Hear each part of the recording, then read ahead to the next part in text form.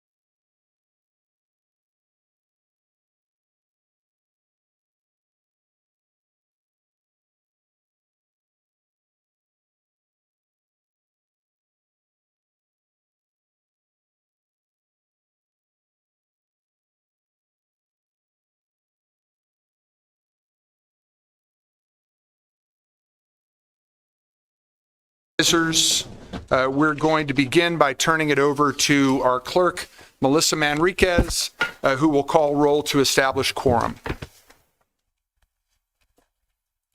Supervisor Allen. Here. Supervisor Cano. Supervisor Christie. Here. Supervisor Hines. Chair Scott. Here. Let the record show Supervisor Hines is not present. All other board members are present. Thank you very much. We're now going to go to item number 2, which is the Pledge of Allegiance, which is going to be led by Ariana Esquer. Ms. Esquer is a community engagement specialist with the Office of Digital Inclusion. Is she here? Okay, she's not here, so I will lead us in the pledge. I pledge allegiance to the flag of the United States of America and to the republic for which one nation under God, indivisible, with liberty and justice for all. Thank you all very much. Our next item is reading of the land acknowledgement statement, and that is to be offered by Tom Litwicki. Mr. Litwicki is the Chief Executive Officer of Old Pueblo Community Services. Welcome, sir. Thank you. So our land acknowledgement. On behalf of Pima County residents, we honor tribal nations who have served as caretakers of this land from time immemorial and respectfully acknowledge the ancestral homelands of the Tawna-Autumn Nation and the multi-millennial presence of the Pasquayaki tribe within Pima County. You're muted.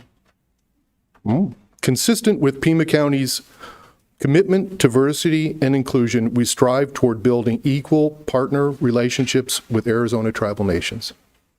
Thank you, Mr. Litwicki. Anything you want to tell us about the current areas of focus at Old Pueblo? Sure, I'd love to. Thank you very much for the opportunity to speak here today. So OPCS, I'm serve as CEO. We are fortunate to be the largest provider of shelter and behavioral health services and housing for persons experiencing homelessness in Pima County. We serve those most in need, regardless of their current addiction, mental health, or ability, and we serve all regardless of funding or income. Right now, we're serving about 4,000 people a year and are able, luckily, to be able to get about 300 people into permanent housing every year. We offer behavioral health services, addiction treatment, transitional housing, low barrier shelters, and permanent supportive housing under the Housing First model. Thrilled to be here. I also wanted to take just a quick moment to say thank you to the Board of Supervisors and our county administrator for the, what I would call brave and historic investment in the construction of affordable housing in Pima County. I know it's not easy to put funding towards such endeavors. Everyone likes to improve. It's often hard to pay. And so actually making such a historic investment is important. At some point, if our mission in OPCS is to end chronic homelessness, we do not do a lot of permanent housing. So we really hope to make ourselves extinct. And to do that, we'll need affordable housing. And to have affordable housing, we need money. So we appreciate your guidance and your vision in all of that work. So thank you. Mr. Litwicki, thank you for being here today and for your kind words. We appreciate it greatly. Thank you. Supervisor Allen. Chair, if I may, and also just to thank you for serving on our Regional Affordable Housing Commission. Appreciate your input and leadership there. Thank you. Thank you, Supervisor. We'll now go to Pause for Pause. And I believe we have live presentation today. Live lead presentation. Holy cow. Good morning, everyone. Good morning. This is Evo. He is a young fella, if you couldn't tell. He is a lot of fun. He's about 2.5 years old. He is gorgeous. I haven't seen him take a bad photo yet, which is wonderful because it's very easy to do, myself included. But he's one of probably about 60 to 70% of PAC's intake being strays. So he came to us as a stray. The finder said he was great with her kids and her other dogs. So yes, he sees the other ones and he's wanting to play this morning. And so we're making sure that he can find a home where he can be his best self and play and have a good time. And we wanted to remind everyone that PAC always offers free little dog tags for your dog. It doesn't matter if your pet came from PAC or not. The biggest thing that we want is to make sure as we approach the New Year's Eve celebrations with all the fireworks, we want to make sure that everyone's pets are prepared and that everyone has a plan. Now is the time to start planning to make sure that you have checked your fences, your collars, your tags, all of the things to make sure that they're ready for the New Year's Eve celebrations. It is PAC's second biggest intake right behind 4th of July. So busy time coming up. We got a lot going on. Get your free tags. All dogs that are 40 pounds and up have $0 adoption fees, so you'd only have to pay the $20 licensing. And you can have a big goofball like Evo if you want. There's a ton of him, ton of those guys. And we have small dogs, big dogs, cats. They're all there, but we have a lot more of the larger dogs. So if you've been thinking about adopting, now is the time. Thank you. Thank you very much. We'll now go to item number 5, which is when we ask if there are supervisors who want to share any news about current events or make public acknowledgments. Supervisor Allen and then Supervisor Cano. Yes, thank you, Chair Scott. So a few things happening in District 3 that we want to flag. Tomorrow, I think it is, the 3rd, the Curly School in Ajo, the new gym that had a lot of labor and effort has gone into opening up, revitalizing it, and there will be a ribbon cutting that I'm really happy to be part of and excited for what the gym means for Ajoans. There is a forum on Friday that the Educational Council is putting on. It's a democracy forum about power, progress, and the public good that myself, State Legislator Nancy Gutierrez, and City of Tucson Council member Lane Santa Cruz will be part of, hosted by outgoing council member Rocky Perez. And so encourage people to attend that. We will be in Arivaca on Saturday for our bi-monthly office hours. And there is a new, an additional forum that has been organized for December 11th in Marana to engage community members around the likely ICE detention center. And that forum will be at Mountain View High School from 6 to 8 p.m. And then the last thing I just want to mention is sort of the safe travels and well wishes and power to the folks that are traveling from Tucson to Phoenix tomorrow to attend the Arizona Corporation Commission hearing on Tucson Electric Power's energy supply agreement with Beal and Humphreys. We have an op-ed that should be appearing either later today, later on this week, about this and our concerns with this energy supply agreement. So with that said, I think that's some of our little announcements. Thank you, Supervisor. Supervisor Cano. Thank you, Chair Scott, and good morning, everyone. I have two announcements. First, I want to thank Chair Scott and the County Administrator for hosting a legislative luncheon shortly before the holiday with esteemed members of our Southern Arizona delegation. The legislature will take its oath of office in just a couple of weeks for opening day of legislative session, and we had a productive conversation about ways to move our county forward in partnership with our allies at the state level. I also want to acknowledge that at this very moment, new city council members are being sworn in. I want to congratulate Ward 3 Council Member Kevin Dahl, Ward 5 Council Member Selena Barajas, and Ward 6 Council Member Miranda Schubert on their swearing in just a few minutes, and also express my gratitude to outgoing council members in Ward 5, Council Member appointed Council Member Ward 5 Rocky Pettis, and in Ward 6 Karen Ulick. Both have served their constituents well, and I know that my colleagues wish everybody a productive day as they begin a new chapter at the Tucson City Council. Thank you, Chair Scott. Thank you, Supervisor. Any announcements from Supervisor Hines or Supervisor Christie? All right. Well, then I'm going to take the opportunity to recognize someone who is very special to our office and to all of District 1, and that is Kate Hiller. Kate has been a member of the District 1 staff since we took office in January of 2021, and she had a long record of service to our community, mostly working for a large number of nonprofit organizations before coming to the county in 2021. She is known for her dedication, her responsiveness, her excellent relationships with constituents and with county staff. And I just wanted to share an anecdote with everybody.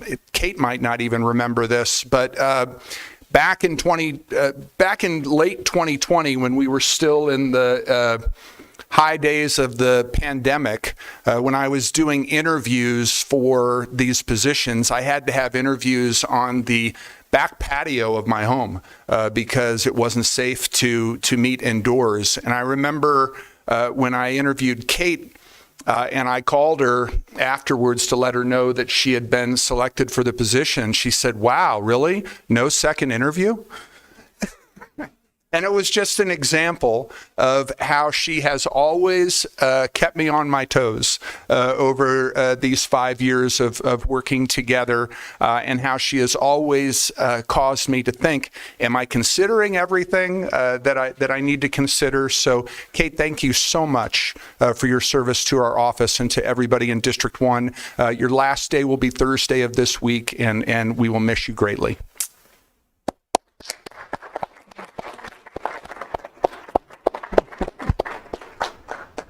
Thank you. We're now going to go back to Ms. Manriquez for agenda adjustments.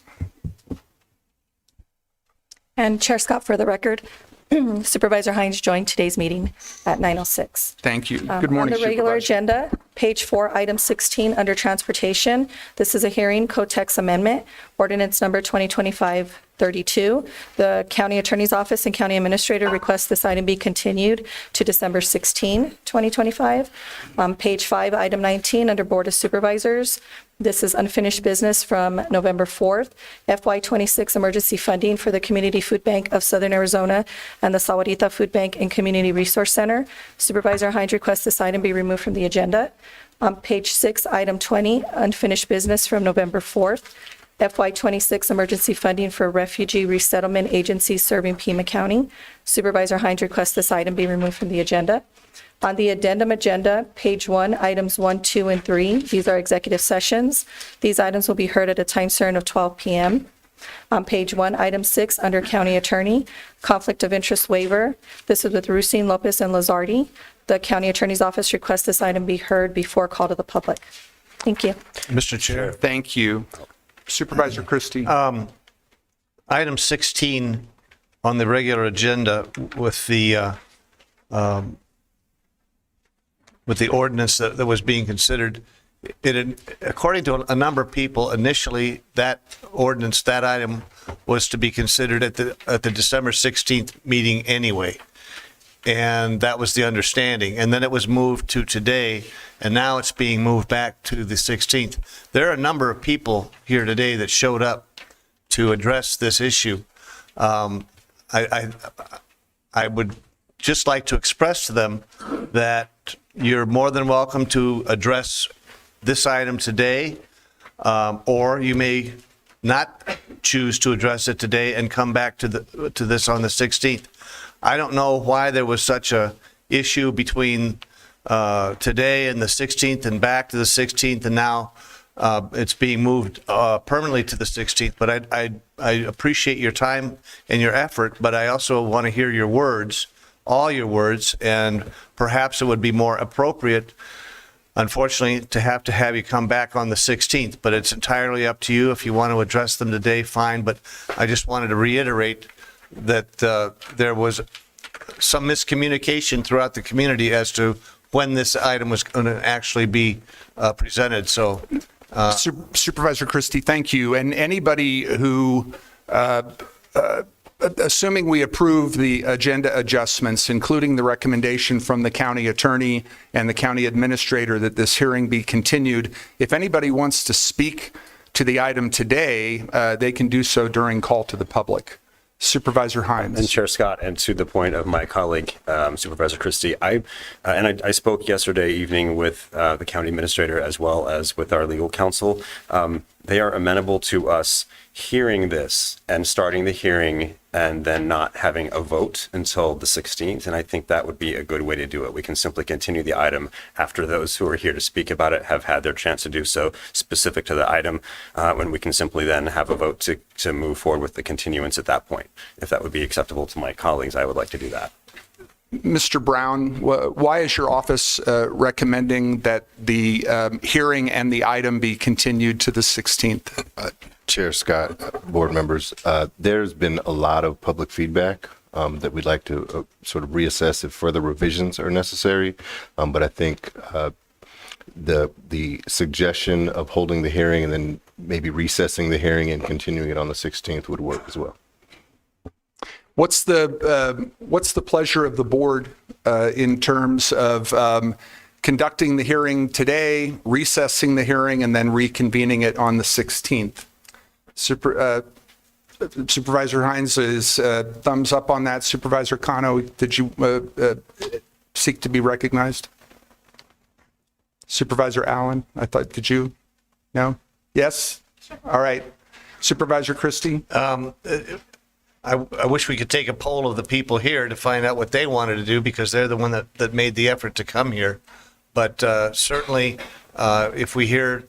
since they're here anyway, if they don't mind staying and expressing their opinions on this, knowing that the actual vote is going to be on the 16th on this ordinance, that's fine with me too. So in terms of moving forward with the hearing today, recessing the hearing and having the vote on the 16th, it's the request of your office, Mr. Brown, that we have the vote on the 16th because there's additional guidance and counsel that you need to provide to the board before we vote? That's correct, Chair Scott, and there may or may not be a revised version to vote on the 16th. Okay. And we will take today's input from the public into consideration as well. All right. Thank you, Mr. Chair, Supervisor.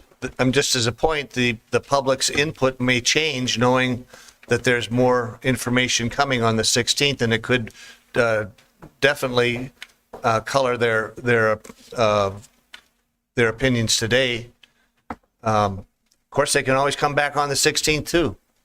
If we proceed with the hearing today, recess it, and then reconvene it, then yes, people can also speak to us on the 16th. I would agree that if that's the case, then if folks are willing to stay and express their opinion today, knowing that there might be some changes to the entire ordinance and that it's going to be brought back forth on the 16th, that's fine with me to have the hearing today and continue it on the 16th. Okay. All right. Well, Supervisor Kano? Thank you, Chair Scott. I just wanted for the record to express my willingness to have the conversation today, but I am uncomfortable with it, given that it sounds like there perhaps may be some substantive changes to the recommended policies. And what ends up happening is you have two different conversations and two different meetings with two different proposals. And so I'm going to follow the direction of the will of the board, but I just believe that we might be comparing apples and oranges with both discussions today and next meeting. All right. So what we will do then is when we get to item 16, we will have the hearing today. It will be recessed and then reconvened on the 16th.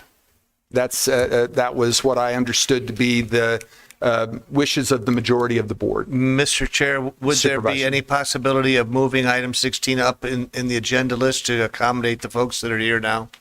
We can absolutely do that, Supervisor. And what I will do is move it up after call to the public. Fair enough. All right. Thank you, sir. Okay. In fact, I will very likely.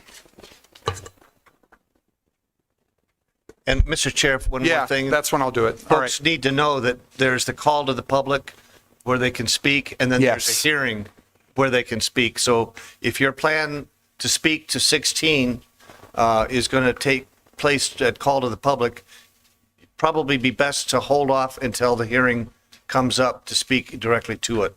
Thank you, sir. I appreciate you offering that clarification. All right. So let's go now to a presentation. This is a presentation of our Small Business Commission, and each member of the board appoints 2 members to the Small Business Commission. And each year, the Small Business Commission issues several awards. And to present those awards today, we have Kelly Maslin, who is from our Office of Economic Development. And Ms. Maslin, who have you brought with you? Good morning, Chair Scott and board members. Today we have the Vice Chair and Chair-elect, Valerie Pilara, presenting the awards along with Vice Chair-elect Carmen Jones. So I will hand the microphone over to them. All right, thank you. Thank you. Yeah, is it okay if we turn around and...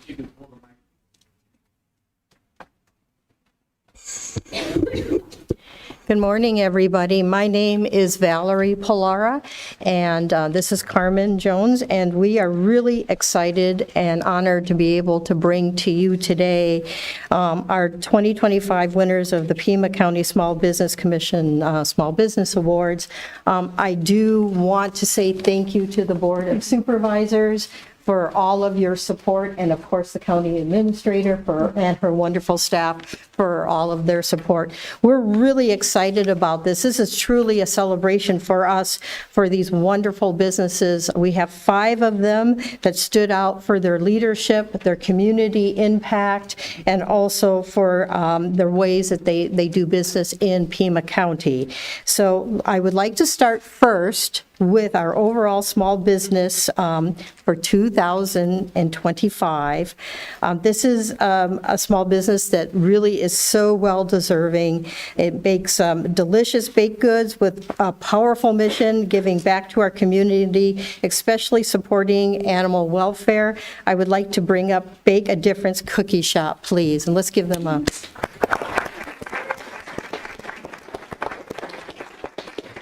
And Mr. Chair, it should be noted that the recipient is from District 4. But you still haven't brought any cookies, Supervisor. This is the second time I've had to tell you this. So would you like to say a few words? Yes, I will. Thank you. This is crazy, you guys. It's such an honor. Completely surreal. I want to start by saying thank you because I feel so much gratitude. So thank you so much to the Pima County Small Business Commission for everything that you guys do to support us and lift us up and put us in the spotlight. Thank you for the platform and the opportunity for all the small businesses in Pima County to be able to stand up and tell you guys about who we are and why we're proud of what we're doing. If the other small businesses that are in the room and all the small businesses out there in Pima County, like I am in such awe of you guys because at some point you came across a path and the path was unclear and unforged and unknown, and each one of you said, I'm going to take that path. And I think that says so much about who you are and what you're willing to do to help make Pima County a stronger place. And I would hang out with you guys anytime. And then Scott, Jace, Jensen, and David, when I said, I want to take that path, you guys didn't even hesitate. Like, you jumped on the journey with me. And I know that our goal is to make a difference in the lives of animals here. But you four make all the difference in mine, and I love you. So if you guys haven't had the opportunity to try our cookies, come on out and see us. We're at Vail. We're at the farmer's market there. It's called the Second Saturday Vendors Fair because it happens the second Saturday of every month. So December 13th is coming up. And we'll be there selling cookies along with tons of other vendors. We donate $1 from each cookie to a local animal nonprofit. At the end of this month, we will break over $2,000 donated in just over a year, and that's a lot of cookies. And we would love for you guys to come and be a part of it. And Could you have your guests stand up and be acknowledged? stand up, you guys.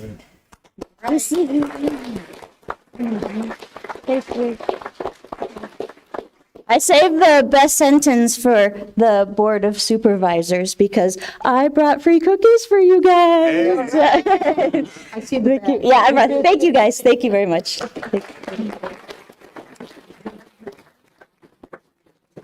Yes. So our second small business, it describes our spirit of perseverance and really honors the best customer service that we felt really showed commitment to their clients, compassion and reliability, is Assured Healthcare Group, and they were the best customer service. Is anybody here from Assured? Yeah.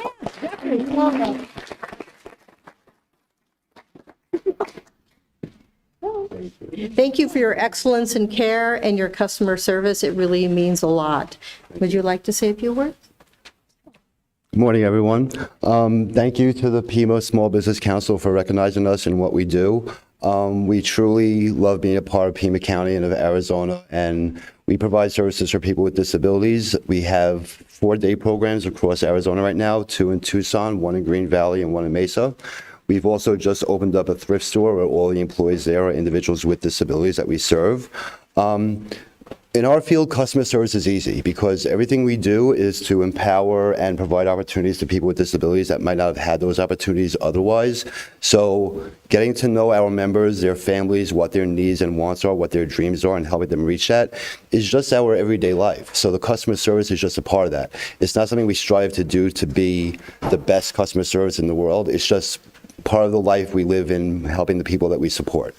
The support that we've gotten from the county and from the state and all we do has been amazing. Like I said, we did open a thrift store recently in Oracle and Prince. Oracle and Prince. Basically, it's all the money goes back into the agency to help support our services. All the employees there are people with developmental disabilities. It's attached to our New Day program, which on that side teaches life skills, social skills, community opportunities. And we appreciate the opportunity to be serving the community as we have so far, and just hope to continue to do so and expand our services in the future and bring opportunities to more people that need it. So thank you very much. Thank you. Our next small business is recognized as the best workplace. Their dedication and staff to well-being, strong workplace culture, positive environment really has them stand out in the community. For best workplace is Jackpot Veterinarian Services Center here. Yay, wonderful. Thank you. You snuck in. Thank you for all you do. Would you like to say a few words? Yes. Sure. Yeah, thank you guys so much for offering this. First of all, this is a really special award for the practice. Being recognized for having a good workplace where we really couldn't do all the amazing things that we're able to do with people's pets if it wasn't for a great team is just a huge honor. And so thank you guys so much for this. This is really, really special to us. Thank you. Thank you for all you do. Our next one is the best startup or new business for bringing fresh ideas to the table, showing early promise with innovation, energy, and strong foundation. I would love to bring up Seed to Stomach. Are you here? Thank you.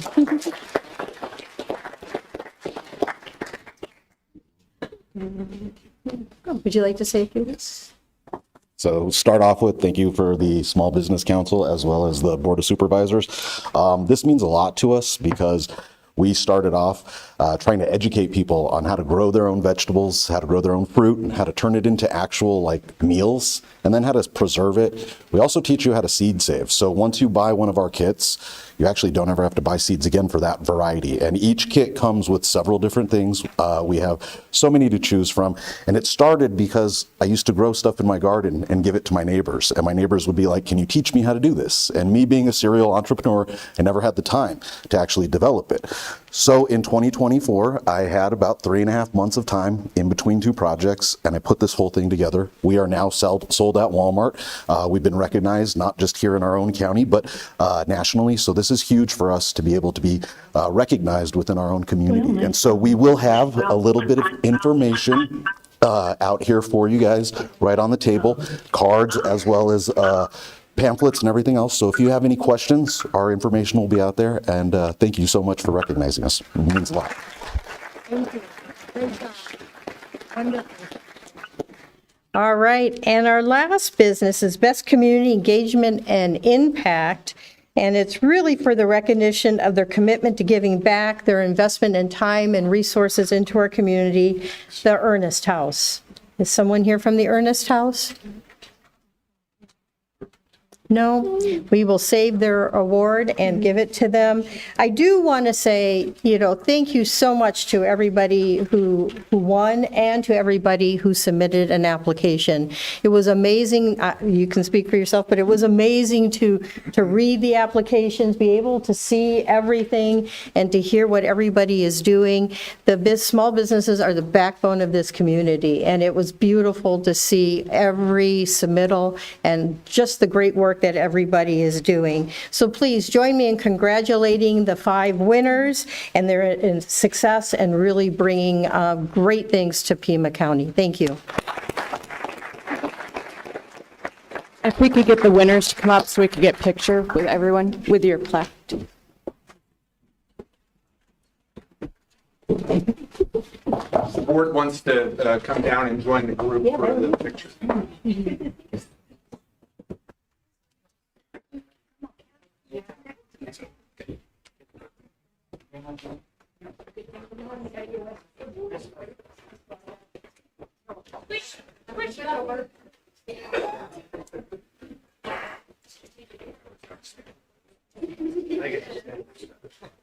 That's right.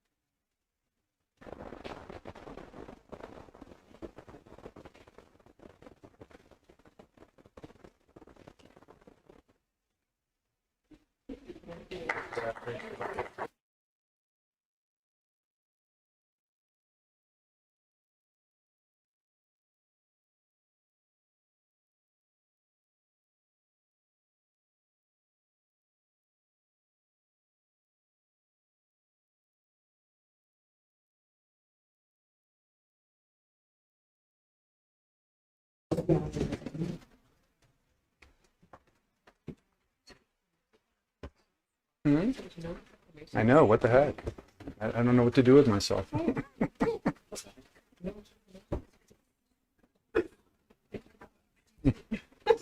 Bye-bye, thank you.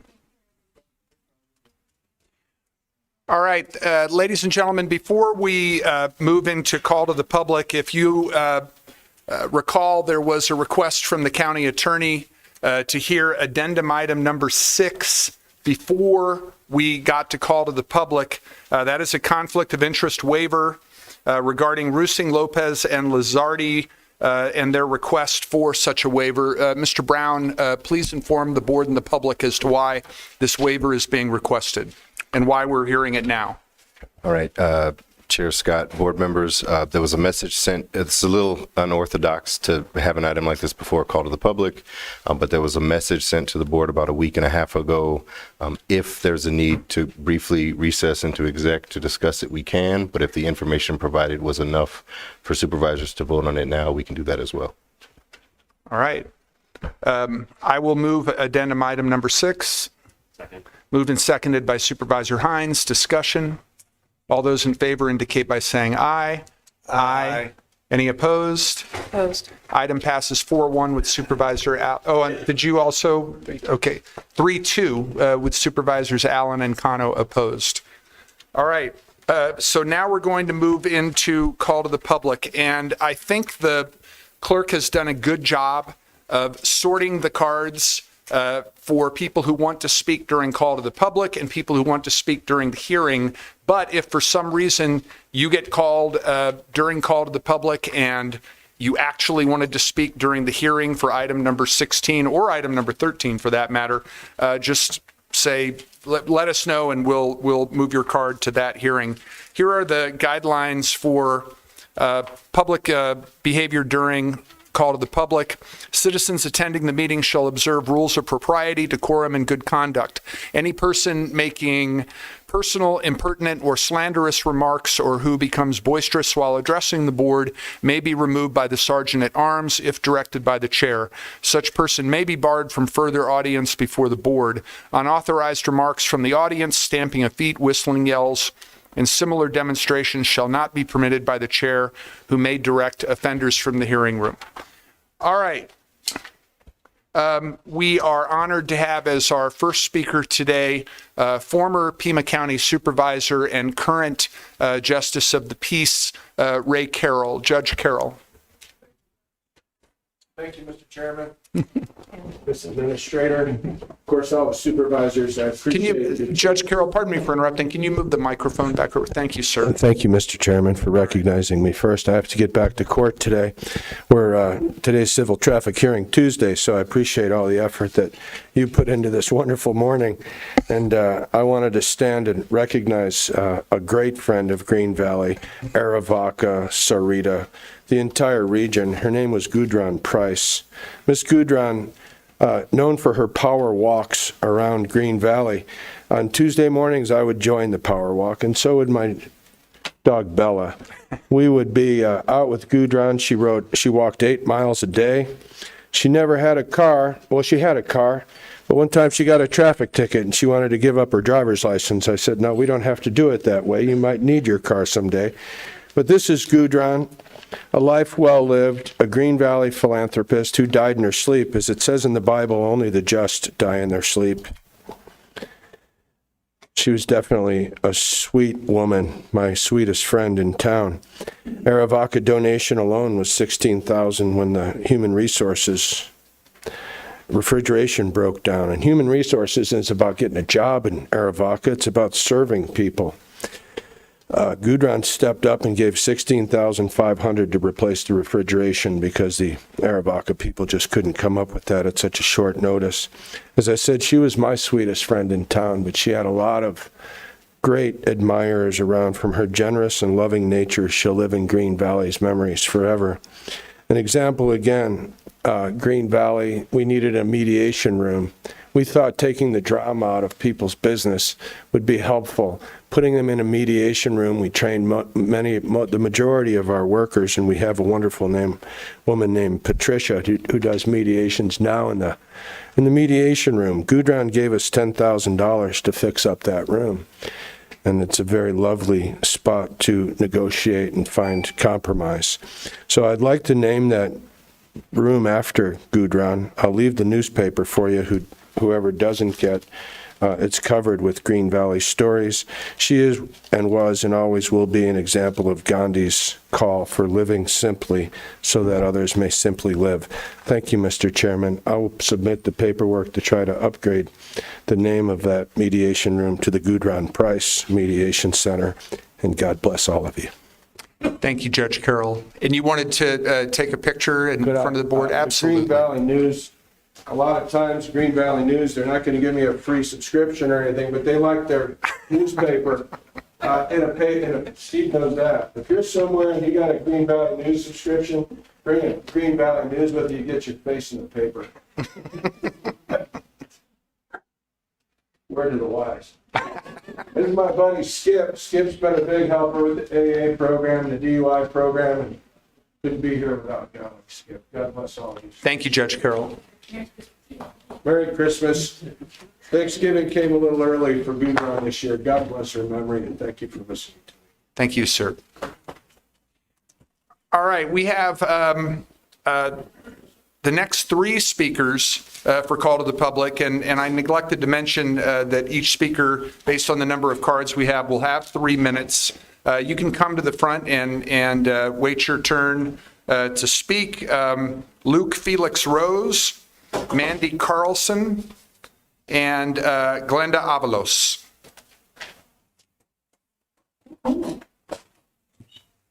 Sweet. All right, 3 minutes this time. That's a lot of time to work with. Good morning, Board of Supervisors. My name is Luke Felix Rose. I am not being paid to be here. All views are my own.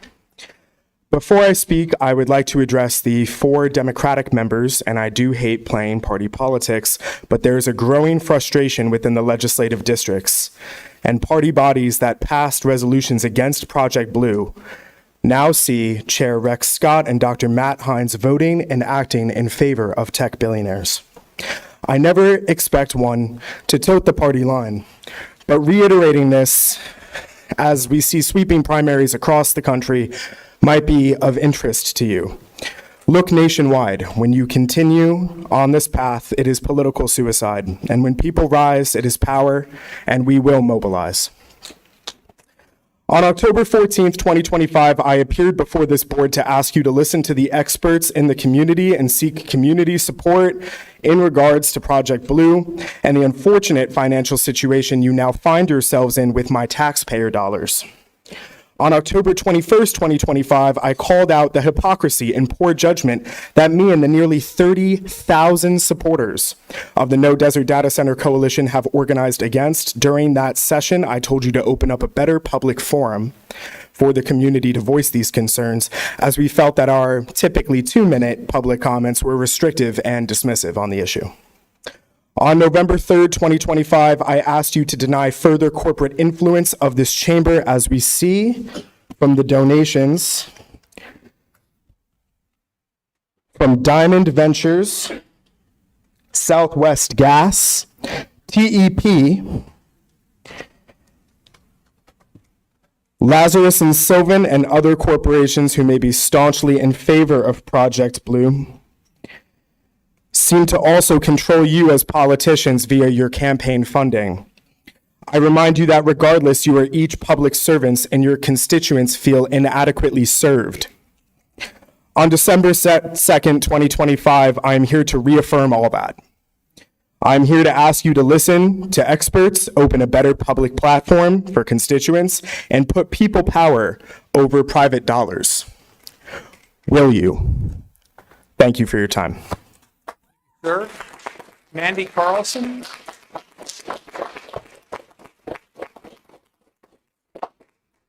Hello, thank you.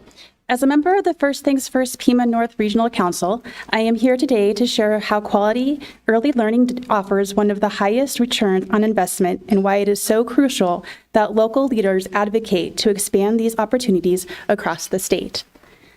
Every $1 invested in early childhood education returns up to $16 in benefits, including stronger graduation rates, higher earnings, and reduced reliance on public services.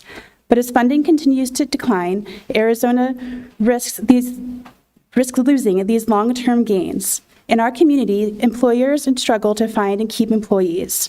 Reliable childcare and preschool are essential economic infrastructure to support working parents. Without them, parents find it hard to stay in the workforce, and children miss the early learning and development they need for success in school and life. For nearly 2 decades, First Things First has built a foundation for early learning and family support in our community. Yet, its funding, which comes from the state's tobacco tax, is shrinking while demand is growing. This funding, which includes providing over $17 million annually in early childhood education programs in Pima County, is at risk. First Things First annual revenues have decreased by about 47%, more than $77 million a year when compared to the level of funding when First Things First began operations. This significant reduction threatens core early child services, such as parenting programs, health and developmental screenings, and quality child care and education. That's why it's crucial to secure sustainable funding sources. One way to do this is by closing the tobacco tax loophole to include vapor and nicotine products to help fund early childhood programs and services. These products didn't exist when voters approved a tobacco tax for early childhood, and they are an unintended exemption. Thank you to Pima County and the Board of Supervisors for their historic investment in early child care and education through PEEPS. In order to maintain that program and ensure that all children in Arizona enter kindergarten healthy and ready to succeed, we need stable statewide funding. I urge you to advocate and protect this critical investment in our youngest children and those who care for them. Our economy, our families, and our future workforce depend on it. Thank you. Thank you. Glenda Avalos.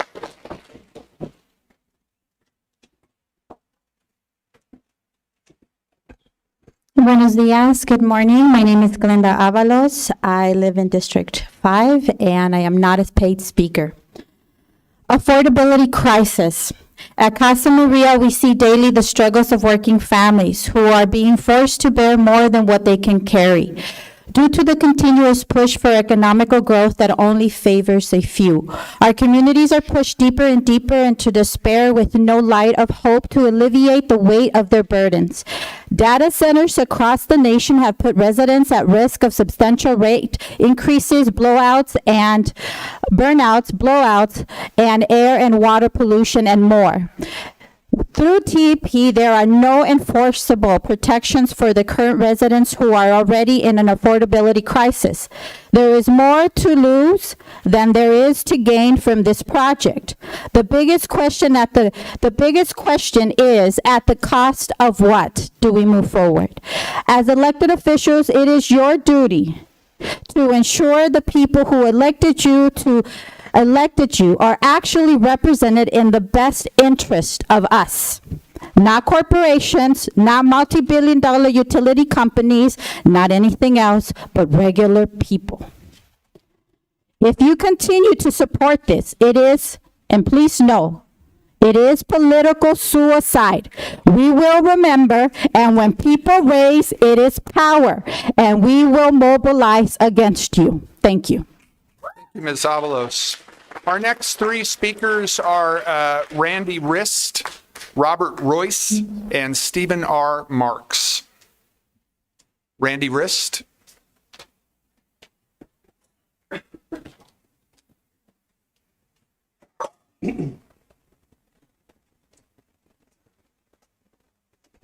Two things.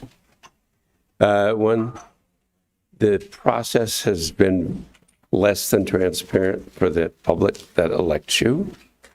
You need to have more hearings, more information publicly available on the website. You have to have more third-party evaluation of this project. And one thing I'll raise is that we don't have very many earthquakes here, but when we have them, they're big. And has that been considered as well? Thank you. Thank you, Mr. Rist. Mr. Royce. Address the chair directly. 4 weeks ago, I took great offense to being characterized as a junkie by the chair. I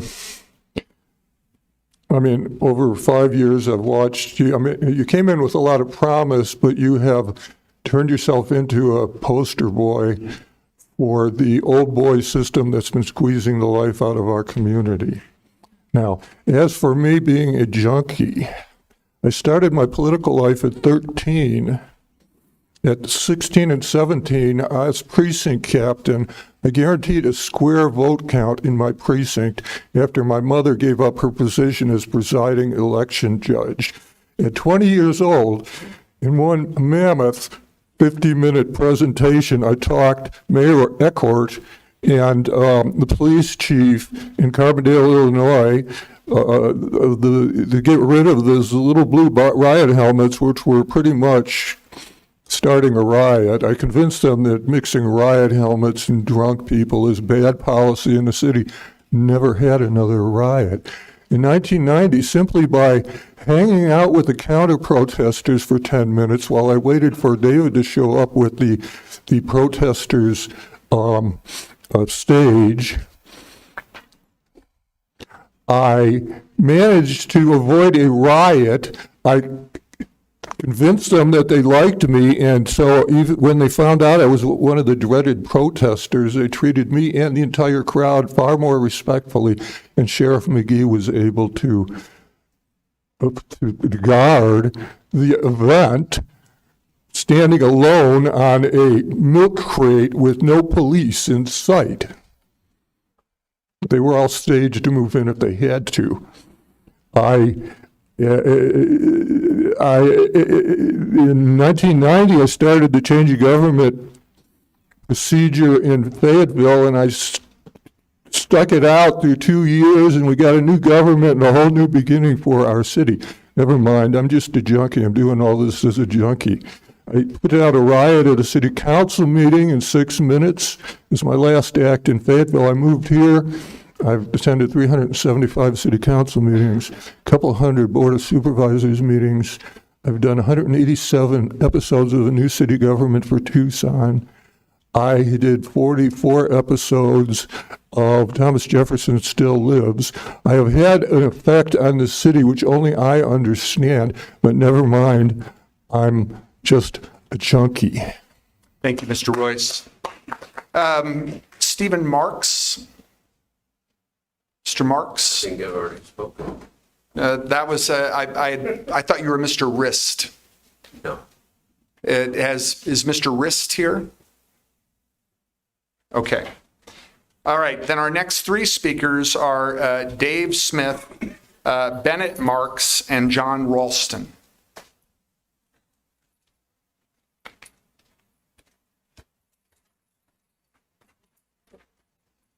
Good morning. All right, I just got back from an extended stay in the Midwest, and I'm refreshed why we all live here in Arizona. And that's why it's important that we all work together to make good government and make things function. One of the things that happens time and again, people come before you and they yell and scream, and we raise hell because we have different issues. I was thinking. Yourself by pressing star 6. Am I muted? It's this. I thought, Mr. Smith, I'm sorry, we're getting some Feedback there? Feedback, Oh, yes. thank God it's not my meds. Okay, good. I was just checking here. Boy, I'm at that age, it's all ambiguous, you know what I mean? All right, gang.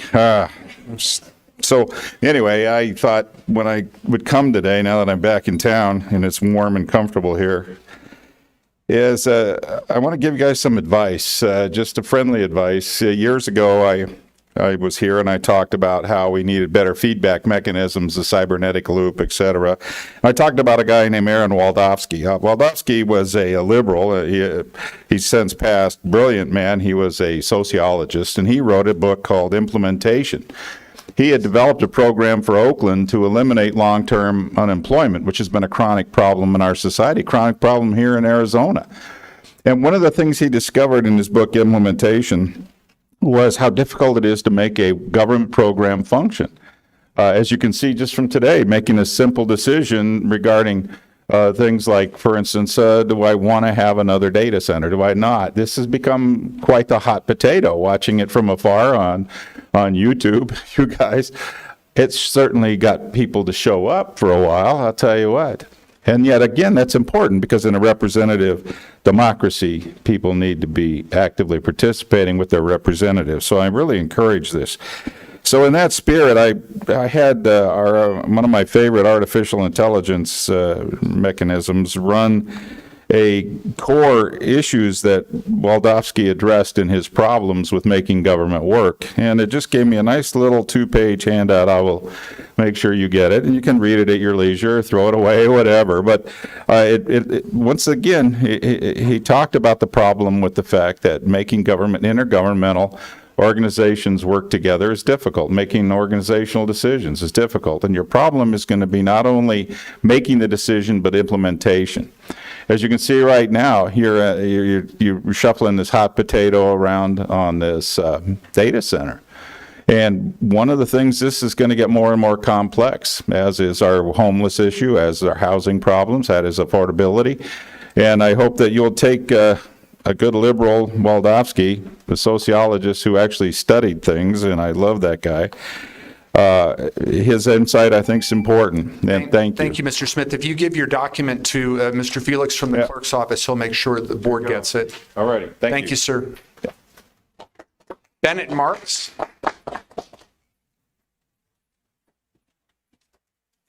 Good morning. This is my first time here, so excuse me if I make any mistakes.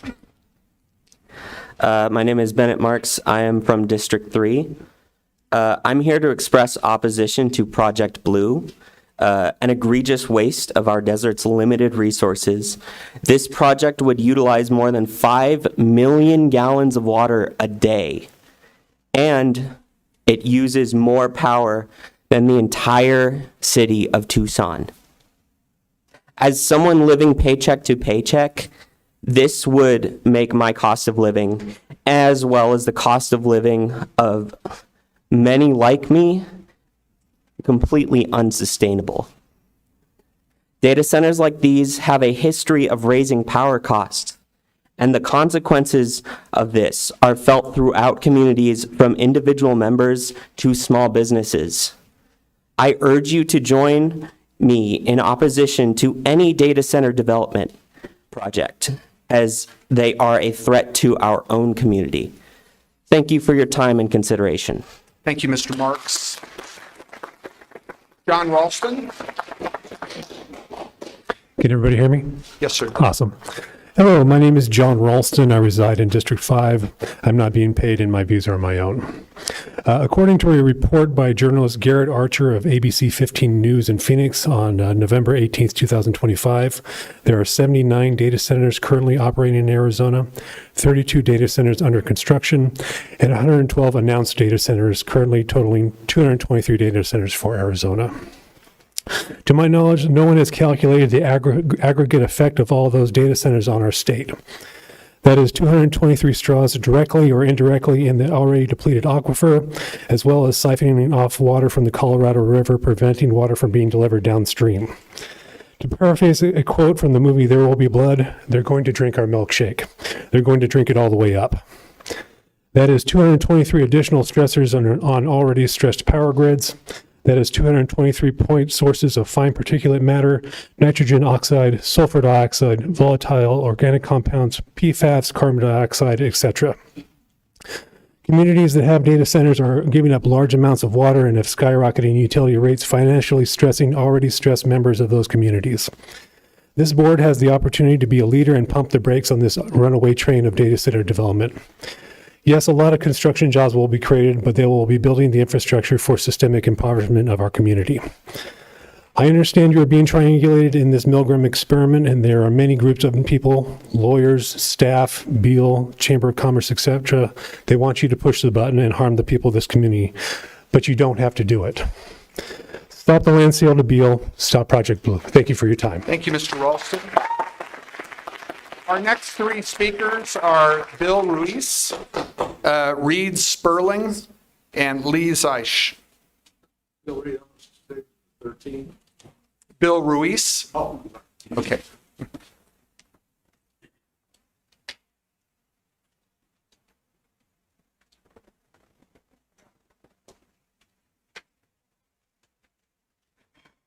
Good morning, Supervisor. I just wanted to come up here and defer our statement until the 16th on behalf of the transportation.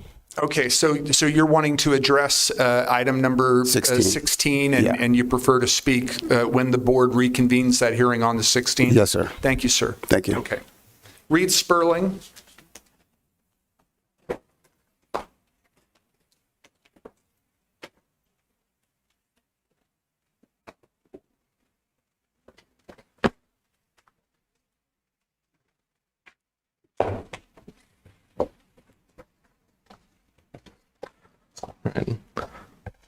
Good morning. Morning, Chair Scott. Good morning. And good morning, Board of Supervisors. My name is Reed Sperling. I'm a Pima County resident, and I'm not paid to be here. I'm here to, again, ask you to end Project Blue. As I think you have learned by now, the company behind this project, Beal Infrastructure, cannot be trusted. On June 17th, they told you, here, right here, that if the annexation did not go through, the land sale would not go through.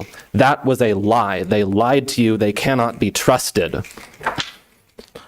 On November 6th, Beal Infrastructure said that they are committing to match 100% of energy use at their Pima County data center with renewable energy. On November 20th, TEP says, I can assure you that the power contemplated under our agreement with Beal will not be sourced from 100% renewable resources. They lie. They lie again and again and again. They cannot be trusted. I recently took a road trip to Tulsa, Oklahoma, where Beal Infrastructure has just started construction on 2 massive data center complexes. The people in these communities are fighting to protect their water, their air, and their land from this company. In the words of one Republican activist I spoke with there, Beal is sucking us dry. They cannot be trusted.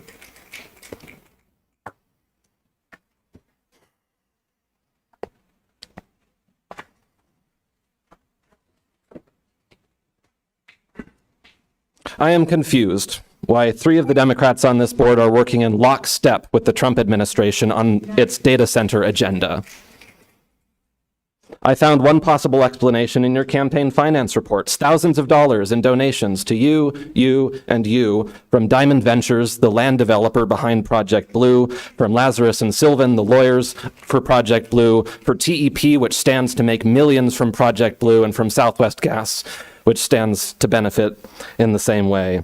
How do you expect this trail of donations to play with voters? All I will have to tell people is Steve Christie allowed Project Blue to be built. Matt Hines allowed Project Blue to be built. Rex Scott allowed Project Blue to be built. And their first question will be, who is running against them and how can I help? I have 3 recall quick reference guides for the 3 of you to read because you might need them. Thank you. Mr. Sperling, if you would give your items to Mr. Felix from the clerk's office, he'll make sure the board gets them. Mr. Felix, right here. Thank you, sir. Thank you. Lee? And after Lee, we have Vivek Barathan, Alice Hatcher, and Molly McCassin. Hi, my name is Lee. I'm a District 2 resident.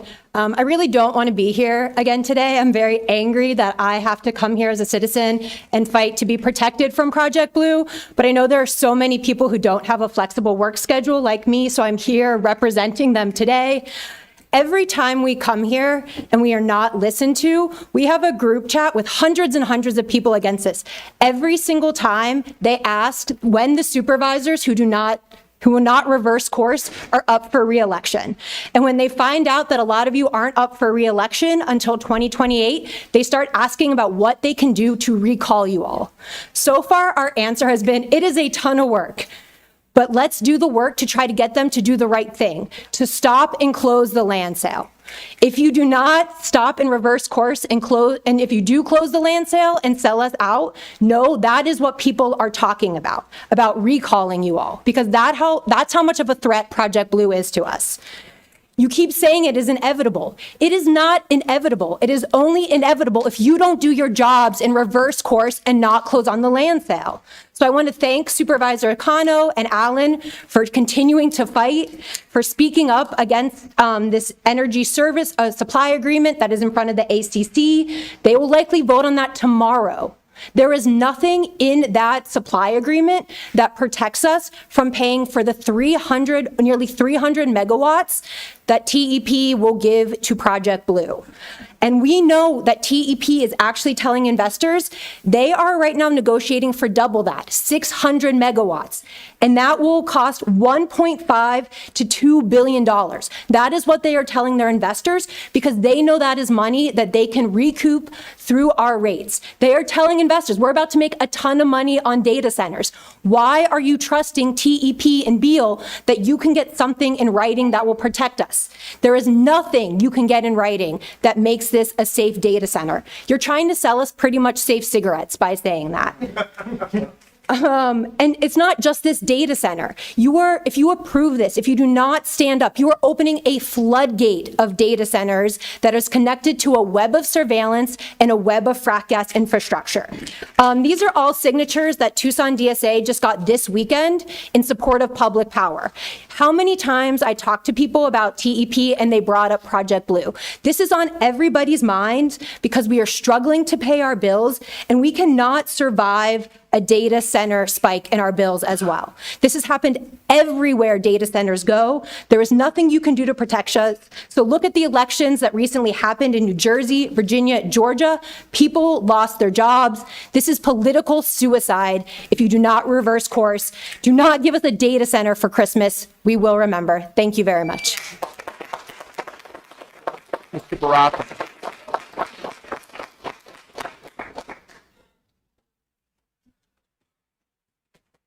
Hey, just to build off what Lee said, not only are we having these conversations when we talk to people, but people are pulling us out of crowds now. We're being recognized in public and folks are pulling us out and asking us, what is going on with these three on the Board of Supervisors? Why are they maintaining this position in light of all of the mounting evidence since the vote in June, right? That points to growing energy rates, pollution, unique, new, innovative forms of cancer in Eastern Oregon from an Amazon data center there that's poisoning the water. Every week there's something new. Just the past week, there's been major stories in the New York Times and Rolling Stone. And here you are, not only saying that you would do it over if you could, but can't, but saying even if you could, you wouldn't. And it's baffling to all of us. And, people are pulling us out of crowds and asking us, what does it take to recall these fools? I don't know what to tell them. That's not how I want to be spending my time.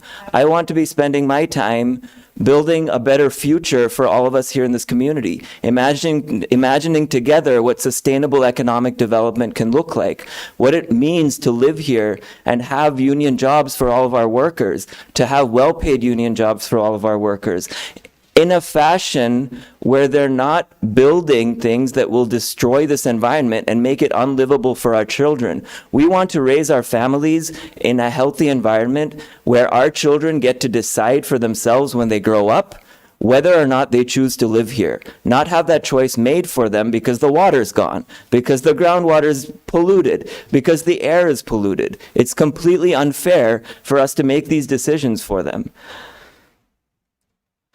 This whole process, and just like what I've learned from this, from getting familiar with how local politics work, it's like a cookie factory, right? Which is a secret recipe where all of the workers are taking care of one small piece at a time, and none of them knows what the recipe actually is.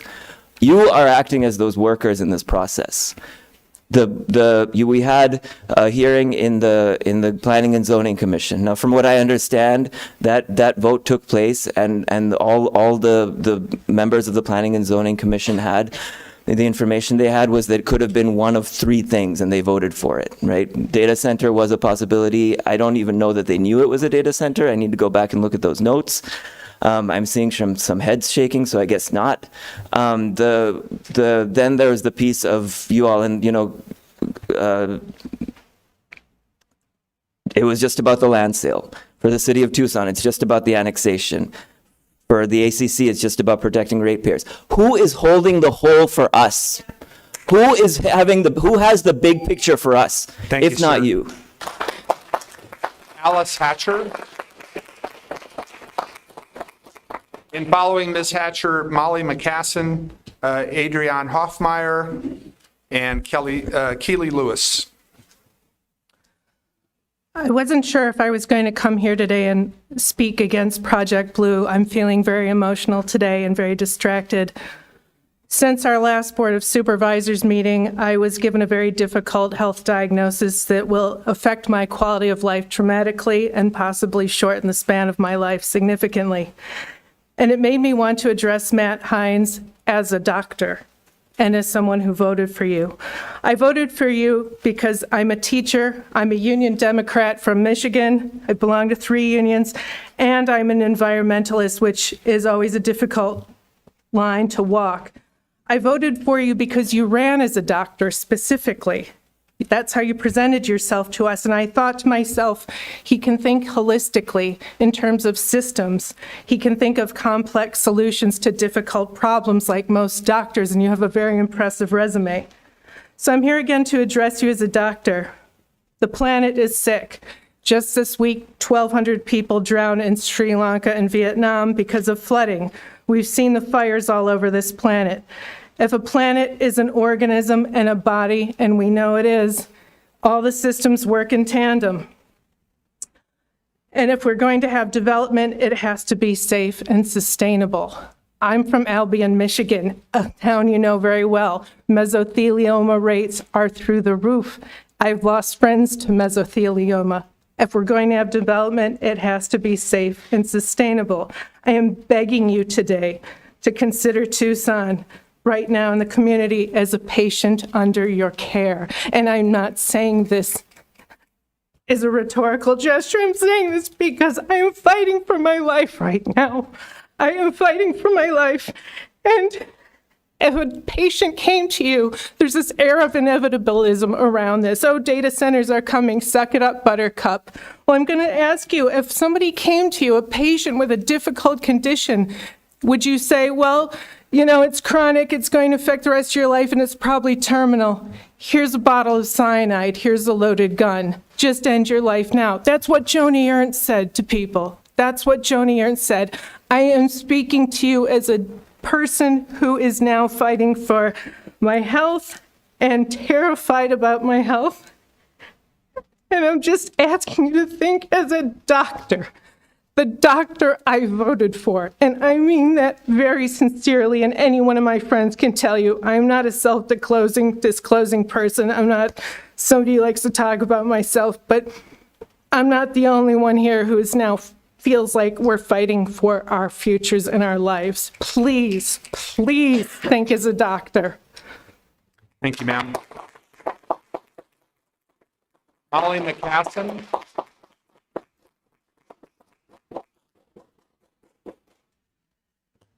Good morning, Chairman, board members. Good morning, everybody, and thank you for being here and caring about this community. My name's Molly McCassin, and I live in District 5, and I'm thankful to be able to speak to you this morning on behalf of myself. I'm here to urge you to speak out virtually tomorrow at the ACC meeting against TEP's Energy Service Agreement. I'm just a regular citizen. I have been in politics, but it's difficult to keep track of all this stuff. And it came to my awareness 3 days ago that this agreement was going to be passed. And this agreement is going to be passed without any kind of analysis of how Project Blue will affect TEP's rates in the coming years. And it's very clear that those rates will be going up. And there's very little analysis, little to none, which I found shocking as a politician myself. I'm really surprised. It appears that TEP is going to present something to the ACC, the Arizona Corporation Commission, that will actually just sail through unless some people like yourself can stand up for the ratepayers and say, this needs more analysis. You cannot pass this agreement yet. So that's why I'm here this morning. I mean, right now, I know that some of you are supporting Project Blue, and I think your reasons for supporting it are probably hoping that will help business in Tucson. Well, I did that for years, hoping to help business in Tucson. The best way to help business in Tucson is to try to do projects that are sustainable. So I want to ask you, please speak out individually tomorrow at the ACC meeting. Speak up for the members in this community that are struggling with housing. We are in a crisis of affordability. Please, please speak as individual, wonderful elected officials for this community, for all of us, against this TEP agreement. Thank you very much. Thank you, Ms. McCaffrey. Adrienne Hoffmeyer. And Ms. Hoffmeyer is followed by Keely Lewis and Hazel Heinzer. Good morning, Supervisors. Thank you. My name is Adrienne Hoffmeyer. I'm an attorney here in Tucson. I represent members of the community, including the Coalition No Desert Data Center. Thank you for the opportunity to address you on item 21, the Amazon data center euphemistically referred to as Project Blue. There have been legal errors in the process that we urge you to ask your staff to investigate before moving forward. First, the decision made by the Planning and Zoning Commission on April the 30th, 2025. At that meeting, they approved the amendment to the county's comprehensive plan and specific plan rezoning. We know for a fact why the county was asking for what I'll call the rezoning. At that time, as early as February 2025, the county's sole goal in rezoning that piece of land was to sell it to an Amazon affiliate on condition that they build a data center. Nowhere in the agenda, the minutes, or any document that related to that meeting of the Planning and Zoning Commission revealed this information. They didn't reveal it to anyone. It wasn't available to the public. It was not even available to the commission.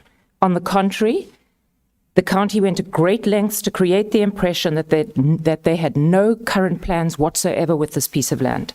They said, and I'm quoting now, they just wanted a flexible, specific plan. They said they wanted it for, quote, office, business, or corporate centers, light industrial uses, such as research and development, assembly, production, and manufacturing. The specific plan itself, they offered some potential uses. They emphasized that these were conceptual only. They provided 3 examples. One of them was a data center. This was a blatant misrepresentation of what was going on behind closed doors and was being protected by a non-disclosure agreement. At that exact time, they were in the process of negotiating to sell this exact piece of land for the purposes and on condition that a data center be built. What does this violate? For starters, the open meetings law, which requires notices and agendas must contain such information as is reasonably necessary to inform the public. For the public to, and I'm quoting from case law here, discover and investigate further the background and specific facts of the decision. None of that information was provided here, and as you know, decisions in violation of the open meetings law are void. There are other violations I don't have time to go into right now. The decision of the Planning and Zoning Commission on April the 30th is void. Without it, the use of the land envisaged by the sale agreement is unlawful. That makes the sale agreement void or voidable. There were also errors at the Board of Supervisors this meeting on June the 17th. For starters, there was no public meeting held 15 days prior to the hearing. Thank you, Ms. Hoffmeyer. Thank you. If you have additional written information that you want to submit to the board, Mr. Felix from the clerk's office can take it from you. I do. Thank you, Supervisor Scott. All of these I will put in with my case law and statute. Thank you, code ma'am. citations. Appreciate it. Healy Lewis.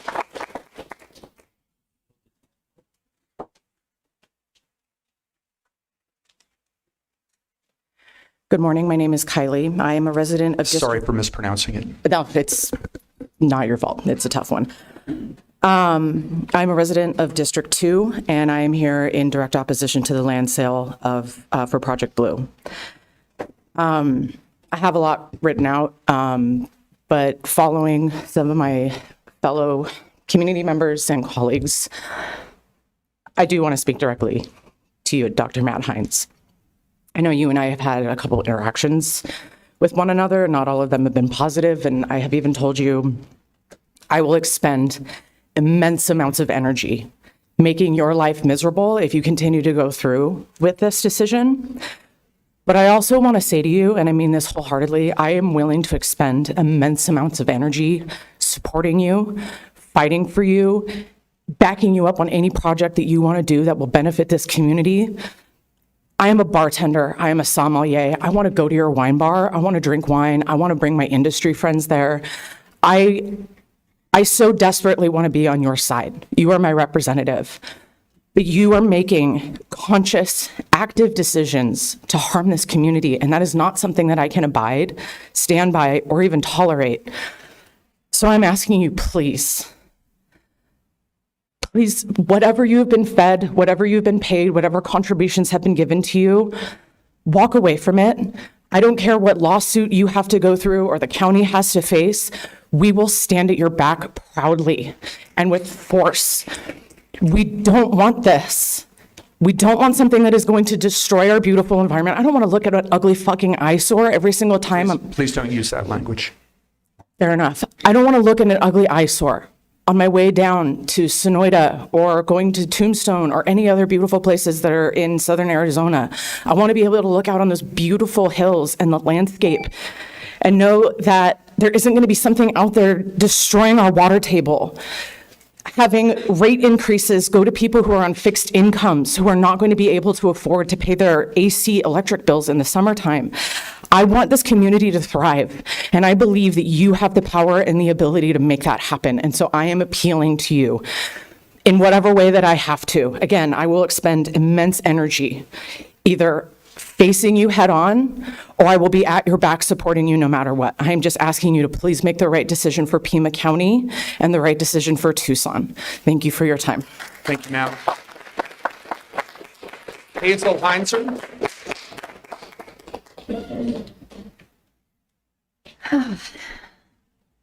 Good morning. My name is Hazel Heinzer. I'm a resident of District 3. I'm a family therapist, a mom, and an advocate for trans youth. I'm here again today to ask all of you to do everything in your power to stop Project Blue. I would like to thank Supervisor Allen and Supervisor Cano for your continued opposition to Project Blue.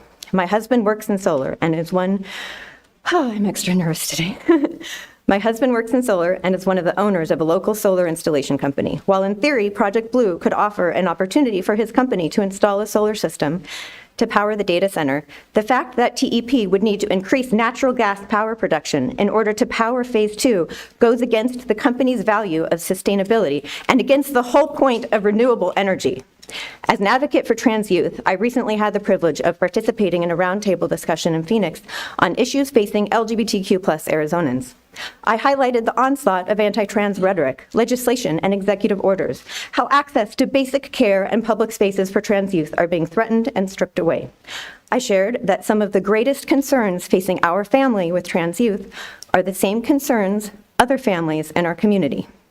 Funding for public schools, climate change, water usage, air quality, resource extractive industries, data centers like Project Blue, government surveillance, the privatization of prisons and detention centers, and that all of these issues are connected. All of the cruel and unconstitutional surveillance tactics currently used to target immigrants are now being implemented more broadly in the US, and those tactics rely on data centers like Project Blue. All of our rights to live freely as ourselves are connected, and we need to stand up for each other. If you approve the land sale to go through for this data center, that endangers my children and our entire community. The residents of Pima County deserve better.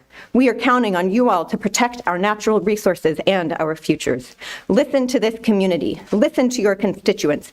Don't simply believe the spin and empty promises of a third-party company representing an out-of-town, out-of-state billion-dollar corporation. They don't have our best interest in mind. We need you to.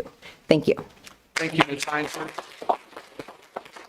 There being no further speaker cards, I'm going to close call to the public and ask my colleagues if they'd like to request additional information on any item presented from staff, if they'd like to request that an item be placed on a future agenda, or respond to a criticism. Seeing none, we're going to move forward to item number 16.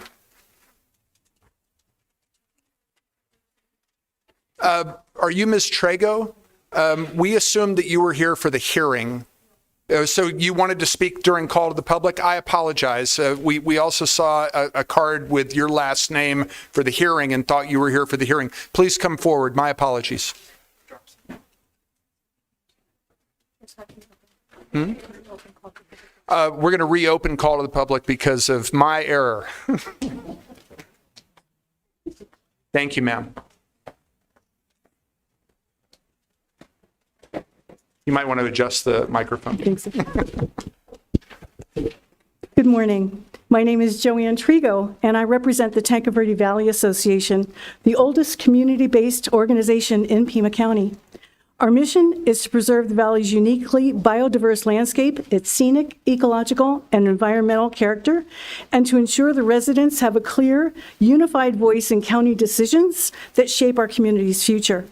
In the past year, the TVVA was a designated stakeholder in 3 meetings with Pima County. In each of these discussions, we requested that Pima Prospers recognize Tanque Verde Valley as a designated special area. Today, we respectfully renew that request and urge the county to include this designation in the comprehensive plan. A special area designation is essential to safeguard the long-term health of Tanque Verde's environment, hydrological, and scenic resources. It would provide the policy framework necessary to ensure future land use decisions remain consistent with Tanque Verde's distinctive character.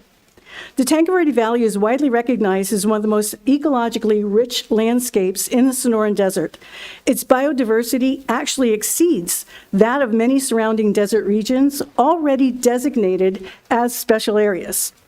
Bordered by the Saguaro National Park, the Coronado National Forest, and Tanque Verde Falls, our valley contains rare and sensitive riparian areas, critical wildlife corridors, and they're protected by mountain ranges. The mountain foothills, grasslands, and mesquite bosques converge here and support exceptional wildlife diversity. They sustain groundwater recharge and create some of southern Arizona's most iconic natural vistas. These resources are significant and central to quality enjoyed by Tucsonans. A special area designation would establish clear policies, preserving wildlife corridors and riparian systems, safeguarding our scenic vistas and night sky quality, promoting sustainable water and land management practices aligned with the Sonoran Desert Conservation Plan, protecting natural landscapes and open space, and maintaining low-intensity land uses. These policies would help protect the valley's environmental integrity and maintain its critical role within the surrounding desert and mountain ecosystems. TVVA respectfully asks all of you to recognize the importance of this unique landscape by giving the Tanque Verde Valley a special area designation in Pima Prospers 2025. Doing so would strengthen the comprehensive plan, honor community priorities, and help protect one of Pima County's most valuable natural and scenic regions for generations to come. I thank you for your time. Thank you, Ms. Trigo.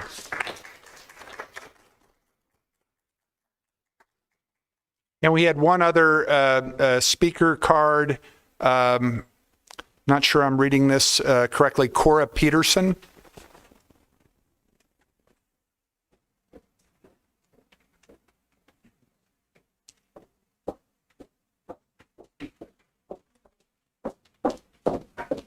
All right. Good morning, Board of Supervisors, Pima County Board of Supervisors. You can move the microphone. Thank you. My name is Cora, and I am taking unpaid time off to be here from my job as an administrative assistant. I work in environmental consulting, and I am a very nervous speaker, as Andres Cano can attest to, but I just want to take a moment of my time to thank Supervisors Cano and Allen for continuing to be against Project Blue.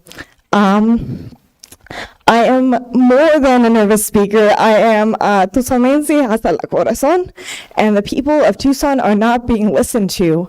In first grade, Tucson Water came to my classroom to demonstrate the energy-intensive process of pumping water. They asked us to promise to turn off the tap while brushing our teeth. Amazon and Beale Infrastructure have made no such promises to the people of Pima County. At their information session that I attended, the people, they said that Project Blue is only the first phase of a cluster of data centers. These cluster of data centers for which they made no promises to use renewable energy or potable water. If children in the first grade in Tucson and in Pima County have to sign a promise to turn off the tap water while brushing their teeth, why are corporate interests allowed to break the promises to the people of Pima County? Why is Beale allowed free rein to our precious natural resources? Why is Amazon allowed to weaken our climate resilience and our banked groundwater and to endanger the population of elderly people on a fixed income who cannot pay their bills? Thank you. I see my time. Thank you, Ms. Peterson. All right. Now I will close call to the public, and we're going to move to agenda item number 16. This is a hearing on a code text amendment. As the board indicated at the beginning of the meeting, we're going to hear whichever speakers want to be heard during this meeting, and we're also going to then recess the hearing and reconvene it on the 16th. Administrator Lesher, is there a staff presentation prior to hearing from public speakers? No, there is not, Chair. Okay, all right. So if that is the case, then we are going to move into the public hearing. We do have one telephonic speaker, that is Sydney Hay. And Ms. Hay, if you are on the line, you can proceed. Yes, can you hear me all right? Yes. Are you able to hear me? Okay, great. Yes. Thank you so much, Supervisors. I appreciate the opportunity to be there virtually. Good day. My name is Sydney Hay, and I'm president of the organization Amigos. Amigos stands for Arizona Mining and Industry Get Our Support, and we're a trade association of about 400 firms that are suppliers to Arizona's vital mining industry. Our 400 firms, with their tens of thousands of employees collectively, depend on mining projects like Copper World for their good, high-paying jobs. Nearly 500 people among our active member individuals live and work in Pima County. In a real sense, all of our jobs depend on projects like this for the critical mined minerals we all need every day in our everyday lives. Among our member firms are many who, through their work in mining, are developing new technologies that will be used across many industries to improve our quality of life in medicine, transportation, renewable energy, and more.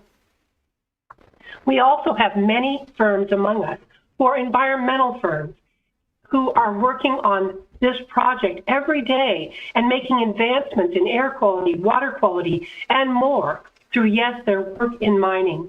We members of Amigos, we stand in support of Copper World, and we oppose the ordinance that you're proposing. And I thank you very much for your time. Thank you, Ms. Hay. Our next three speakers, and you can come to the front of the room and wait your turn to speak. John LeBlanc, Matt Bingham, and Michael Rusing. Mr. LeBlanc. Good morning, Mr. Chairman and members of the board. Thank you for the opportunity to speak today. My name is John LeBlanc. I am a resident of Pima County and I'm here to express my strong opposition to the proposed ordinance to regulate heavy-duty truck traffic on Santa Rita Road. I'm proud to represent the Copper World team here today, many of them who will speak later. A team who's dedicated to work collaboratively with our communities, within our environments, with our local communities, employ locally, and build what is going to be a future-facing, innovative mine. Mining has drastically changed the last 20 to 30 years. It continues to change as advancements are made in technology, reducing our impact on the environment, enabling safer operations. Copper World is a rare opportunity to build a future mine today, from the beginning. Copper World is a U.S. business, let's be clear, that will locally employ and locally source goods and services like the Amigos. It's investing billions right here in Pima County, and we think it's important to clarify that while our parent company is headquartered in Toronto, we've been listed on the New York Stock Exchange for more than 15 years, and more than 60% of our company valuation is based out of U.S. investors. We've heard that copper is flowing to Canada. It's quite the opposite. Copper is being made here in Arizona for the United States of America and will benefit all of you. We've worked successfully and collaboratively to remove the dust issues through interagency working groups. You'll hear more about that. This is not an issue that requires regulatory solutions. It's a voluntary effort that we helped resolve with you. It's one that we're committed to working transparently with and in partnership with to build what is a world-class mine. You have and will hear from the sentiment directly from people in our communities who support this operation, people who know the importance of this project and offer their support. You have heard from the Amigos and other businesses who will benefit from this operations. So you'll have to forgive me, I'm a finance professional, so I have to go to some numbers to remind you how important and significant this project is. Copper World will invest over $8 billion over the next few decades in the life of this mine. That's $8 billion of privately sourced funds, not from government agency, the largest privately funded initiative in the southwest of Arizona. No government aid. This investment does not draw from the community, it gives back. Through our local first hiring, sourcing commitments, we are creating significant economic advancement for the residents of Pima County, those that you serve. We're creating over 400 high-paying, highly skilled jobs, 3,000 indirect jobs. These are jobs that will pay well over the Arizona median income. They are not a drain on your system, they are providing into it. Furthermore, we have doubled our employment this year and we'll double it again next year. These are not future-based commitments, they are commitments for today. Furthermore, Copper World will generate $850 million in federal, state, and local revenue, including $250 million of property taxes for Pima County. These are new roads, new hospitals, new schools benefiting our communities. We're fully permitted, fully funded, and going to build a world-class mine right here. We're committed to working together to solve any potential problems you have. Let's build trust. Please vote against this resolution. Thank you, sir. Mr. Bingham.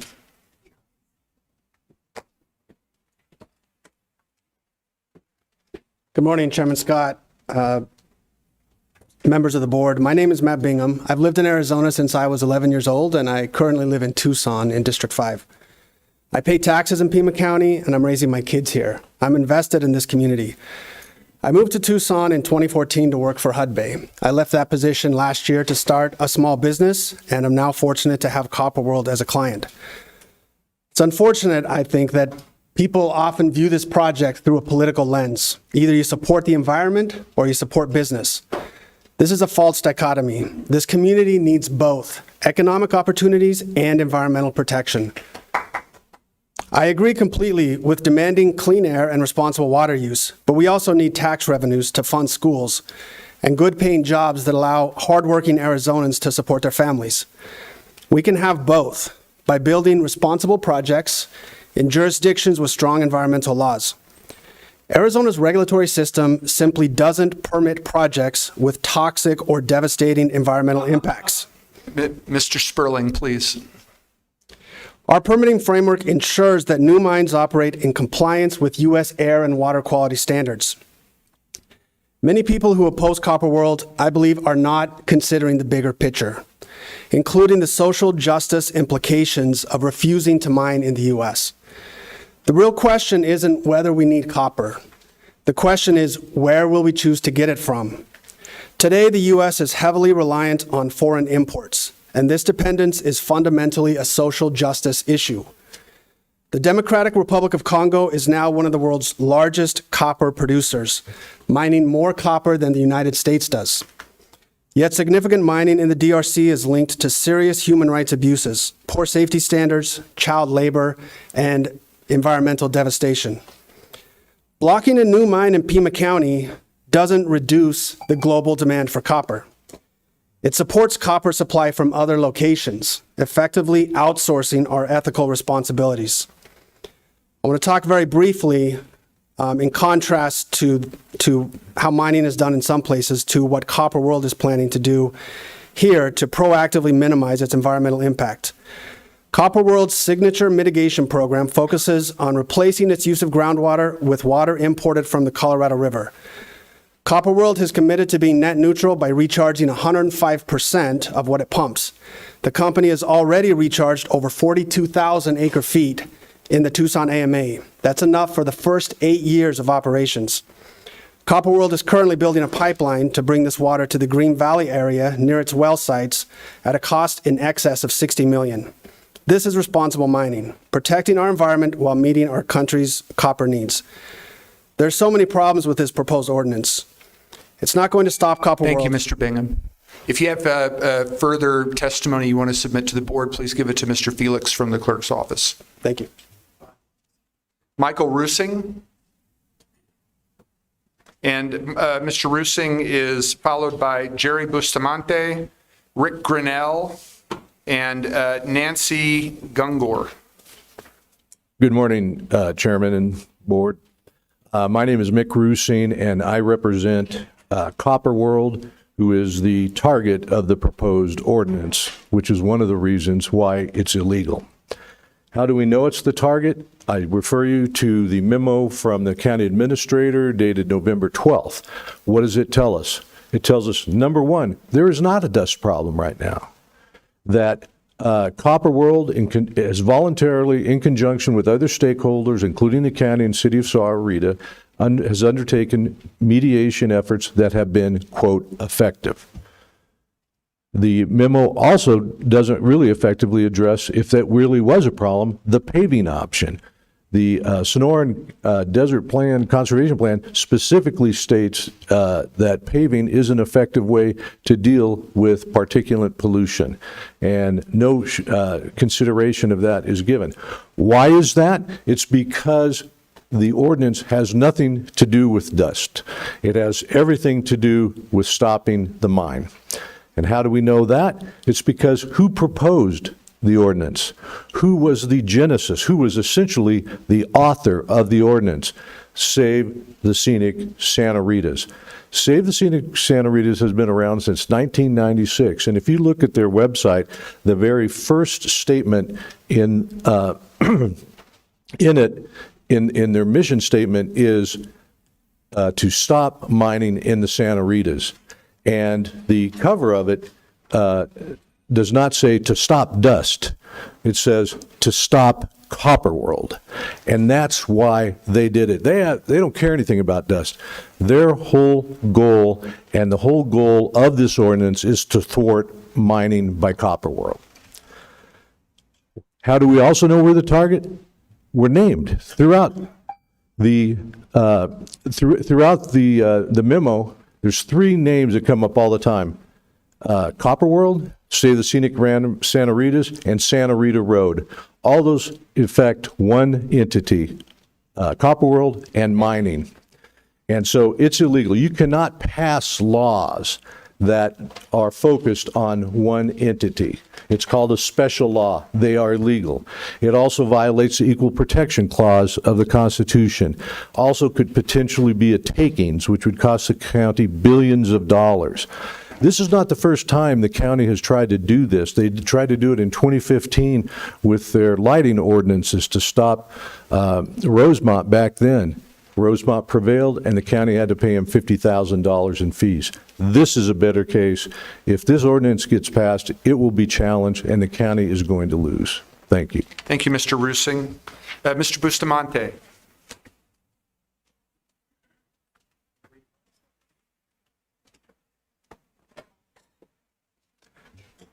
Good morning, Mr. Chairman, members of the board. My name is Jerry Bustamante. I am a 30-year resident of District 1, and I have lived in the Sonoran Desert my entire life on both sides of the border. This is my home, and I love it. I am also a proud employee of Copper World and Hut Bay Minerals, and I am here to express my strong opposition to this proposed ordinance to regulate heavy truck traffic that's targeted on Santa Rita Road, which is the primary entrance and egress to the Copper World site. Now, the memo that you received on November 12th from Administrator Lesher correctly notes the positive results that have been achieved by the current dust mitigation working group. Now, I'm pleased to say that I led the effort on behalf of Hut Bay and Copper World to create this interagency working group, and this was a recommendation that was made to us. And I'm pleased to say that Pima County, the town of Sahuarita, the state of Arizona, the U of A Experimental Range are all part of this interagency working group. And the group was formed proactively to solve the problem of dust, both short-term and long-term, on Santa Rita Road. And I'm very confident to say that we are achieving those results that we set out to do as a working group. Now, our actions as a company show a commitment to being a good neighbor. In good faith, we have worked diligently with these agencies, and we have invested significant resources into finding a viable, non-regulatory solution.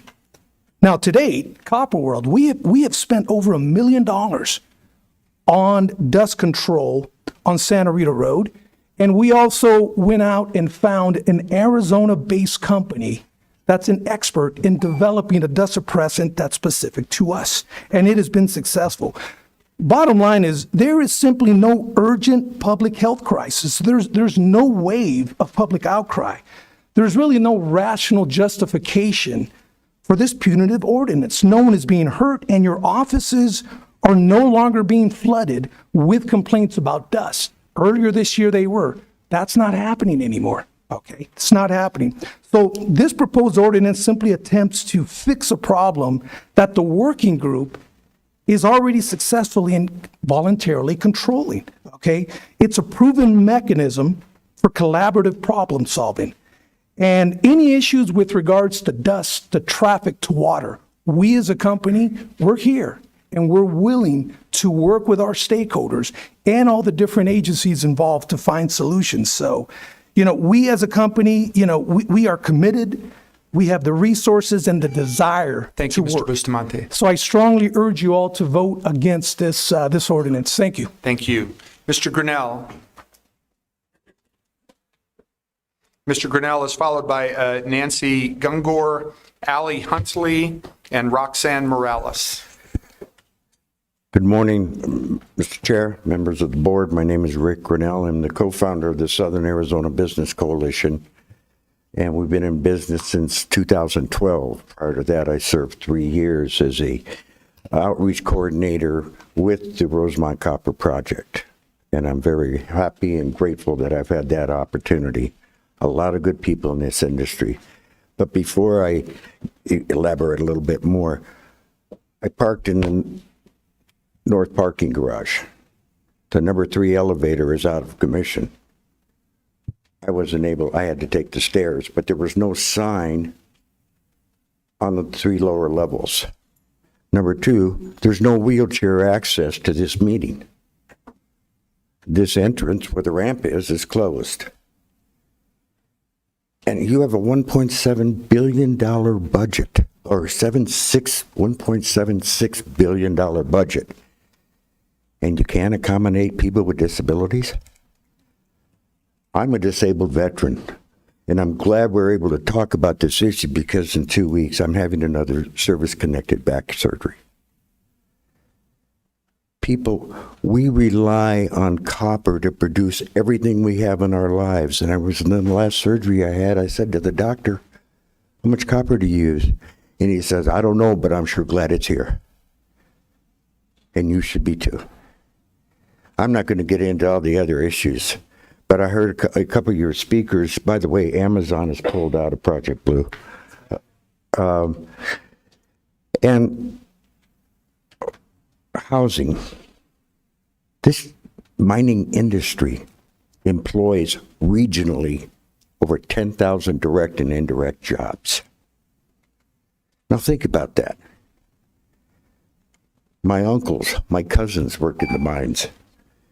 And let me end with this. I haven't met some of you personally, and I wish you all the best.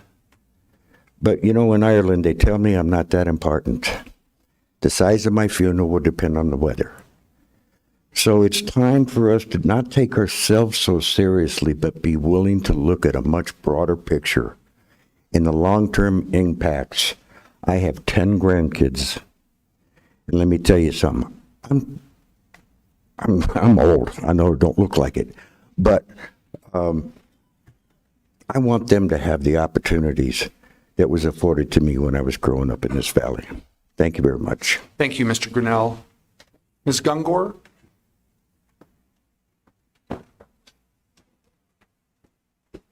Good morning, and thank you for having us here.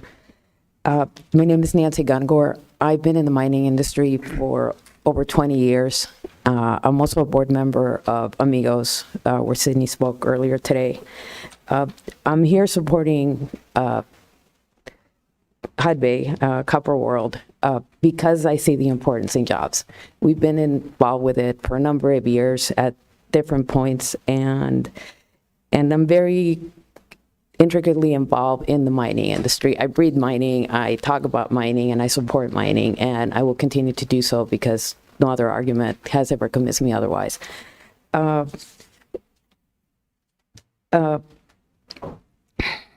here, so the number 16 that was introduced as described in this hearing, the amendments to Title 10, would create 10.37 for unpaved county roads and would regulate certain unpaved county roads to the stated purpose of maintaining air quality standards. Copper World is poised to be one of the most significant private infrastructure investment in Southern Arizona, creating thousands of jobs, very well paid above what is paid right now in Pima County. And it is projected to generate, as you all know, hundreds of millions of dollars in tax revenue. The project will also be a net zero water user and will produce finished copper on site within the first 5 years, eliminating the need for smelting or off-site processing and substantially reducing environmental impacts. A lot of the things that I have here are things that have already been spoken by my colleagues. But where we see the flaw is there are so many problems with this proposed ordinance. It's targeting one particular company. There's absolutely no cost benefit analysis, air dispersing modeling, or any other type of analysis behind it. Despite what the memo says, there's absolutely nothing. The Sonoran Desert Conservation Plan discourages paving for the benefit of wildlife, and it's illegal. It's not going to stop Copper World. It's only going to waste taxpayer money trying to enforce it and defend it in court.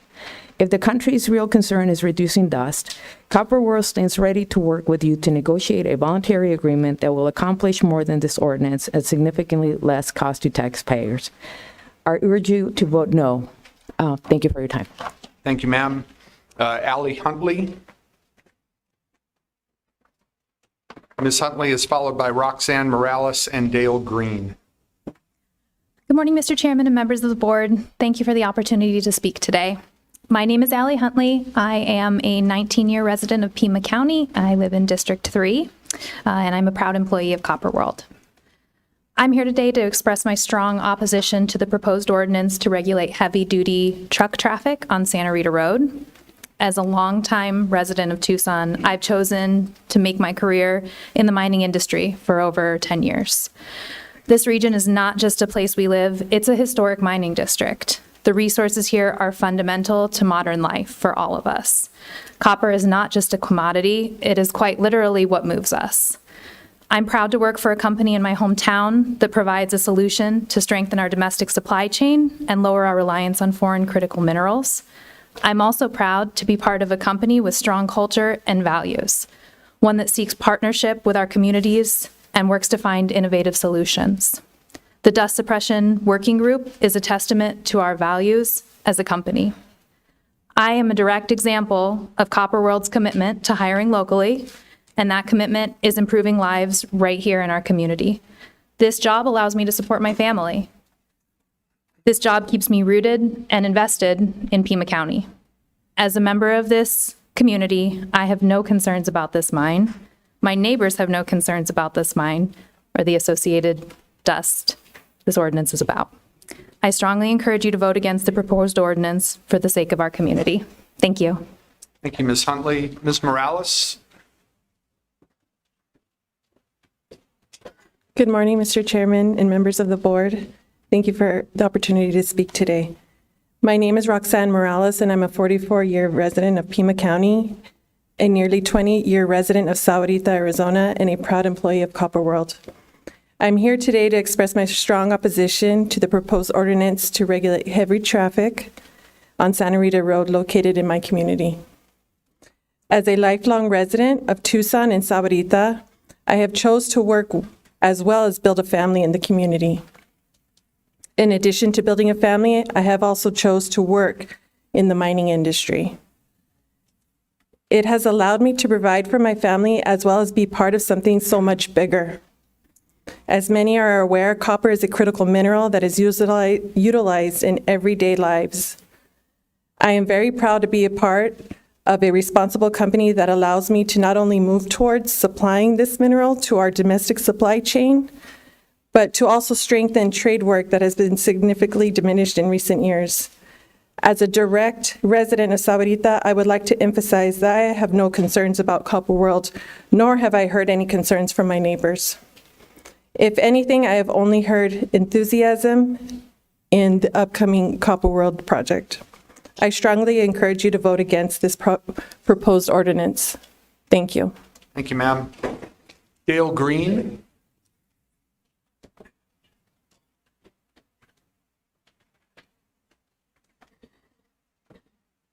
No Dale Green? Steve Marasigan? He also have to get back to work, both of the terms. Okay, thank you, Mr. Bustamante. Lee Mays. And Mr. Mays is followed by B. Brian Arrington and Fermin Samarano. Thank you, Supervisors, for allowing me the time to speak here. I also want to oppose the proposed restrictions on the roadway for Copper World. I'm a third generation copper miner. Moved into Southern Arizona in 1958, moved into Pima County in 1987. I've seen the benefits from these copper mines operating. Hud Bay is going to dump hundreds of $millions into the state economy via taxes. That excludes jobs for all these people. Good paying jobs. I wish I was paid that much before I retired. These people with good paying jobs will then buy houses in Pima County. They'll buy vehicles in Pima County and their RVs. They'll buy goods for their families, groceries, all of these wonderful things, which generates more taxes in the county. The schools in Pima County could certainly use a influx of some money. This may be a chance to get some more of that in. We know the facts are the Copper World's already been fully permitted. Some people, think that's great. Some people not so much, but the fact is it's permitted. It's ready to build a place. And Pima County, the administrator for years has been opposed to, and maybe this board has been opposed to Copper World. But I ask you, it's time to get out of the way. Let's put this aside, you know. Let it be built. Don't restrict or try to stop the Copper World project now. It's just too much benefit in our county for proposal. And an example is Florence, Arizona. Florence, Arizona, just outside the city limits, is Florence Copper. The city tried years and years and years to stop Florence Copper. They'd lose all of their court proceedings and end up owing a huge debt to Florence Copper, which when they finally gave in and says, okay, we'll support Florence Copper, that debt was erased. Florence Copper said, we'll forgive that to them. And the city's already seen the economic benefits of these high-paying jobs. The place is almost staffed. It's another couple months before it's in production. It's the same here in Pima County. We can enjoy all of these benefits. Work, jobs, income. Thank you, sir. I thank you for the ability to speak. B. Brian Arrington. And Mr. Arrington is followed by Fermin Samarano and John Doherty. Thank you for the opportunity to speak today. My name is Brian Arrington, and I serve as the Regional Manager of Mining for Sun. Sun has been delivering major infrastructure and mining projects throughout Tucson and across Arizona for more than a century. Our roots run deep, and our commitment to this region is long-standing. I'm here today to express my opposition to the proposed heavy truck ordinance and its impact on the Copper World project. The Copper World project represents one of the most significant infrastructure investments Southern Arizona has seen, and it will create thousands of high-quality jobs with wages well above the Pima County average. It will also generate millions in state and local tax revenues. Beyond the economic benefits, it will become one of the nation's largest domestic producers of copper, a material essential in clean energy technologies, advanced manufacturing, and our nation's security. Despite these substantial regional benefits, the county is considering an ordinance that would severely limit essential project access by capping heavy truck traffic and requiring permits for routine day-to-day operations. These restrictions are not only impractical, they are based on speculative dust concerns and standards designed for non-attainment areas, standards that simply do not apply in this context. This ordinance would erect a barrier that threatens jobs, stifles tax revenue, and slows economic process, all without providing any measurable environmental gain. More importantly, it signals that Pima County is closed to responsible, sustainable investment, even when the investment aligns with both economic and environmental priorities. I urge the board to rethink this ordinance, and let's move forward supporting economic growth, safeguard our environment, and ensuring that Southern Arizona remains competitive and opportunity-rich for generations to come. Thank you. Thank you, Mr. Arrington. Mr. Samarano.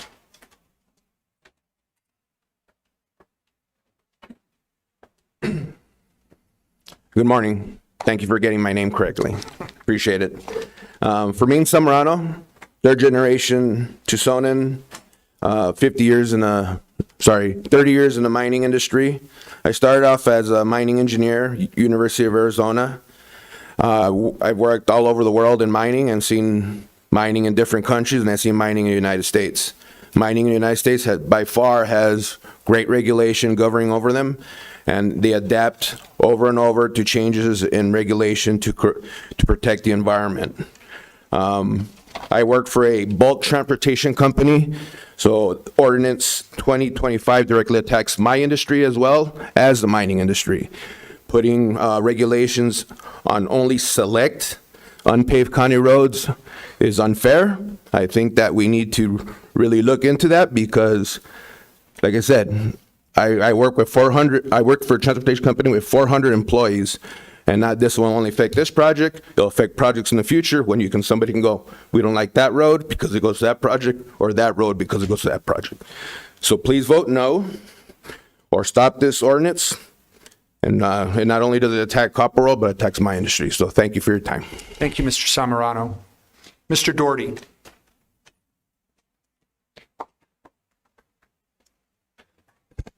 Good morning, Chairman Scott, members of the Board of Supervisors. My name is John Doherty. I'm Executive Director of Save the Scenic Santa Rita's. We're here today to express our strong support for this ordinance, and I wanted to convey to you that there's a strong support across the environmental community. There's many organizations that would have been here today, but it was our understanding this meeting was going to be continued in 2 weeks, and they will be there for that meeting. So please don't look that there's not strong support beyond our organization. There clearly is. HUD Bay made a major mistake in selecting the Santa Rita Mountains for their mine. They want to build the 4th largest open pit copper mine in the United States with no rail, no trains. That means they're going to need to run 40,000 trucks a year down the Santa Rita Road from the mountain across 7 miles of unpaved road through the heart of the Santa Rita Experimental Range, and then through downtown Sarita to Interstate 19. That's about 110 trucks a day. Now, it's interesting, HUD Bay has not mentioned that today. They've not mentioned how many trucks they're going to inflict on the road and on the community. The noise, the pollution, the increase in danger, the accidents, the likely deaths that will occur. And I'm not making this up. It was all laid out in the Federal Environmental Impact Statement in 2012 for the Rosemont Mine. It's all out there. But HUD Bay doesn't want to talk about it. Not even today, when they have an opportunity to talk about the road, they don't bring it up. The impact of this heavy truck traffic going down the Santa Rita Road 24 hours a day, every 15 minutes, is going to destroy the road. And now the road goes through the middle of the Santa Rita Experimental Range. This is just not some other chunk of state land. The Santa Rita Experimental Range has been around since, 1902, 1903. It's considered one of the most important open space research centers in the United States, held by a public agency. The HUD Bay wants to turn the Santa Rita Road into an industrial corridor, which was never its intent. The Board of Supervisors, Pima County, controls the right-of-way on those roads to operate, maintain, terminate, and control. You have the authority to regulate what goes on those roads. And I think the focus needs to be on the destruction of these roads. I believe there's authority in state statute that gives the county the right to protect its roads from being destroyed, and we clearly hope that that is what happens. We strongly support this ordinance, and we look forward to the opportunity to present more information on December 16th. Thank you. Mr. Doherty. Want to please, if you're here and you know other people who were interested in speaking today, know that the hearing will be reconvened on the 16th. Even if you spoke today, you would be able to speak again on the 16th. And let anybody who has an interest in the ordinance know that they will be able to speak on the 16th. Before I recess the public hearing, I want to see if there's any questions or comments from board members. Supervisor Hines. For certainly now if possible, but for sure on the 16th, I think it would be helpful for the public, for the media potentially, and others, if we could have just a staff summary of the ordinance, because in listening to a lot of the comments, for example, this doesn't apply to one road. This doesn't target one entity. There's another mining entity, I believe, that's involved in the area that could be potentially affected. And this affects every unpaved or dirt road in all of Pima County. And I think it's important that we have the, just a kind of a bulleted thumbnail sketch of what this is, even though all that material is appended and everything. But I think at the hearing, it's important for our guests that they have a pretty, a thorough description of what this is contemplating, and also the underpinning like the foundation. As a physician, one of the first cases I had when I came to my residency at the University of Arizona here 20 years ago was disseminated valley fever, which is a terrible disease that the spores from that fungus, coccidiomycosis, that comes from the dirt. Pets, my own dog, before she passed, had it twice. I've had disseminated cocci, and there's a lot of reasons beyond just preventing a non-attainment situation with regard to air quality due to massive amount of dust generation that we need to talk about too, and our health department has been involved in that discussion. So I just would love to get staff to brief us on that at our next meeting. Thank you, Supervisor Hines. Any other questions or comments from supervisors?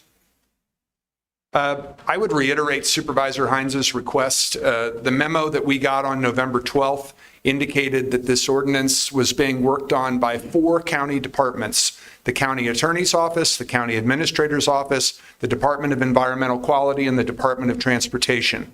I have said in conversations with one of the deputy county administrators that I would like to know the policy basis for moving forward with this ordinance separate from the road that is mentioned in the November 12th memo to the board. Also would reiterate what Mr. Brown said at the beginning of the meeting, which is that the board can anticipate additional legal counsel and guidance on this matter prior to November 16th.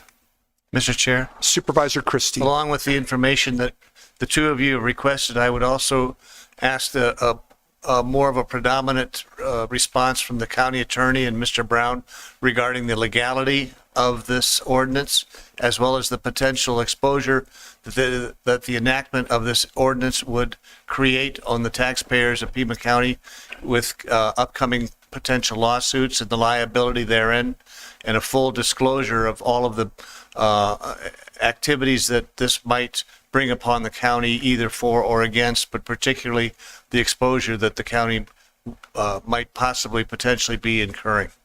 Thank you, Supervisor. Any other questions or comments from board members? All right.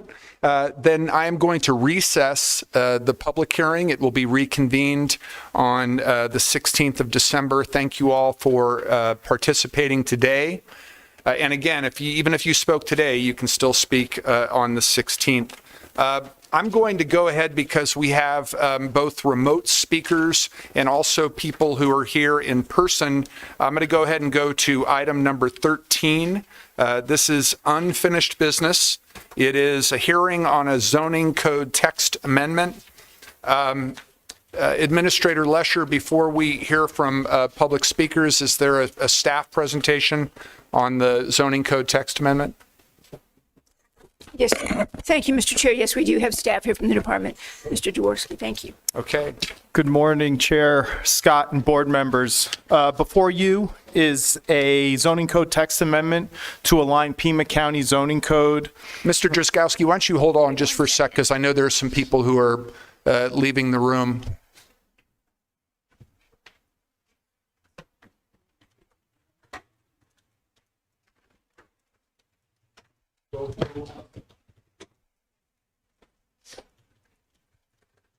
Go ahead, sir.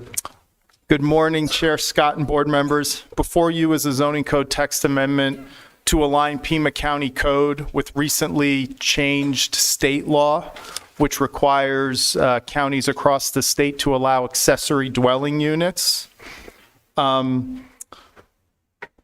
The Pima County Planning and Zoning Commission recommended approval of what's before you today. Since that time, staff's worked with some of the affected large-scale neighborhood groups, including Tucson Mountain Association, Catalina Foothills Association, and the Tanque Verde Valley Association.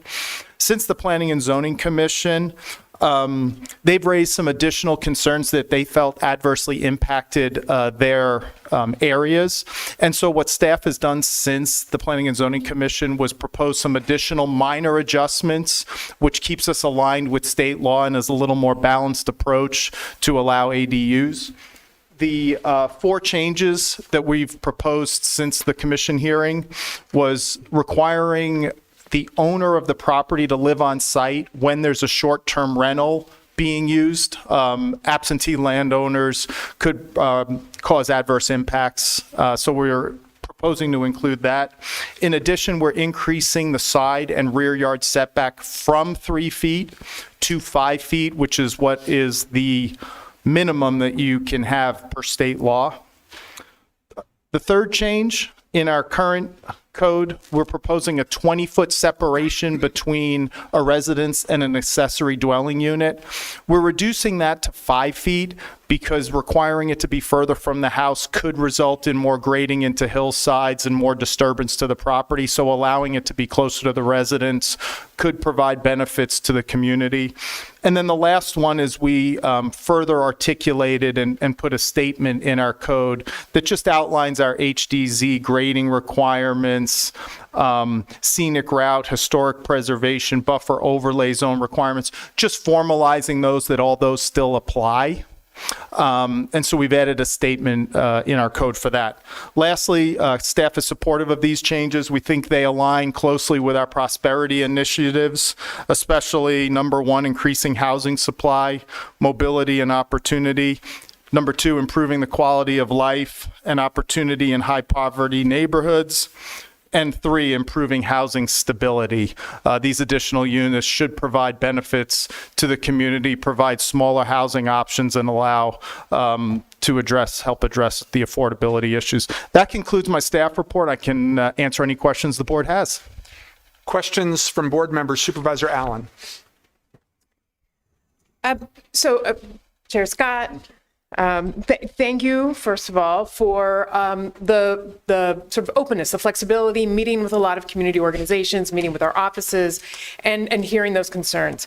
I believe strongly that ADUs are one of the really important pieces in helping us address the affordability crisis within our housing stock, and very much appreciate the requirement of owner occupation for ADUs that are utilized for short-term rentals.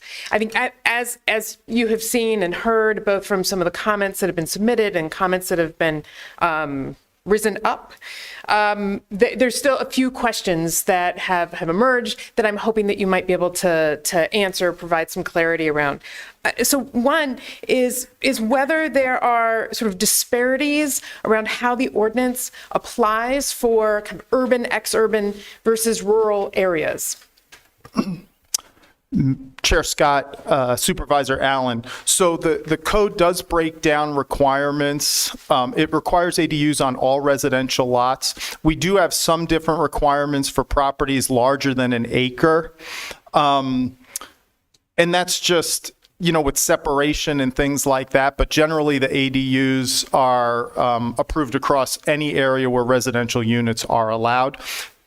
Very similar to what the city adopted or cities were required to adopt about a year ago. We did work closely with their team to kind of understand what's been going on in the process.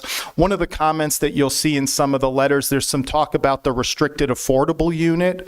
In our conversations with the city, they have not had any of those yet. And they have had ADUs permitted, but it's probably more in the 40 to 60 range, as opposed to hundreds and hundreds of these. And they are yet to see an affordable restricted unit, which is some of the comments you'll see in some of the letters submitted by the neighborhood groups. Is there, on the question of restricted affordable, I think some of the questions from organizations was about the lack of definition. Mm-hmm. So are there, I guess, could you respond to that?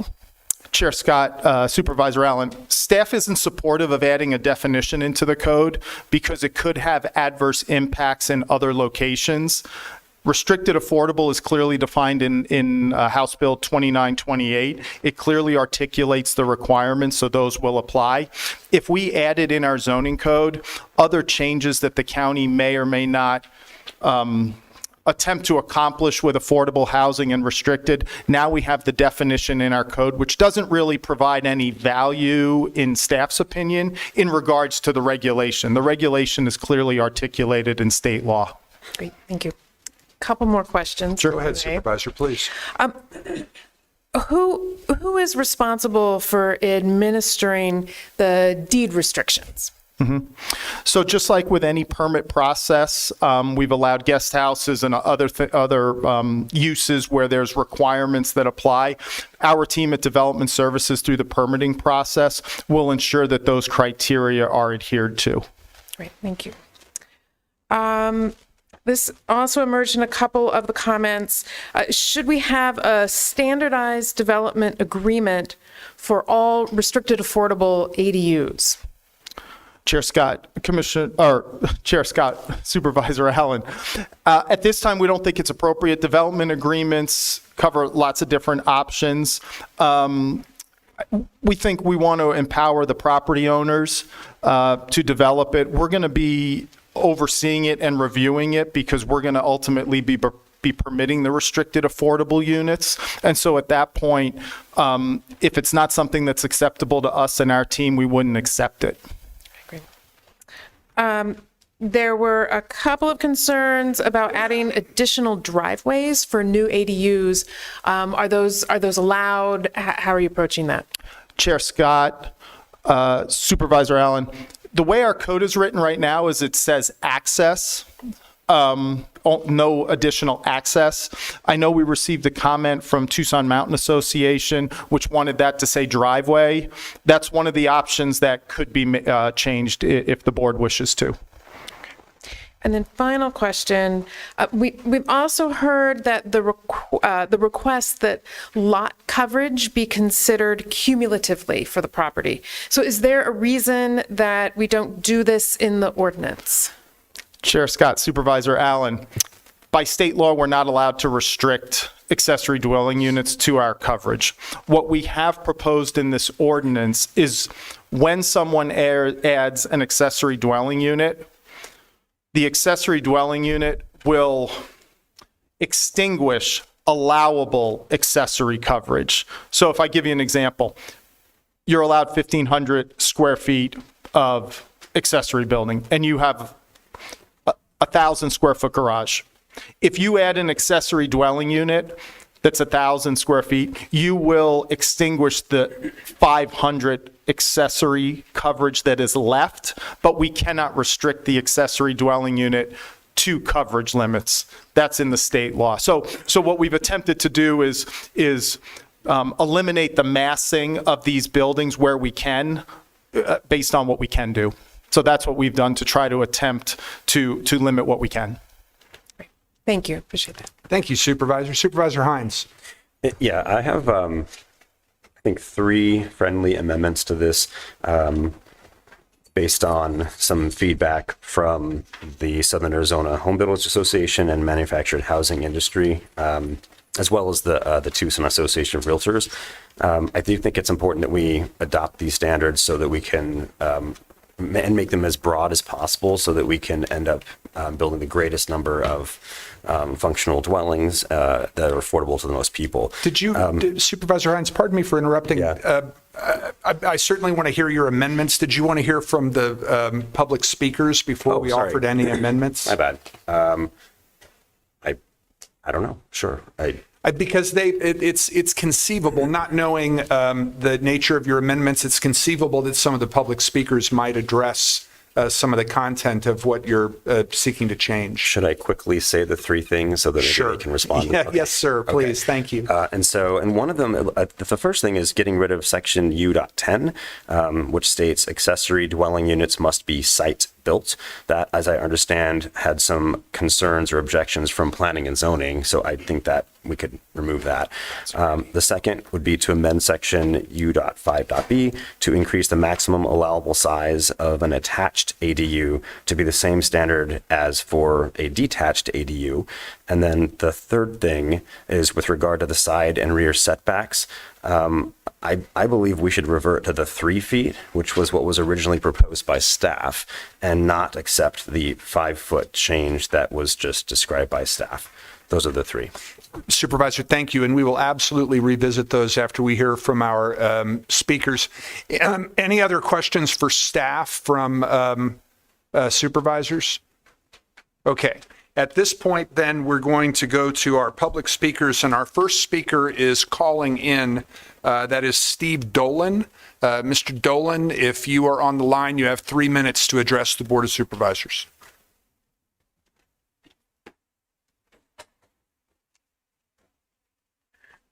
Honorable Chair, Vice Chair, and Board of Supervisors, can you hear me? Yes, sir. I'm Steve Dolan, who lives at 4154 North Tortolita Road, speaking for the Tucson Mountains Association. TMA appreciates the help from Districts 3 and 5, plus Development Services staff for Pima Prospers 2025.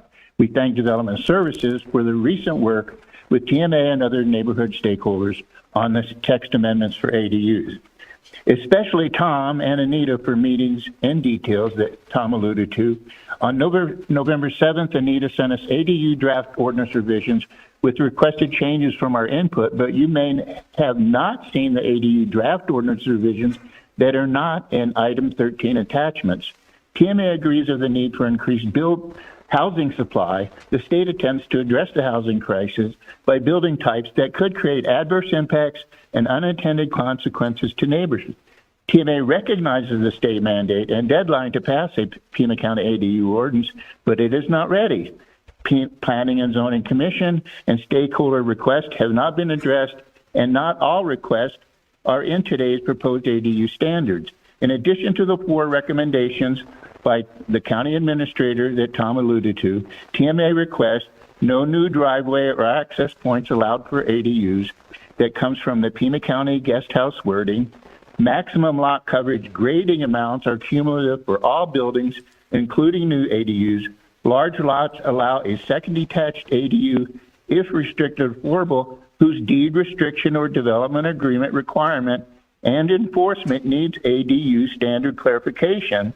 And last, ADU applications must document compatibility with sensitive environments identified in Pima County regulations and special areas mapped in the comprehensive plan. TMA requests are important. For example, now in the Tucson Mountains, there are 7 properties of recent accessory buildings or guest houses with questionable permitting for access, grading, and size. And future renters may not be proud property owners as current residents. Development Services staff are very talented and can create ADU standards unique to Pima County to protect neighborhoods and Sonoran Desert habitats everywhere, including Tucson Mountains, Catalina Foothills, and Tanque Verde Valley of floodplains with significant mesquite bosques. There are over 20 urban cities and towns in the Phoenix metropolis where ADUs may be okay. Our Sonoran Desert is special and unique in Arizona. Pima County residents deserve a better ADU ordinance and standards. Thank you. Thank you, Mr. Dolan. Now we're going to go to our speakers here in the hearing room, Jim Trigo, followed by Fred Friastro and William Reed.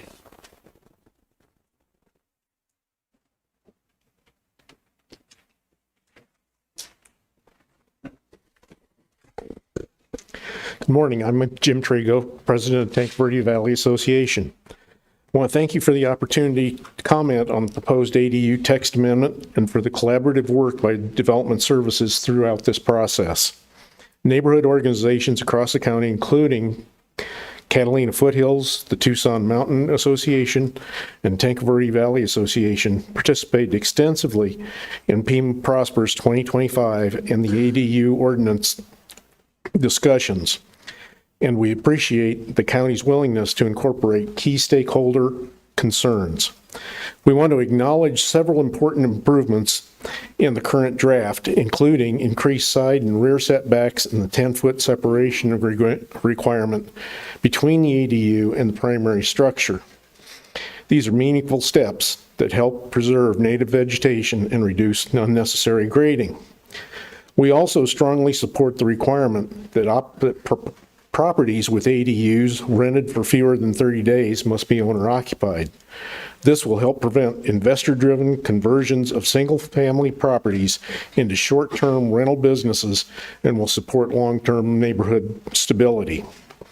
We further appreciate the clarification that existing development standards continue to apply to new ADUs, which will help prevent unintended impacts on parcels that already contain several accessory structures. However, we remain concerned about section U.4, which allows for second detached ADU on parcels 1 acre and larger if it is designated a restricted affordable. We want to support the goaling of expanding affordable housing. This provision lacks the clarity and administrative structure necessary for successful implementation. The ordinance should incorporate the definition of the restricted limited occupancy to households earning up to 80% of median income and required deed restriction or development agreement. Pima County should specify a clear, enforceable process for income verification and ongoing compliance. Finally, to minimize cumulative impacts in rural, environmentally sensitive, and designated special areas, we also request the following clarification: that no driveways be permitted for ADUs and that only site-built ADUs are permitted. In closing, thank you to your staff for your collaboration and for addressing several issues. We ask that the remaining concerns be resolved before adoption to ensure the ordinance is effective and equitable. Thank you, Mr. Trigo. Mr. Fiastro. I'm Fred Fiastro, and I'm here on behalf of the Catalina Foothills Association Board and our 1,600 plus neighbors. We also thank you for the opportunity to speak today, and for many years we've worked collaboratively with county officials to maintain neighborhood environmental protections in our areas that help preserve one of Arizona's oldest planned communities. So we thank you for that collaboration and longstanding association. We also want to take a moment to acknowledge Kate Hiller, if she's still here, and for her responsiveness in District 1 and Supervisor Scott and her attention to detail. Your job will get much harder on Thursday, after Thursday. The new additional dwelling or ADU ordinance, together with the short-term rental statute, overrides a lot of local zoning rules and it doesn't really adequately account for a lot of the neighborhood-specific protections built into these codes. They have been ironed out over many years, baked into a lot of complicated zoning code. And now we're under the gun to have an ordinance before you today to comply with a state mandate. And we understand the time pressure of that. But as Mr. Dolan pointed out and Jim pointed out, you know, there are a lot of loose ends in this, and we hope that this is a placeholder ordinance that will set the stage for further revisions over time. I'm here to support the process, get something on the books, and move forward.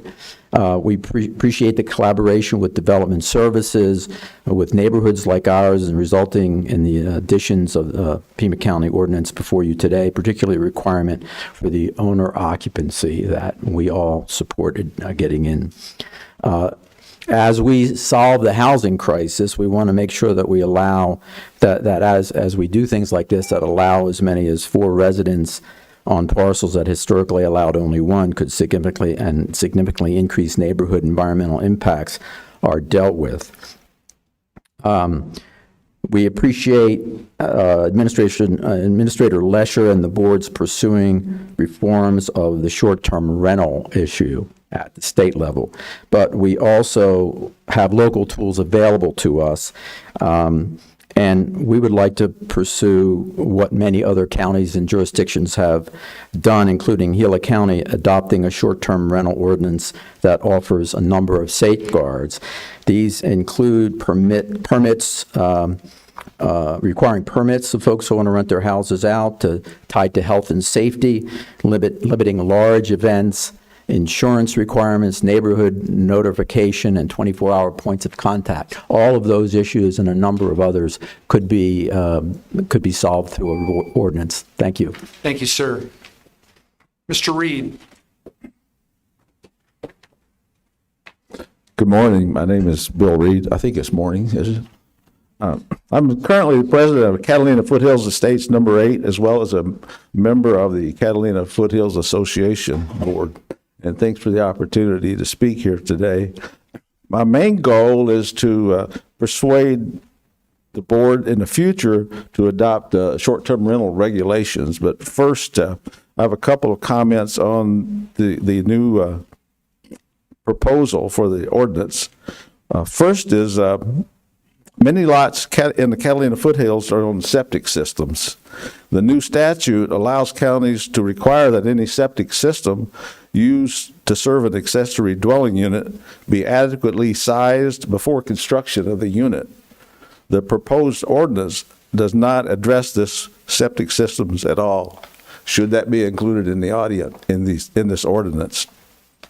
And the other comment I'd like to make is the third accessory dwelling unit on an acre must be restricted affordable. And again, I think that restricted affordable should be defined within this ordinance so that people don't have to go from one document to the state statutes to find the actual definition.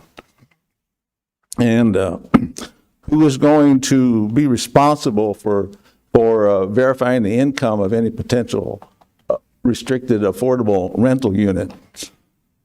And what happens when the renter's income actually increases? Will they have to move out because they didn't make too much money? While that statute sounds like a good idea on the surface, I think it would be near impossible to regulate.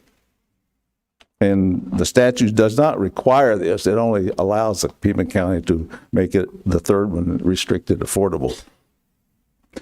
So, and again, I'm thankful for the requirement to have the owner occupancy of any ADUs rentals for the third rental.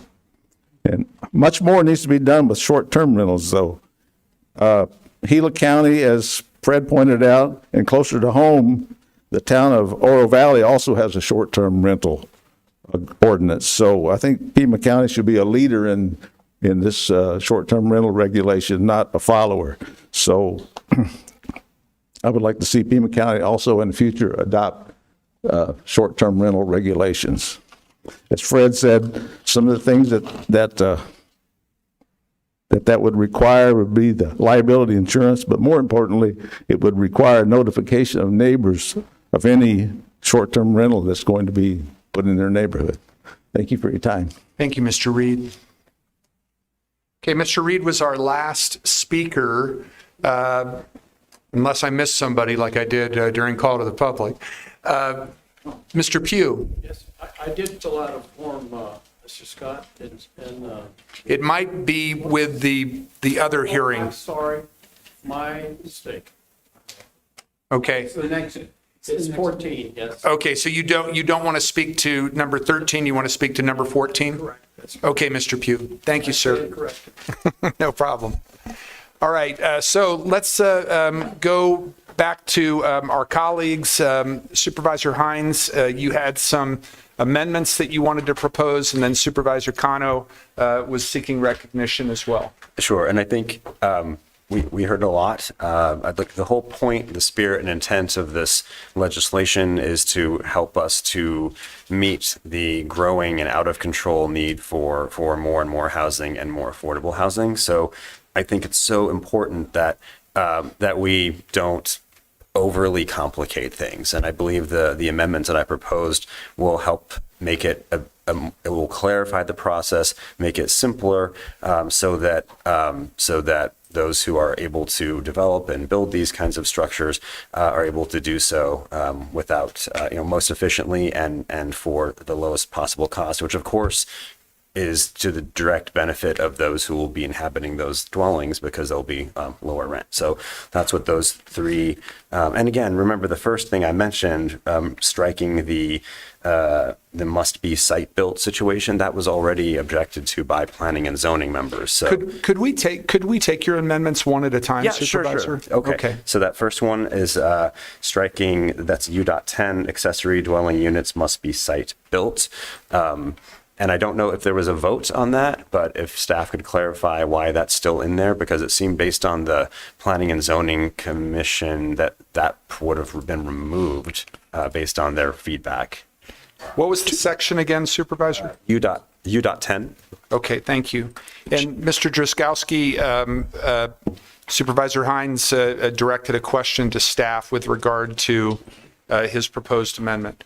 Chair Scott, board members, at the commission, there was a lot of discussion about manufactured and modular homes and the value that they provide.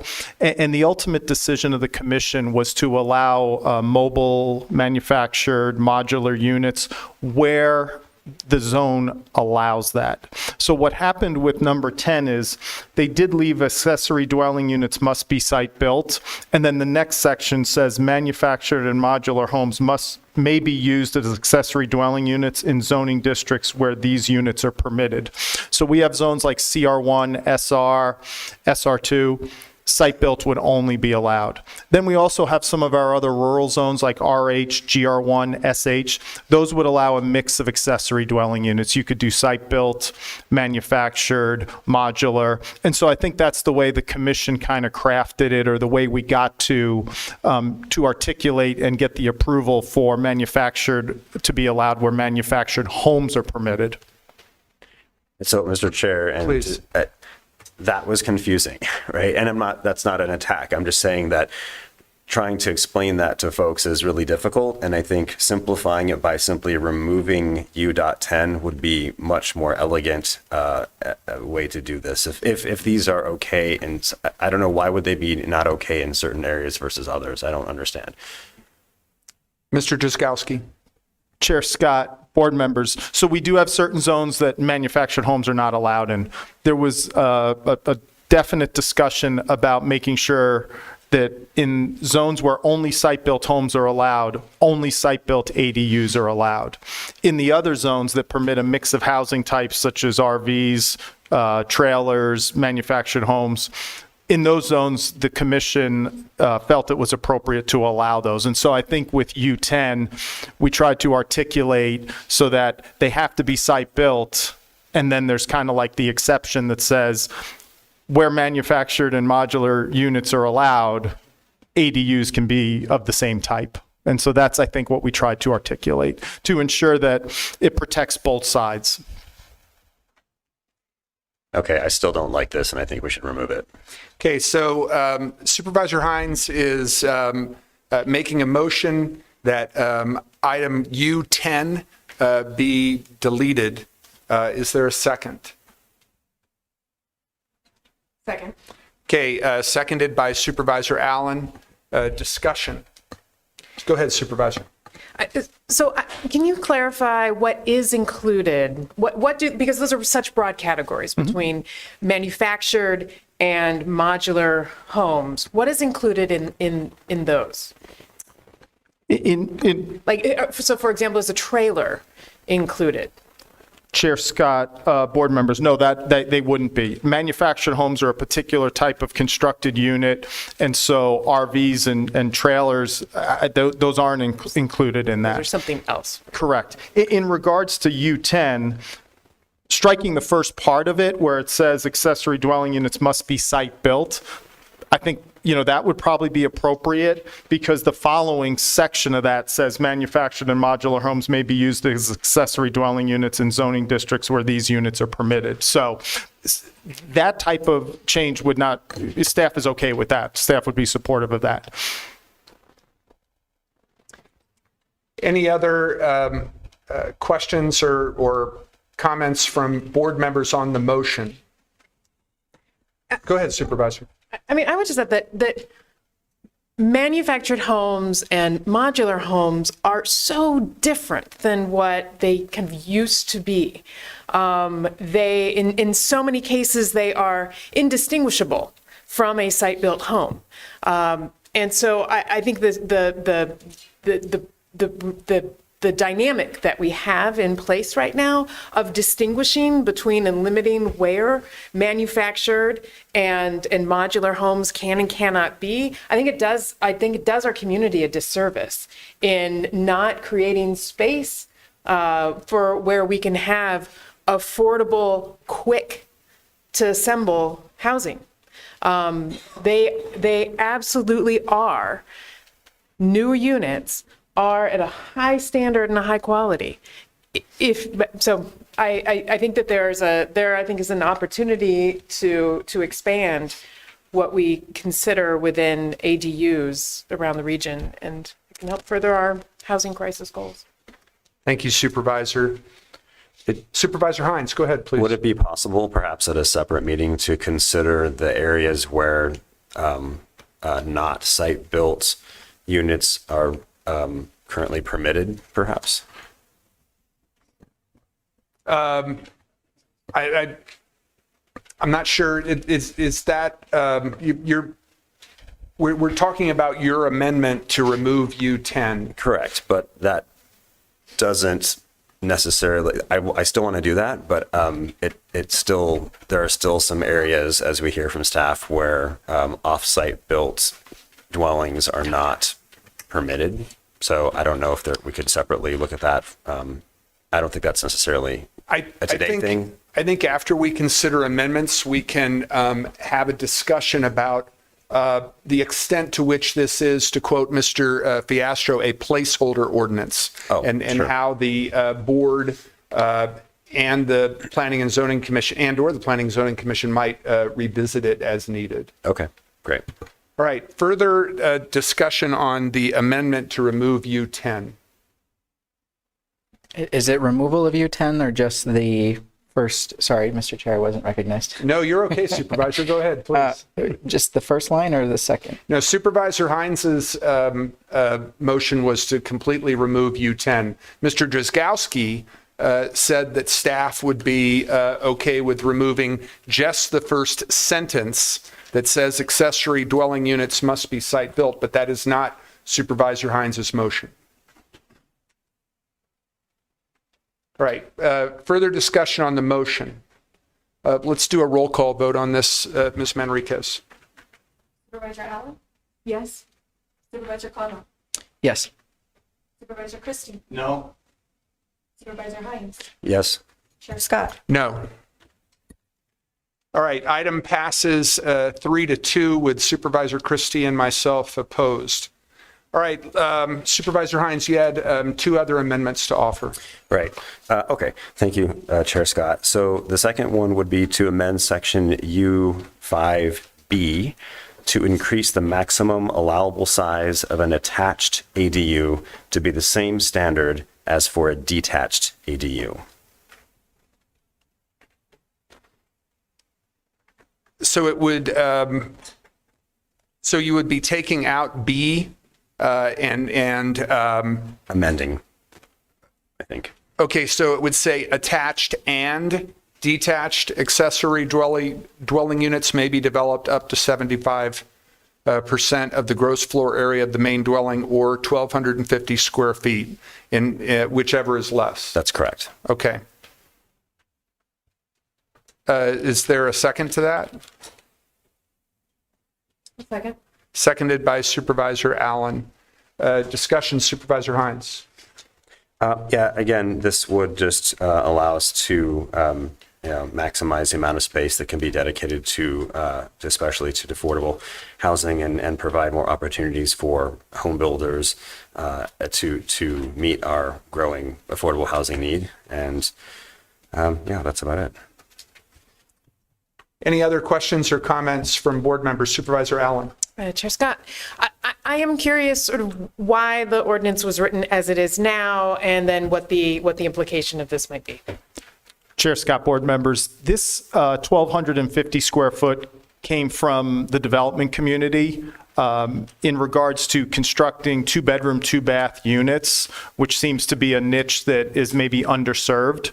And so in 1,000 square foot, it would not be possible based on the feedback we received. So that's why we proposed the 1,250.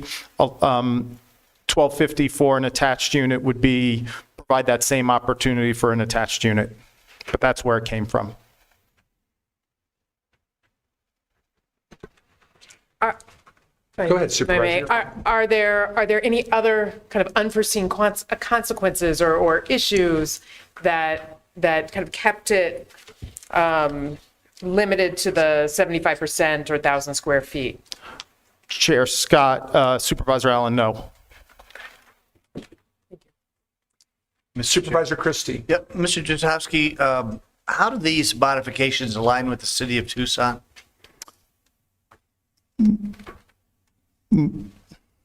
Chair Scott, board members, because the city operates under a charter, I'm not 100% sure. The rules that were passed for cities were very similar. And so a lot of the things are similar. I don't have the cities memorized or know it offhand. My point for questioning this, Mr. Chair, is, obviously, we're not the city of Tucson, we're Pima County, and I think there's a differentiation in the desires for what is applicable for a urban environment in the city versus a more rural. So you're not certain about the alignment with the city of Tucson on these? Chair Scott, Supervisor Christie, we've had numerous dialogues. The city operates in a more urban environment, so the hurdles that they're running into are more how these units fit on smaller properties. In the county, we have a lot more lower density, larger properties, so those type of constraints are not the same. We fall under more of their grading issues and HDZ and hillsides and things like that, and those are the things that are going to provide restrictions for ADUs that are developed in the county. Thank you. Any other questions or comments from board members? Mr. Jatowski, I had a quick question. What would be in terms of the input that we got that led to the distinction between detached and attached accessory dwelling units, what would be the ramifications of eliminating B and having everything in A apply to both attached and detached ADUs? Chair Scott, board members, I don't think there would be any adverse impact. In our discussions with the development community, it was more about the detached units that I think, were most focused on. I think that's where they see the value in doing detached units. And being able to achieve the 2-bedroom, 2-bath unit was critical for them to meet the need that, our community has. And so allowing that and eliminating it and just applying the 1250 across both types, staff doesn't see any adverse impacts on that. All right. Mr. Chair. Supervisor Christie. I'm just curious, just throwing this out there. There's a lot of ancillary items that have come up at this meeting, additional items that were not included in the original agenda item. And I'm wondering if this is appropriate to be modifying all of these issues at the dais, and perhaps as a suggestion, this be continued and the issues that have been voiced by several of my colleagues might be worked out and then presented in a more formative fashion at the next meeting?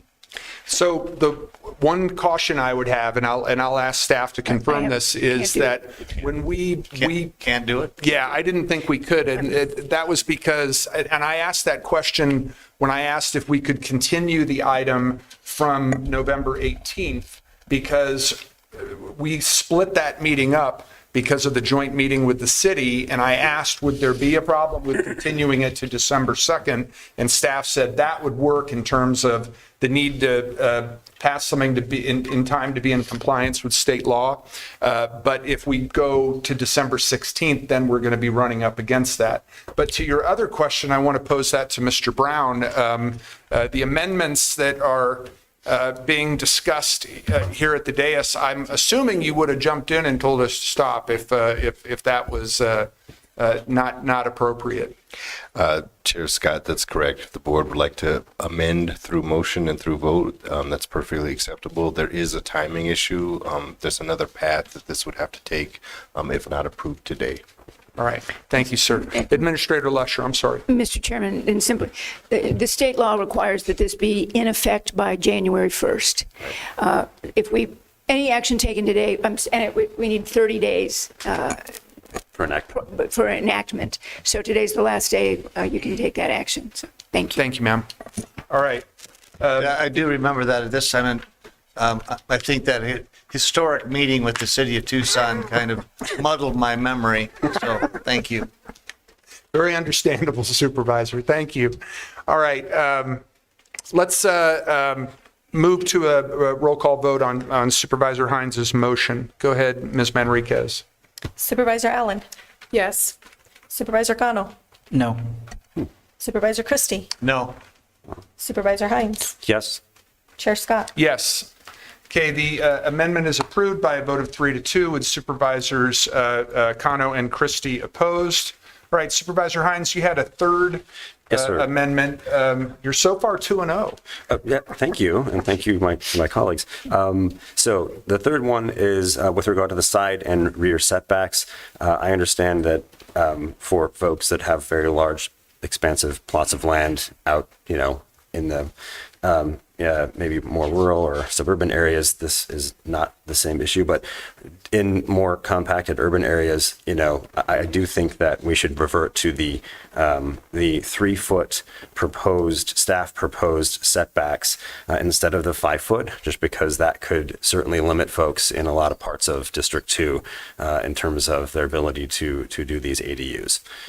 Supervisor Hines, what section is that, please? Oh, I'm so sorry. Crap. I don't have that in my notes. It's the side and rear yard setbacks item 6. Okay. Thank you all. Thank you. And again, the 3-foot setback was originally proposed by staff. So I just would like us to go back to what they originally suggested.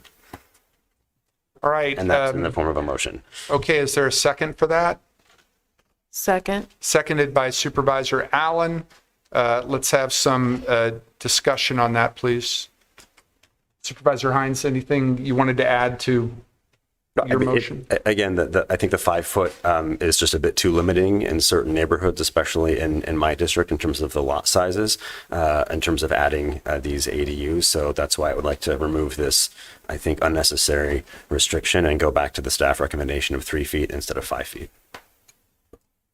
And I would happy to hear from staff if they wanted to comment on that, but it was their original recommendation, so I imagine they're okay with it. And is this 6B or 6C? 6B, right? Go ahead, Administrator Lusher. What you have before you keeps it at 3 feet. The memorandum dated November 10th and the memorandum from Mr. Poirier is where they proposed a variety of amendments. One of those amendments was changing the side and rear to 5 feet. So it's not necessarily delineated. Was that not the proposed text? It's only a proposed amendment? It was a proposed amendment. That the document you have before me, and Tom is here to help me through this, that the resolution before you is at 3 feet. One, with the staff recommendations, had 4 proposed recommendations. One of those proposed recommendations, or amendments, was to change the 3 feet to the 5 feet. If you don't adopt that and you simply move the ordinance before you, it keeps it at 3 feet. My apologies. I thought this had been set to 5 feet, and so I can just withdraw the This is motion. the phone a friend a moment. Okay. Was what it's correct. Chair Scott, board members, the county administrator is correct. Those are proposed amendments.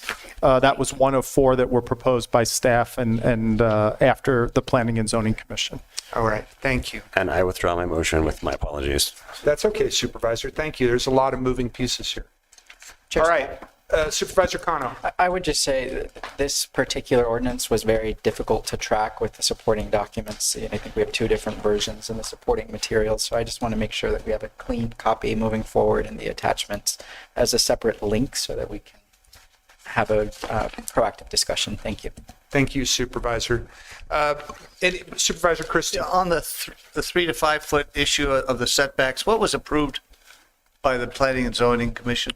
Chair Scott, Supervisor Christie, 3 feet. And Supervisor Hines wants to put it to 5? No, I was confused by the amendment situation. I thought it was at 5, and I was asking to put it to 3, but it's at 3. So that no action to be? Correct. That's correct. Thank you, gentlemen. Any other questions or comments from board members? Supervisor Cano. Chair Scott, just to clarify, this is for the entire ordinance now, right? As amended. We haven't moved the entire ordinance yet. Got it. Just wanted to see if there were any other questions, comments, amendments.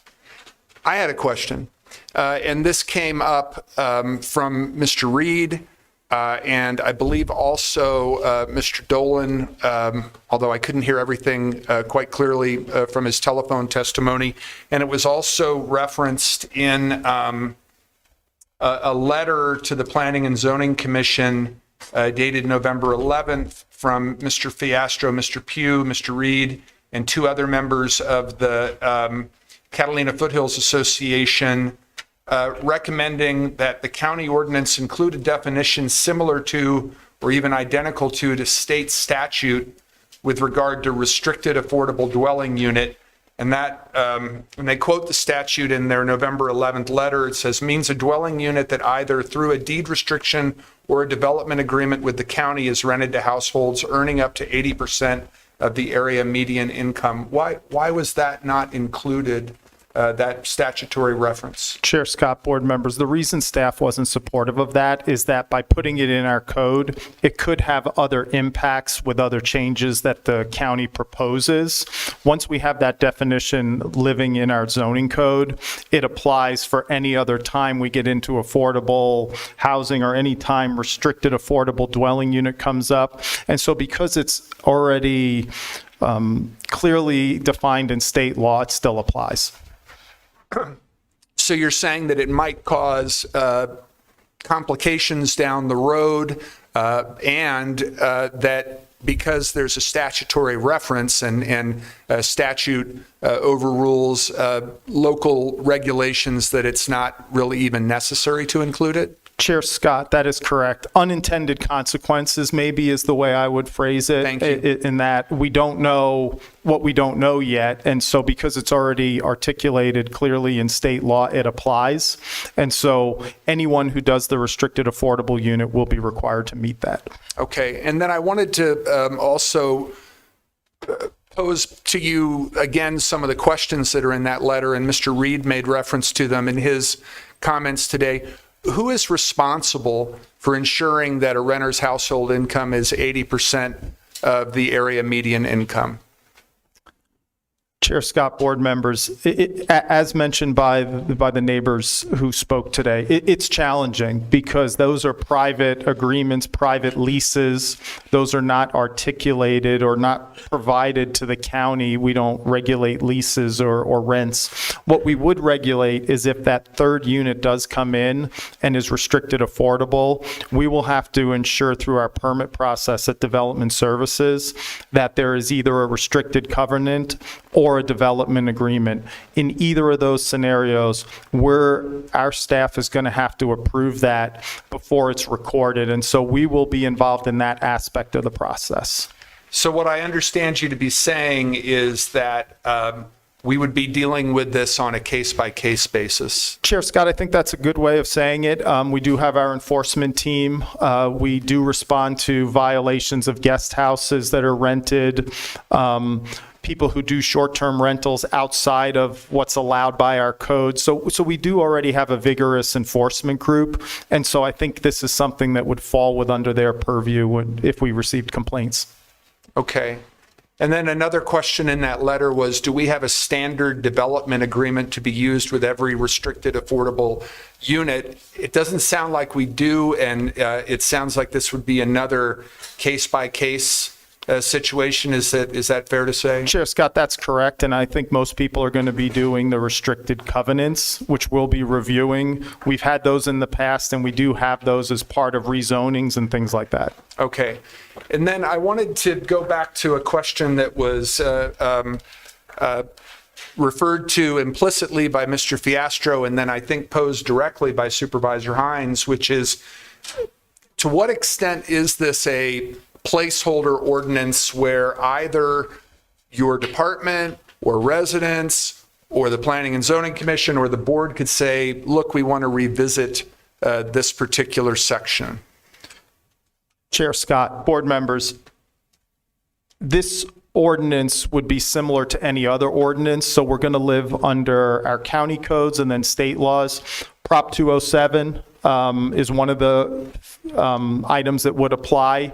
So ensuring that any changes that if the county decides to make are in compliance with Prop 207, that's one of the major hurdles that we would have to maneuver should we decide to make any changes. And just for everybody's benefit, little thumbnail synopsis of Prop 207, please. Yeah, Prop 207 was a voter-approved initiative back in 2005 to 7, which pretty much required requires government entities to, if they're making a code more restrictive, there could be compensation.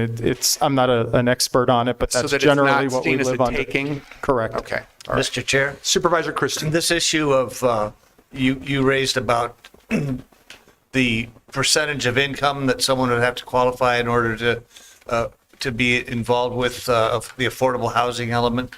And it was brought up that that is a very difficult issue to enforce, the enforceability of it. Mr. Jasinski, every kind of interaction that we've had on issues with District 4 residents, you've made it very clear that the DSD responds from a complaint basis. In other words, a neighbor is not happy with another neighbor and consequently files a complaint. Do you foresee that neighbors using this issue of affordability and the percentage required in order to qualify for this? How are you going to enforce that? And would we not be in a situation with neighbor accusing neighbor of situations, and it may not even have anything to do with the affordability issue as it might be in other areas, but using the affordability issue as a rationale to get at the neighbor? Chair Scott, Supervisor Christie, how prevalent this becomes is unknown. In our discussions with the city, these restricted affordable units have not occurred. I would expect, following a similar pattern in the county, that there'll be less, because the only type of scenario we would probably see these is when it's a third unit on a property. So if someone has already constructed their first two, now they want to add a third, that would be the restricted affordable. And so there's going to be a lot of data inputs to determine whether or not someone builds that third unit, but it would be complaint-based, like how we respond to complaints from constituents throughout the community for open storage, renting out a guest house, having parties at a house, things like that. It would fall under that category with our team. Thank you, Supervisor. Supervisor Kano. Chair Scott, I want to thank the Planning and Zoning Commission and our Development Services team, our county administration, for navigating a very complicated ordinance that ultimately Pima County has very little say on, because this is a state statute and a preemption that the legislature passed and that was signed into law. I say that because I also recognize the concerns from neighborhood residents in District 5 and throughout Pima County who are seeing the proliferation of ADUs transfer to short-term rentals and causing, hemorrhaging our ability to house people, because these properties stay vacant. They are, for many cases, not affordable, and we need to do something as a county to, within the ability that we have, which, as I want to reiterate, is limited, figure out a pathway forward about how we can ensure that Pima County residents have rights, that they have an enforcement process that they can trust in. But that discussion is really not the one before us today in this ordinance. And so I'm committed to continuing to work with neighborhood leaders to mirror what other municipalities throughout Arizona have done. I'm impressed with Prescott, but it's a city which operates under different authorities as well. And so I am supportive of the ordinance. And I'm also committed to continuing to figure out how neighbors and property owners who will absolutely see the impact of this ordinance have rights and have a process where they can ensure that their priorities are considered by our development services team and our county administration. Thanks. Thank you, Supervisor. Unless there are any further comments or questions from supervisors, I'm going to move to close the public hearing and approve. Hold on just a second. Approve ordinance number 2025-27 as amended from the dais and as amended in the as noted in the county administrator's memorandum attached to this item dated November 10th. I'll second. Can I ask a question, though? Of course. Go ahead, Supervisor. So is that including the 5-foot setback? It is, Supervisor. If you look at the if you look at the item, the administrator's memo of November 10th is attached, and it says, staff have worked with stakeholders in the Planning and Zoning Commission to develop the proposed zoning code text amendment, and it has the 4 bulleted items dealing with short-term rentals, side and rear yard setback, separation from main residence, and Pima County code regulations that still apply. Okay, then I can't second because I don't approve of that amendment. Sorry. So what I'm proposing is that the ordinance be adopted with the amendments that were made today by Supervisor Hines and the amendments that are noted in the county administrator's memo, which includes an attachment from Mr. Poirier. I'll second. All right, moved and seconded by Supervisor Kano. Discussion? All right, let's do it. We can do a roll call vote on approval of the ordinance as amended. Supervisor Allen? Yes. Supervisor Connell? Yes. Supervisor Christie? Yes. Supervisor Hines? Yes. Chair Scott? Yes.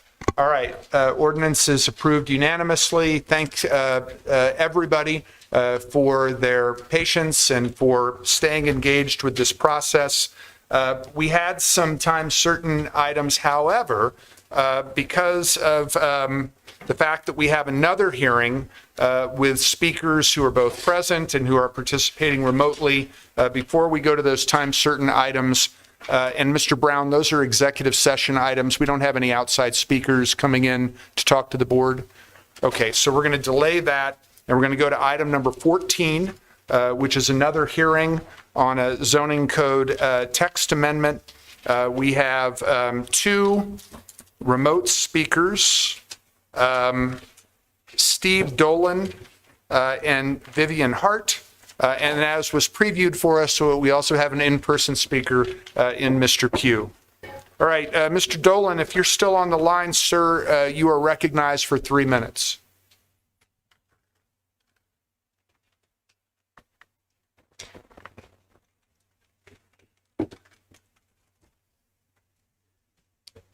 Do we have Mr. Dolan? Can you hear me? Yes, sir. Go ahead, Mr. Dolan. Okay. I'll try and be more clear this time. Honorable Chair, Vice Chair, and Board of Supervisors, my name is Steve Dolan, who lives in the Tucson Mountains, and I am a 50-year Tucson resident. I'm speaking again for the Tucson Mountains Association as a TMA board member. TMA thanks Development Services staff again for contacting us about both proposed text amendments for accessory dwelling units and this subdivision approval. A brief email of TMA comments opposing the proposed subdivision approval as written are in item 14, first attachment of 20 pages. We just discussed the Pima County proposed ADU ordinance and standards that was a mandate by the state of Arizona in a recent bill. Another state bill allows but does not mandate subdivision approval by Development Services. Some residential plat approvals seem administrative only. The Board of Supervisors may want to be involved when subdivisions are proposed in sensitive environments or neighborhoods in their district. The board may not want to grant all subdivision approval to Development Services. Neighborhood organizations and residents affected by new subdivisions have limited opportunities for knowledge of or input to the plat process. There may not be any public hearings for a proposed residential subdivision. To improve communication, information, and transparency, TMA requests Development Services to create a monthly plat status report with, at a minimum, the subdivision name, physical location, supervisor district number, Pima Prosperous Special Area name, number, or NA for not applicable, and status important dates or review steps. The report would be available for all Pima County residents to inform them about a proposed subdivision that could affect them. A monthly plat status report would help inform the public and could help the Board of Supervisors decide what subdivisions they want to be involved in the final plat approval and assurances. Thank you. Thank you, Mr. Dolan. We also have participating telephonically Vivian Hart. Ms. Hart, if you are online, you have 3 minutes to address the Board of Supervisors.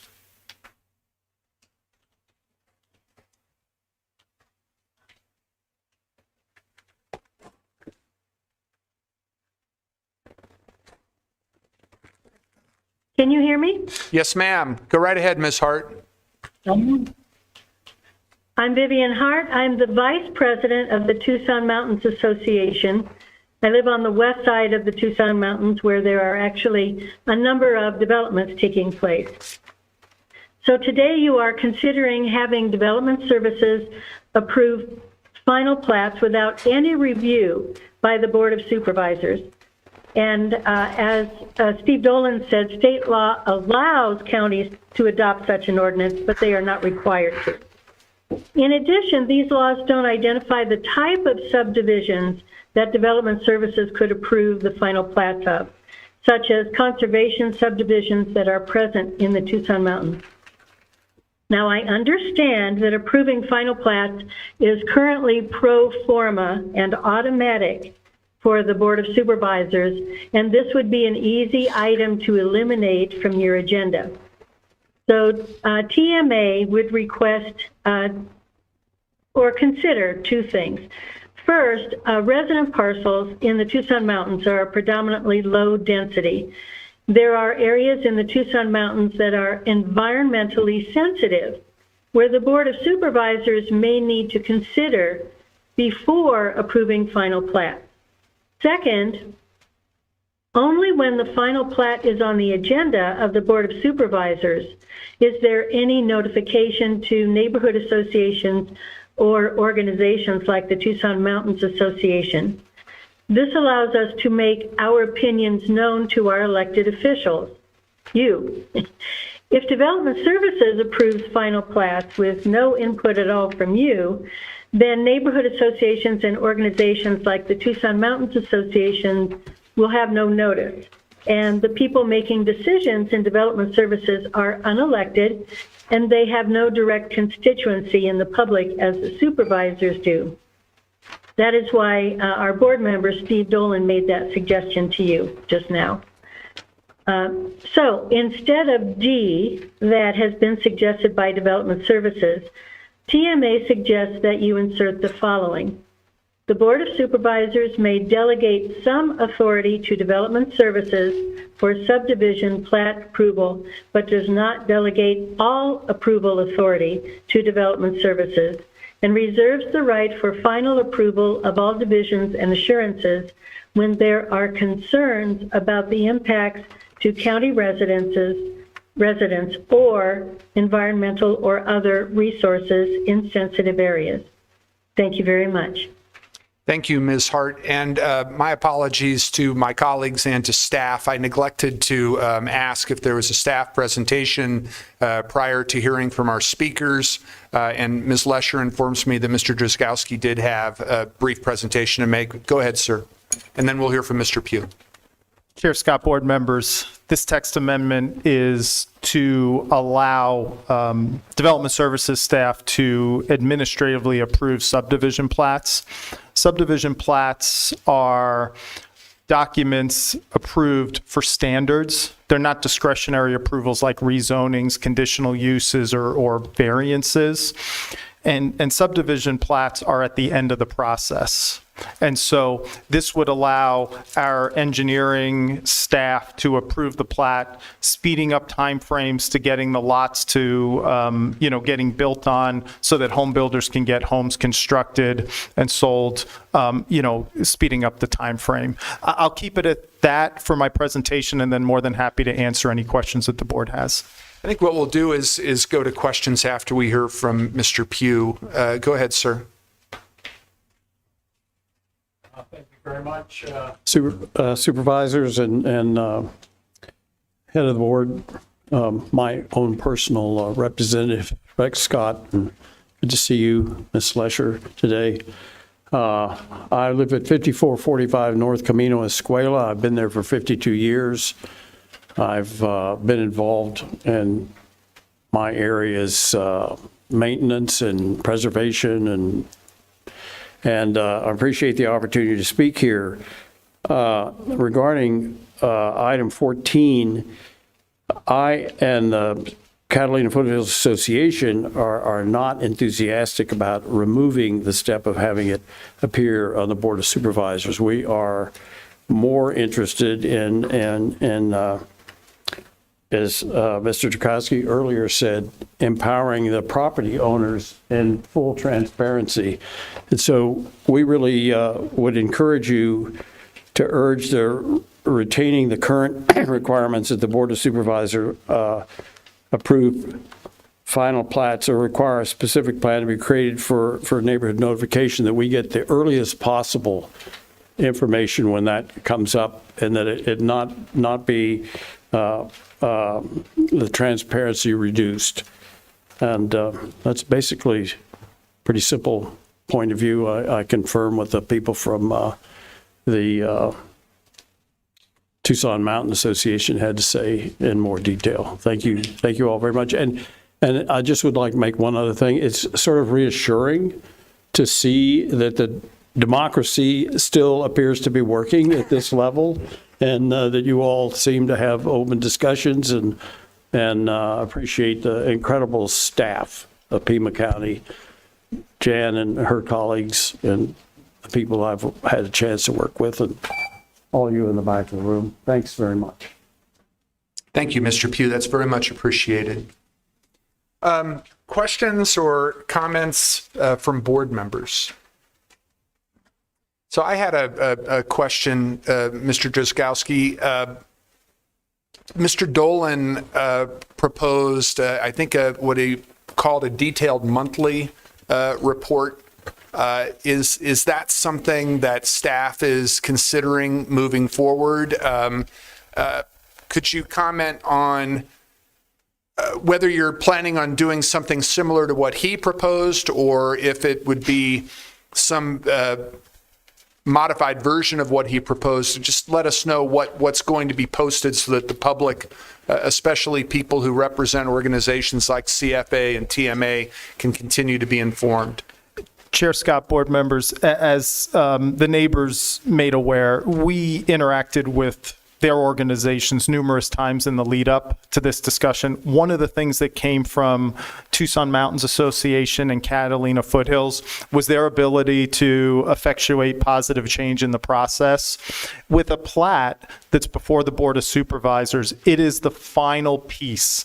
We have spent a year working with engineers, architects, drainage reports, and what you see before you at the end is the actual just final approval. So one of the things that came from our discussions, specifically with Catalina Foothills Group, is that they want to be involved as soon as they can in the process. So what our team developed over at Development Services is we've created a website that will show our tentative plats when they're coming in, and you'll be able to search those. You'll see it as a map, and it'll change as it goes through the process, so that Catalina Foothills and Tanque Verde Valley and the Southeast Regional Council, all of our organizations will be able to see the plats early in the process, where there can be a dialogue with the developer at that point before the final plat would be approved, where all of these documents have already been finalized. And so that's what we've developed with Development Services, and we're prepared to share that with our neighborhood groups. Thank you, sir. Supervisor Allen, I'm sorry, were you seeking recognition right before I asked that question? I mean, no, but you were sort of reading my mind. Telepathically, you knew I was going to get there. So thank you. You're very welcome. I did. I think I wanted to just say quickly, again, like the previous item, I appreciate the Development Services efforts to try to speed processes up, and that the county is not contributing to, or contributing less to building more affordable housing and getting development through the gate. And I think the question that I had was actually that question, because I think when we get the plats to approve, it does seem like there is there's a whole lot that has gone to arrive at that point, and very much interested in ensuring that neighborhood groups, community groups can get that information earlier, because at that point in the game, it is so late. And so it's all the ways in which we can inform neighborhoods, community groups early on so that they can be engaged at the outset, where their engagement can have the greatest impact. So I appreciate the website, and if there's anything else that we can do that can ensure that neighborhood groups get the earliest flag of things that are happening in their area, it would be appreciated. Thank you. Chair Scott, board members, what I'll do is make sure I reach out to each of the organizations. I'll have them in my office. I'll walk them through it. Mr. Dolan comes by all the time. I'll kind of go through the process, kind of show them what we've developed and how they can visualize stuff. Could we get that same breakdown that you're doing with the associations sent to each of the district offices? Chair Scott, we can do that. Thank you. All right. Any other questions or comments from board members? Supervisor Christie. No, I'm just prepared. Oh, I'm sorry. Okay. All right. In that case, I will move to close the public hearing and approve ordinance number 2025-30. Second. Moved and seconded by Supervisor Allen. Discussion. All those in favor indicate by saying aye. Aye. Any opposed? That passes 5-0. Before we do our time certain items, just because it's on the same page and it's under development services, there's a item number 15 that is in District 3. Supervisor Allen. I would move the item. And close the public hearing? And close that public hearing. I'll second. Unless there is anyone here to speak at the hearing. Yes. All right. So the clerk is asking if you will move not only to close the public hearing, but approve ordinance number 2025-31. I will, in fact, move to close the public hearing and to approve ordinance number 2025-31. And I'll second. Discussion. All those in favor indicate by saying aye. Aye. Any opposed? Okay, that item passes unanimously. Mr. Chairman, Supervisor Christie. in the spirit of bundling, may I make a quick suggestion that we address items 24 through 33 together? Supervisor, you are asking that we approve items 24 through 33. Correct. I do know that there is a presentation that we have for item number 27, the monthly financial update. Well, excluding that. Okay. And go ahead, Supervisor Allen. I would also want to exclude item 26. Okay. Because there's an attorney who's here to answer questions? Yeah, Okay. and it's a little more complicated. And then I would just want to say a couple comments on 29 and 28. And I would point out that 29 requires a unanimous vote of the board. So Supervisor Christie, could we do 24, 25,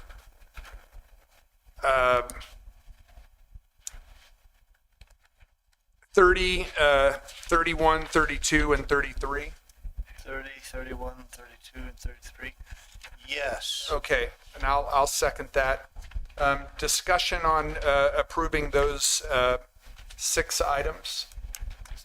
All in favor indicate by saying aye. Aye. Any opposed? We're going to come back to 26 for the reasons cited by Supervisor Allen. We're also going to come back to 27. I will go ahead and move item number 28, but Supervisor Allen had some comments she wanted to make. But would you second item number 28? Second. Okay, so item number 28 is moved and seconded. Supervisor Allen. Well, this is something that this board cannot change ourselves, but it is something that I would urge that we direct our lobbyists to address. You know, the system for justices in more rural areas of the county, it doesn't work, right? This sort of pay system for the JPs. JP Precinct 3 will naturally have less cases than justices in the consolidated courts due to really big differences in population density. So, and more of a rural justices face challenges that the justices in the consolidated dense areas that just simply don't experience. So for example, at the Judge Williams in the Ajo court, up until just recently, had been affected by power outages and just recently got a generator, as was approved by the board, a backup generator to ensure that they have electricity. Up until just recently, the Ajo court didn't have a telecommunications video capacity, despite the fact that, and again, that was thanks to then Supervisor Dr. Lee, I think in pushing that through and working with county staff to make that happen. But the JP3, it's a lot of the folks that that come to the court there are folks that are passing through Ajo. So having the video court is really essential for Judge Williams to be able to move through their caseload.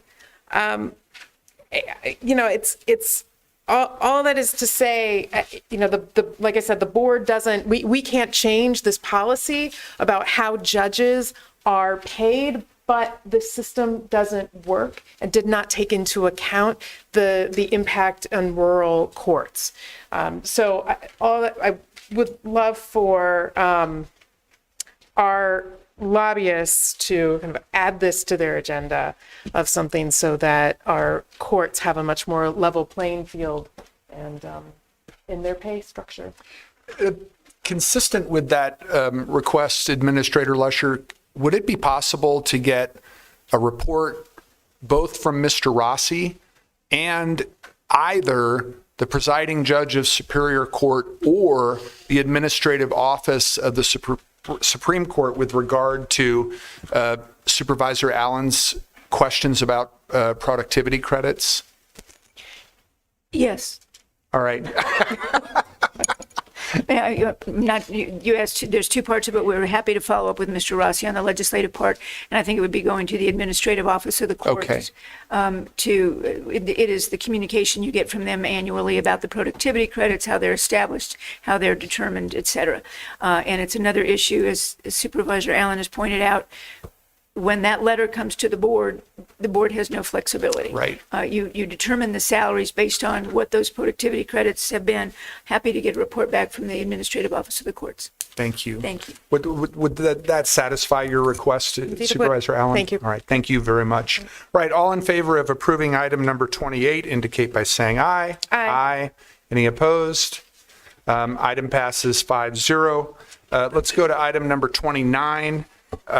This item requires unanimous vote of approval for the board. It's donation of surplus property. I'll move the item.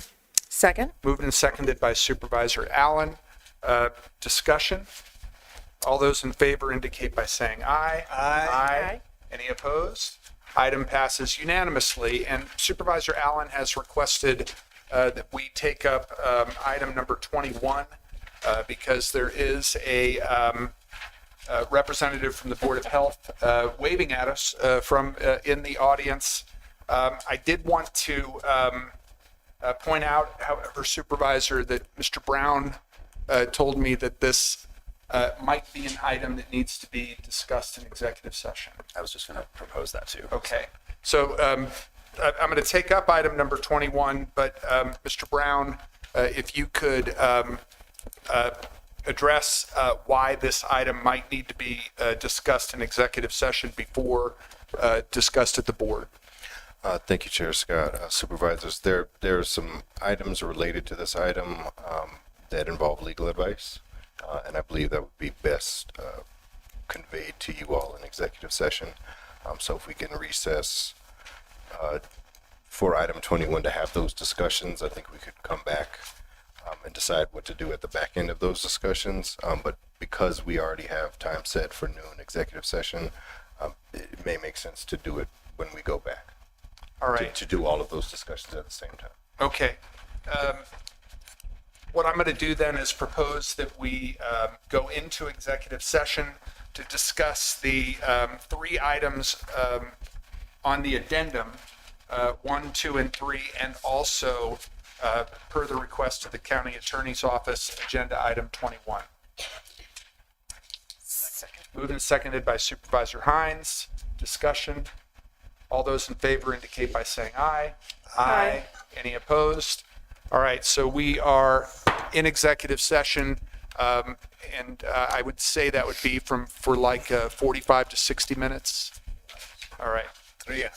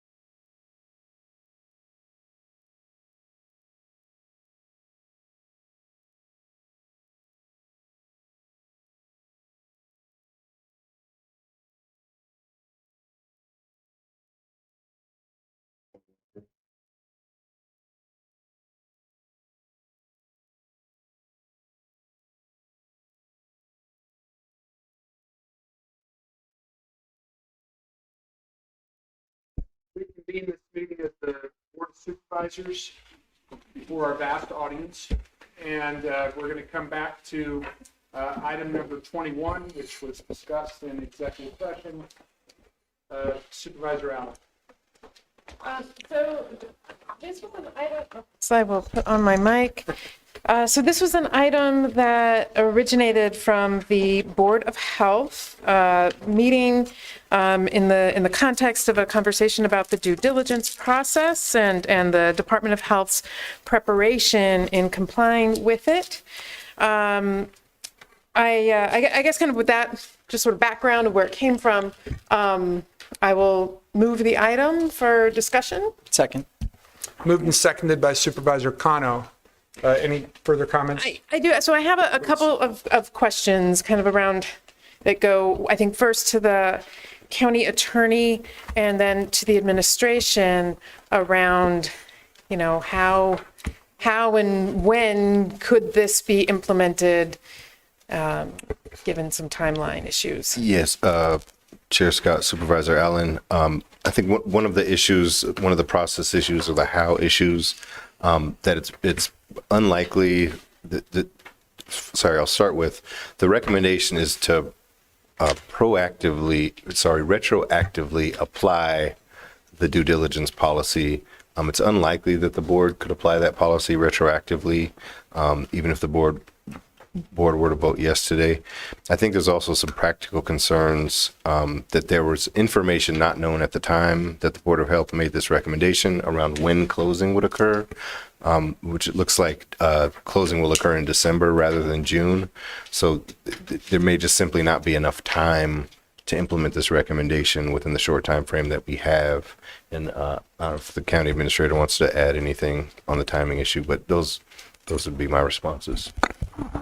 Thank you. And Chair Scott and Supervisor Allen, it is the timing that's the concern. I understand the intent of the Board of Health desire to accomplish a full evaluation of the health impacts. I do not see our ability to get it done between now and the December closing date. I believe that when the Board of Health took this action and stated that there was the belief was we had until June to accomplish this process. We do not, and I don't believe that we have on staff the ability to get this done on time. Thank you. Any other questions or comments from board members? Supervisor Kano? Thank you, Chair Scott. I want to thank my colleague from District 3 for bringing this item to the board's consideration. It is not forgotten that the recommendation from the Board of Health was unanimous for this board to consider looking at the public health implications related to Project Blue. I am disappointed, but not surprised that we face another roadblock from our lawyers and from county administration on trying to mitigate what we know will be unprecedented impact to our region because of the data center that we are considering. I look forward to the county administrator providing us with a framework for how we can ensure that when we are discussing economic development projects that we are working in partnership with our volunteer, citizen-driven Board of Health to be able to bring informed decisions to this body. And I also believe that we have to continue looking for ways to improve our processes internally with our departments. Departments like the Department of Environmental Quality, Development Services, all of the stakeholders that should be involved in the discussion leading up to a recommendation to the board that did not happen in June and in subsequent meetings since then, since the vote to proceed with Project Blue. It is my opinion that we continue to do this in reverse order, and because of that, we get responses such as the one that we've just heard, which is too late, too bad, so sad, and I believe the public deserves better. Thank you, Supervisor. Any other comments or questions from board members? Right, let's do a roll call vote. Ms. Manriquez? Supervisor Allen? Yes. Supervisor Cano? Yes. Supervisor Christie? No. Supervisor Hines? No. Chair Scott? No. Item is defeated by a vote of 3-2 with Supervisors Allen and Kano in favor.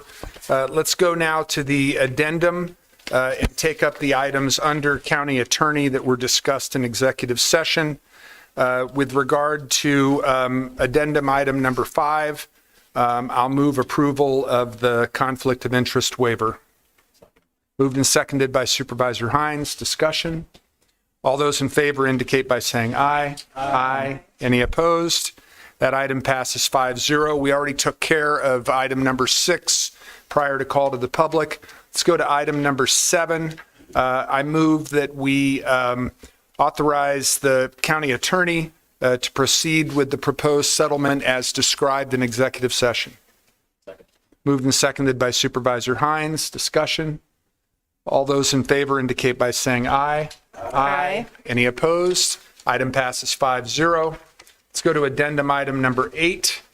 I will move that we continue this item to the February 3rd meeting of the Board of Supervisors. Second. Moved and seconded by Supervisor Kano. All those, I'm sorry, discussion? All those in favor indicate by saying aye. Aye. Any opposed? That item passes unanimously. Yes, thank you. Thank you, Ms. Manriquez. Yeah, and I neglected to mention when we came out of executive session that the addendum items 1, 2, and 3 were for information only. Let's do this since we have staff who are here to do presentations. Why don't we go to item number 22, climate action plan for county operations, and then we'll do after that item number 23, Pima County strategic plan. Administrator Lesher. Thank you very much, Chair Scott and members of the board. Senior Advisor Sarah Davis is here to walk through some highlights of the plan, and I want to thank the board for their assistance and direction in that when we brought this forward, I think it was an outstanding plan. I think it has been made better by significant items related to implementation that we will share with you today, but I would be remiss if I did not also acknowledge, I cannot by name, there are too many, the 50-some people who participate in the in Pima Can, the county's operations that brought you the report you see before you today. So thank you. Ms. Davis. Chair Scott, members of the board, Administrator Lesher, it is an honor to be here and present the augmented climate action plan for county operations for you today, which includes an expanded implementation plan, which is really the roadmap for the next 5 years. So we'll get right into it. Next slide. As presented in the prior updates to the board, the CAPCO is inclusive of the major priority and focus areas presented in its predecessor plan, the Sustainable Action Plan for County Operations, specifically carbon, water, landscapes, materials, and workforce, and enhances the plan priority area to further expand our adaptation work in extreme heat and invasive species and wildfire mitigation. The plan priorities are rooted in mitigation, adaptation, and resilience framework, ensuring that community climate and sustainability resilience, including public health, sustainable economic development, and economic vitality, and workforce growth underpin each of these priority areas, goals, and implementation strategies, which is what you saw in the plan on October 21st. Next slide, please. Just to recall the amazing commitment of the Pima County Board of Supervisors over the years. The Board of Supervisors has approved 4 climate and sustainability resolutions that commit the county to climate action, and most recently the May 6th approval of Resolution 2025-11, which details not only the expansion of the sustainability priorities included in the SAPCO to the plan, the CAPCO plan that you have before you today, to include the new elements, but it commits the county to new carbon emission goal of 60% below 2021 levels to strive for net zero in 2050. The board commitment has resulted in a series of pivotal climate plans over the years, including the SAPCO, the EPA grant-funded Priority Climate Action Plan, and the recently submitted Comprehensive Climate Action Plan. And for your consideration today, the expanded Climate Action Plan for county operations. In concert with today's consideration, as of December 1st, our Pima County Department of Environmental Quality submitted their Comprehensive Climate Action Plan, which is a result of shared jurisdictional and community partnership support to commit to the shared economy-wide carbon emission reduction goal of that 60% below 2021 levels. The CAPCO plan for consideration by the board today is a document that champions the county operations, accountability to the new targets, and well-established long-standing commitments to sustainability, conservation, and environmental stewardship across county leadership and the Pima County Board of Supervisors. As directed by the Board of Supervisors, the CAPCO is now enhanced to include an implementation plan to the original document. The implementation plan further details previously proposed implementation strategies, but also includes year-over-year detail, baseline data, planning goals, and it is anticipated that the implementation component of the CAPCO will be updated at least annually as the work in years 1 and 2 begin to frame the strategic opportunities in the latter years of the plan. Next slide, please. So as directed by the board on October 21st, the climate teams present to you the partner document to the CAPCO. This is the roadmap by which we achieve the goals set forth in the climate plan. The implementation plan is rooted in evaluative strategies and continuous quality improvement to further align data-driven baselines, historical data trends, and innovation to inform the upcoming 5-year annual strategies and performance goals. The implementation plan adds detail on the working groups, specifically department leads charged with implementing the strategies within this plan, and it details the timelines of each activity year over year throughout the CAPCO, often with some years informing subsequent years. Included in the implementation plan are metrics and goals associated with each of those implementation strategies and the goals of which we want to achieve certain new data elements and new data goals within those activity timelines, and our regular reporting commitment to the Board of Supervisors and the public.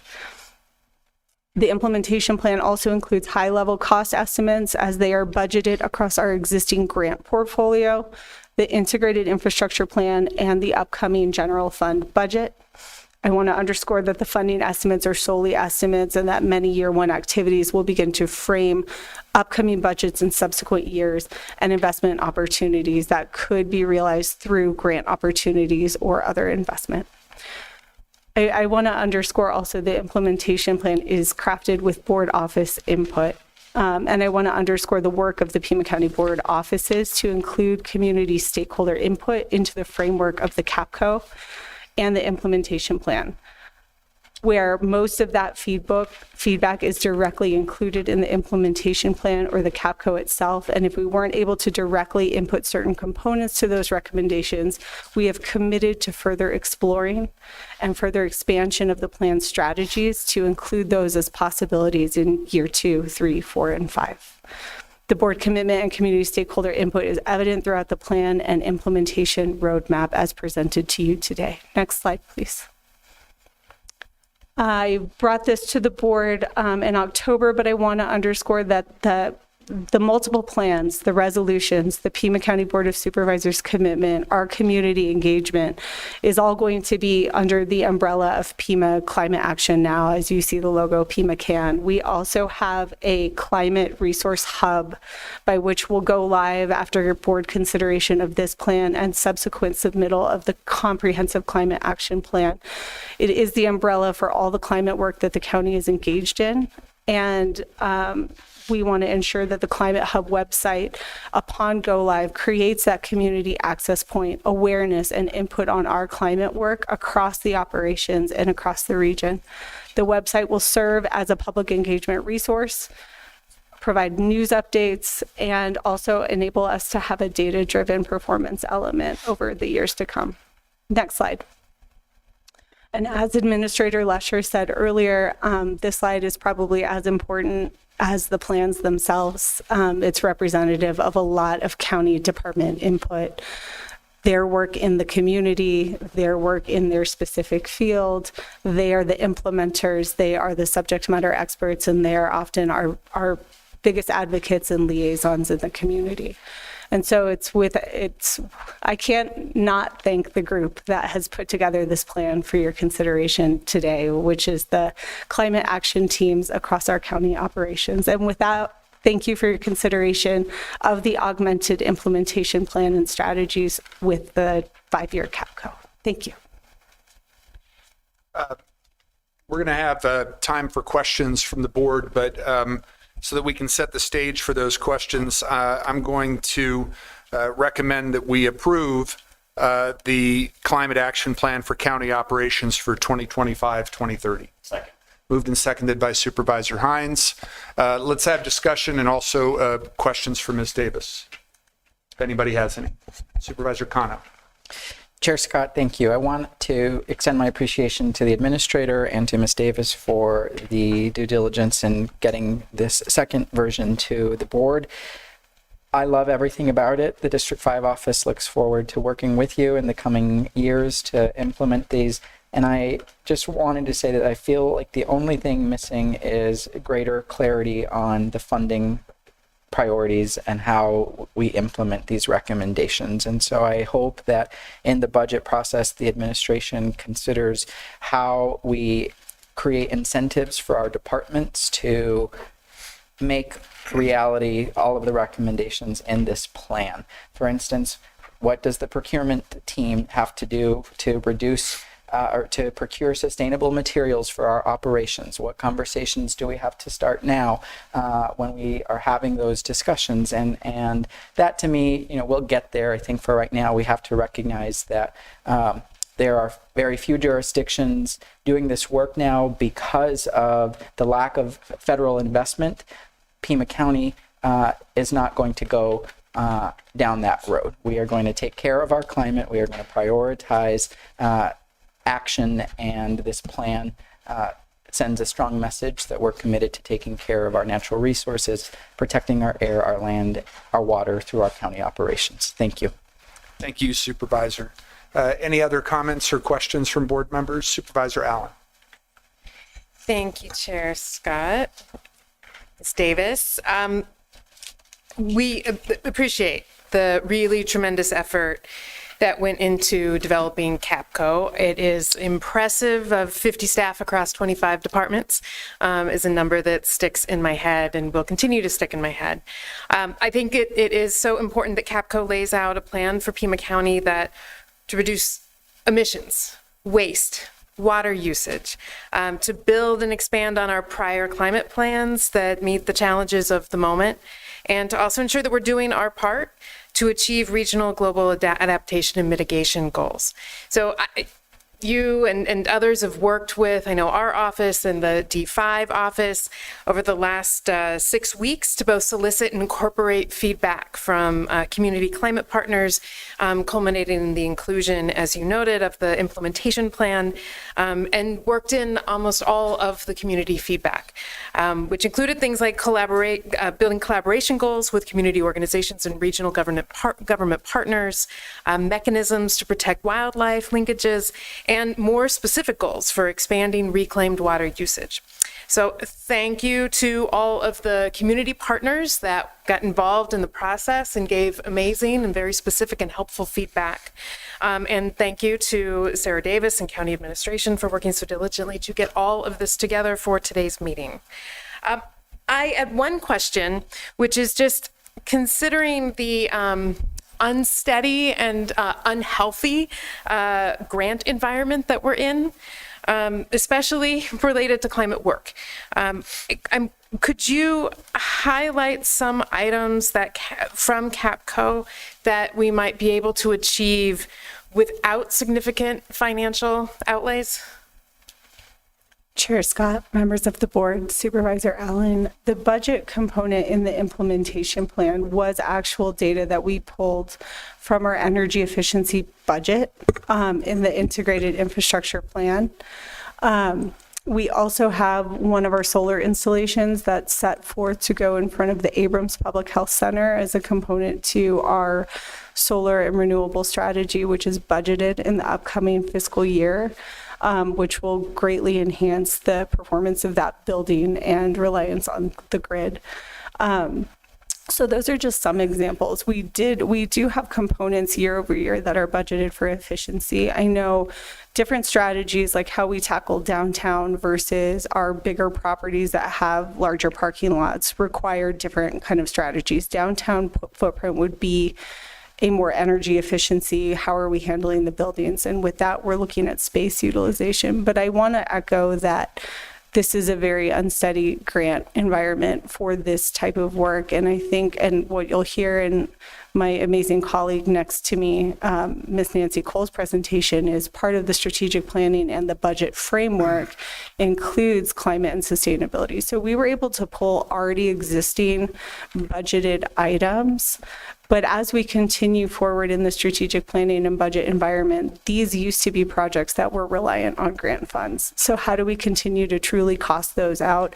And that's why the implementation plan is so clearly dedicated to like a lot of year one deep diving and potential cost estimates to come up with what would, and just taking carbon as an example, because we've got landscapes, we've got water, we've got really exciting stuff happening in green infrastructure planning and heat island, and how do we use that data to make the right decisions and the right investment strategies within our budget framework as budget allows and as already exists in our integrated infrastructure plan. But Deputy County Administrator DeBonis, do you want to add anything to that?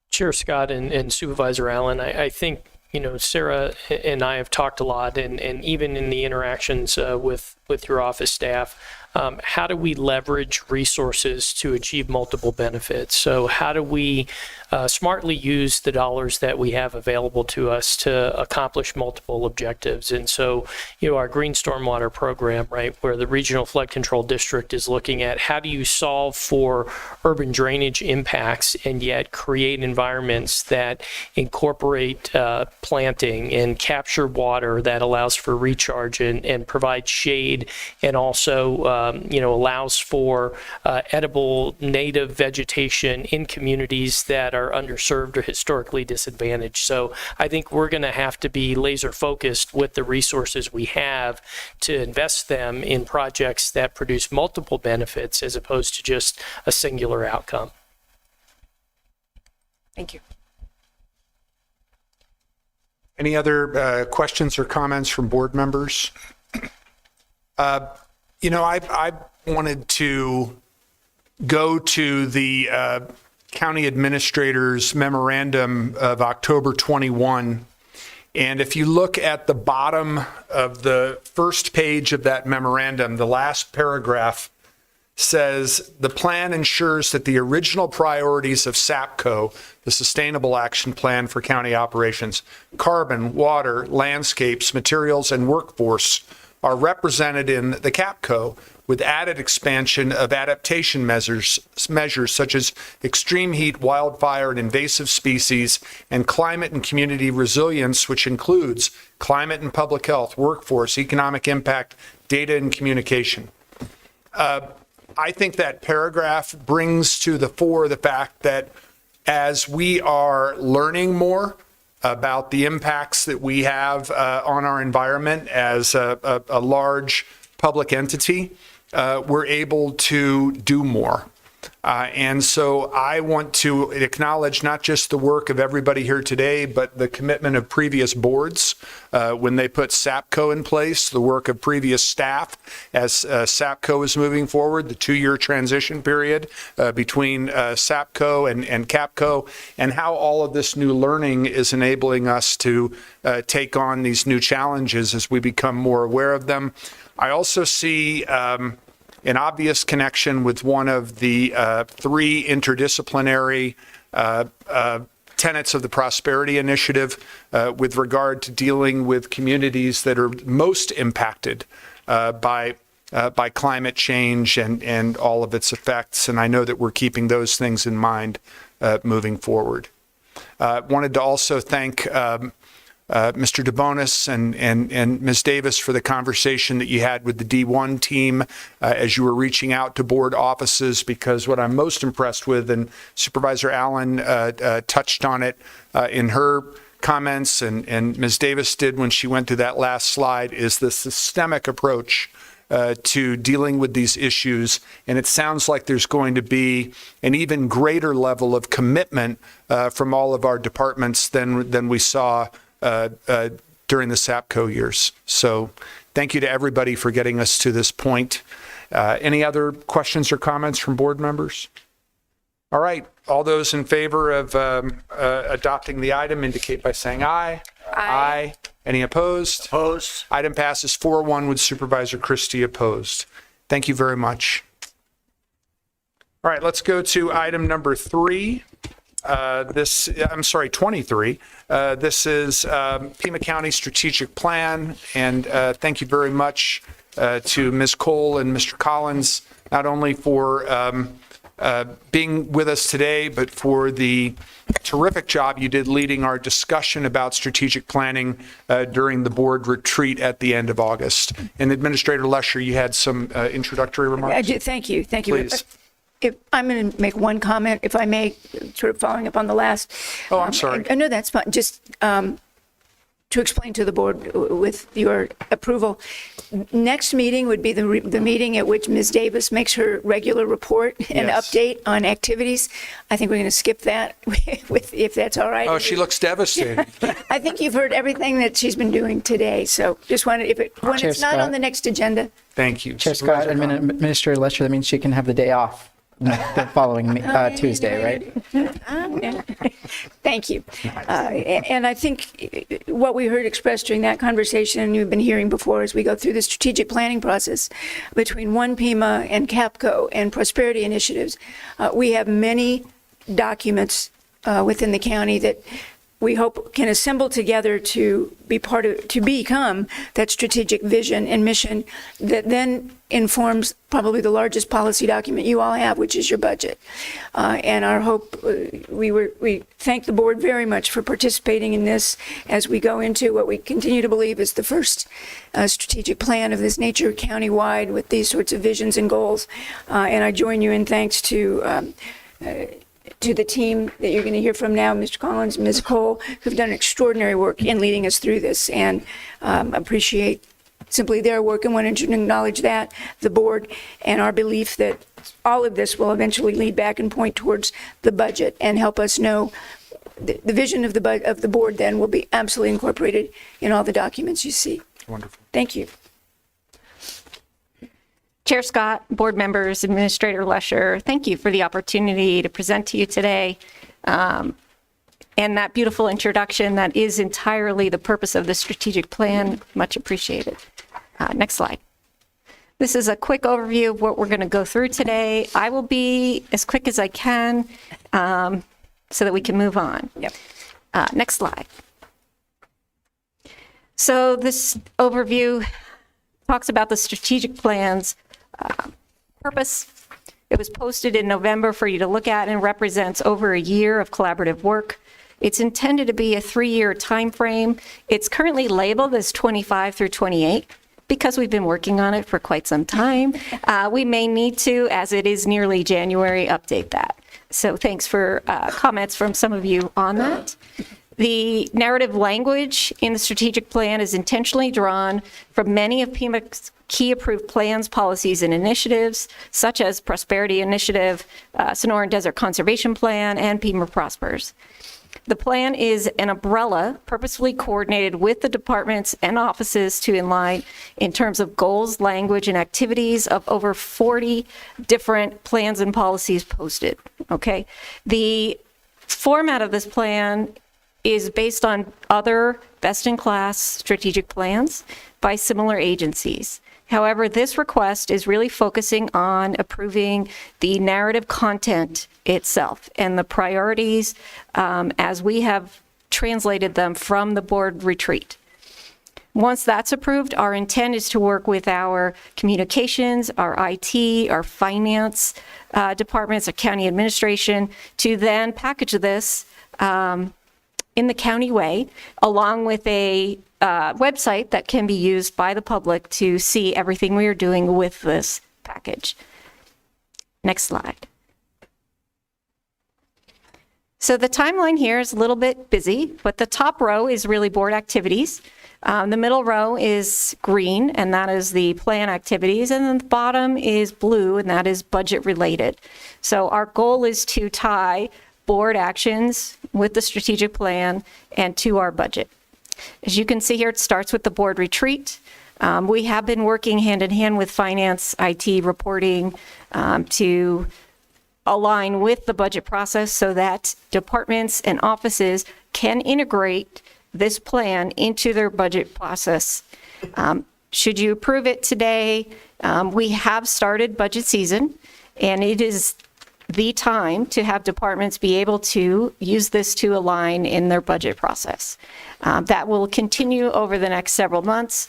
Per the finance schedule, they have noted a deadline of approximately, mid-February to have this ready for a board study session. I don't know how that aligns with your current calendar. That'll come up. We'll make adjustments. And then once it goes through that, we should be informed, able to make changes as needed, and then have the final strategic plan with an action plan, with a website ready to go concurrently with the budget presentation in April, I think, is when we turn it in. Okay, next slide. The strategic plan is intended to directly tie to that county budget by applying tactics to cost centers. And tactics roll up into strategies, goals, and pillars.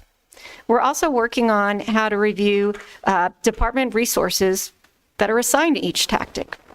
So once we have this entered into our financial system, we can use reporting. This is an example that will be able to have us drill down from a county level, from a department level, from a cost center level, and look at any of those different areas. So we should be able to go from one direction to the other, to flip and look at where tactics are all being worked on by these departments in these areas, in these cost centers, and that allows us to begin to see synergy. It would be the first time that we've really correlated what the goal of the funds we have are across the county, and not necessarily just within a single department at a time. And these have been coordinated through things like CAPCO or our heat ordinance. Any of those things are already interdisciplinary across departments, but this will give us the opportunity to really highlight and communicate to the public where those cross strategies occur. All right, I just want to also remind you that some of our largest county expenses are mandated. So all this, although we'll get a lot of information from this tracking, some of it will be able to guide us in prioritizing where we put our money. Some of it, as always, will still be required to be spent in the manner it is. I expect that as we mature, we'll be able to more finely tune how they are shown in the budget so that we can respond to prioritization requests. All right, next slide. So just going to walk you through an example. What you have here are images from our recommended budget and our adopted budget, recommended being the April, adopted being later in the year. And this is for this current budget year. It is the Canoa Ranch in lieu fee program, which is within flood control, right? And as you can see here, we already include in here service description, goals, objectives. We have performance measures. We talk about how they're going to benefit the public, where we're spending our resources, where our challenges are. So the framework for this budget report already has the ability to be integrated with our strategic plan. Right? In this particular example, let's go to the next page. Here we can see in a little bit more detail, it has the description. We've got goals and objectives. We have performance measures. We have what those performance measures are. We have looking back, looking forward. So this can become the framework of the action plan. It would be literally from the budget. It would be during the budget process. It'd be approved by the board, created by county administration and departments. And then what's missing from this in this current year is the actual tactics, the tie to a strategic plan. And should we approve this today, we could be able to begin using that language in this current budget season for fiscal year 27. All right, example here shows the in lieu fee program is developed to plan, design, construct, and maintain ecosystem restoration areas under an agreement with the U.S. Army Corps of Engineers. All right, next slide. So how would we align that with your priorities? So if we look at what this is doing, it's enhancing that floodplain ecosystem.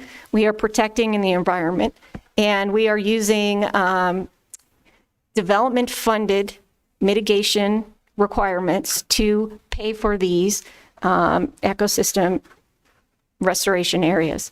So if you look at that, it aligns with most closely the conservation and sustainability area, and in particular, those three highlighted priorities that we had gotten from your presentation in August. It also does tie to infrastructure and growth, where we are saying that we are intentionally looking to hold developers responsible, that, if there are impacts, we are going to mitigate, and we're going to use that mitigation on our own resources in a way where we're pooling money from multiple sources to get the best bang for our buck.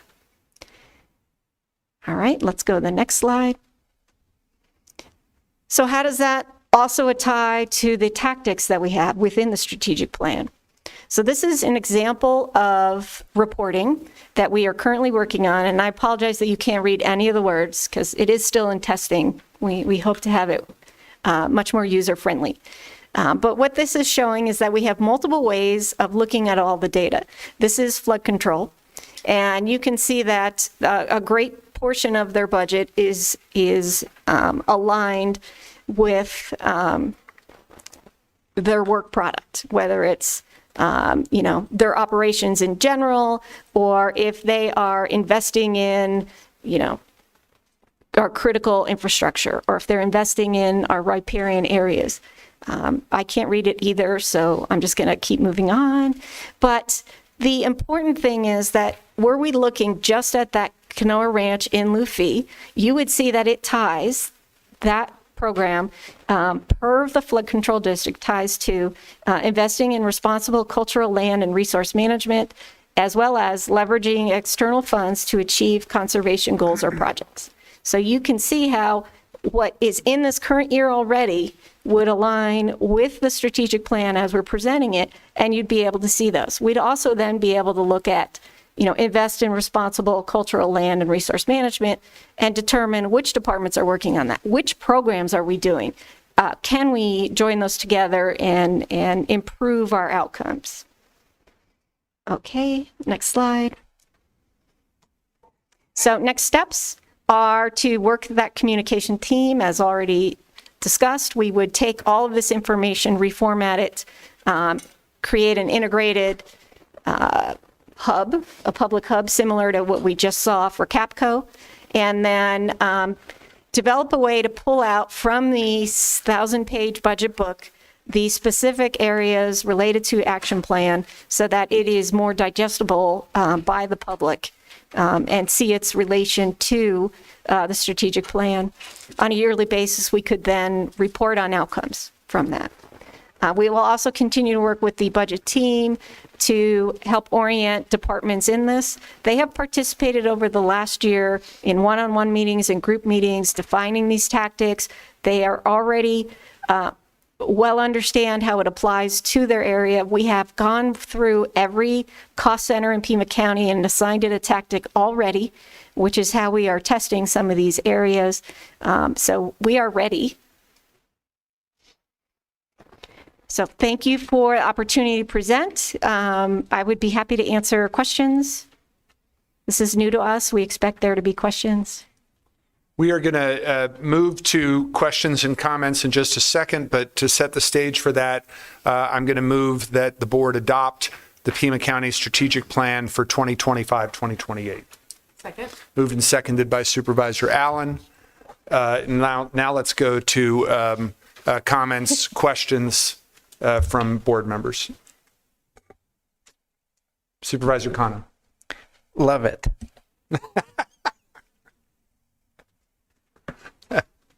Thank you, Supervisor.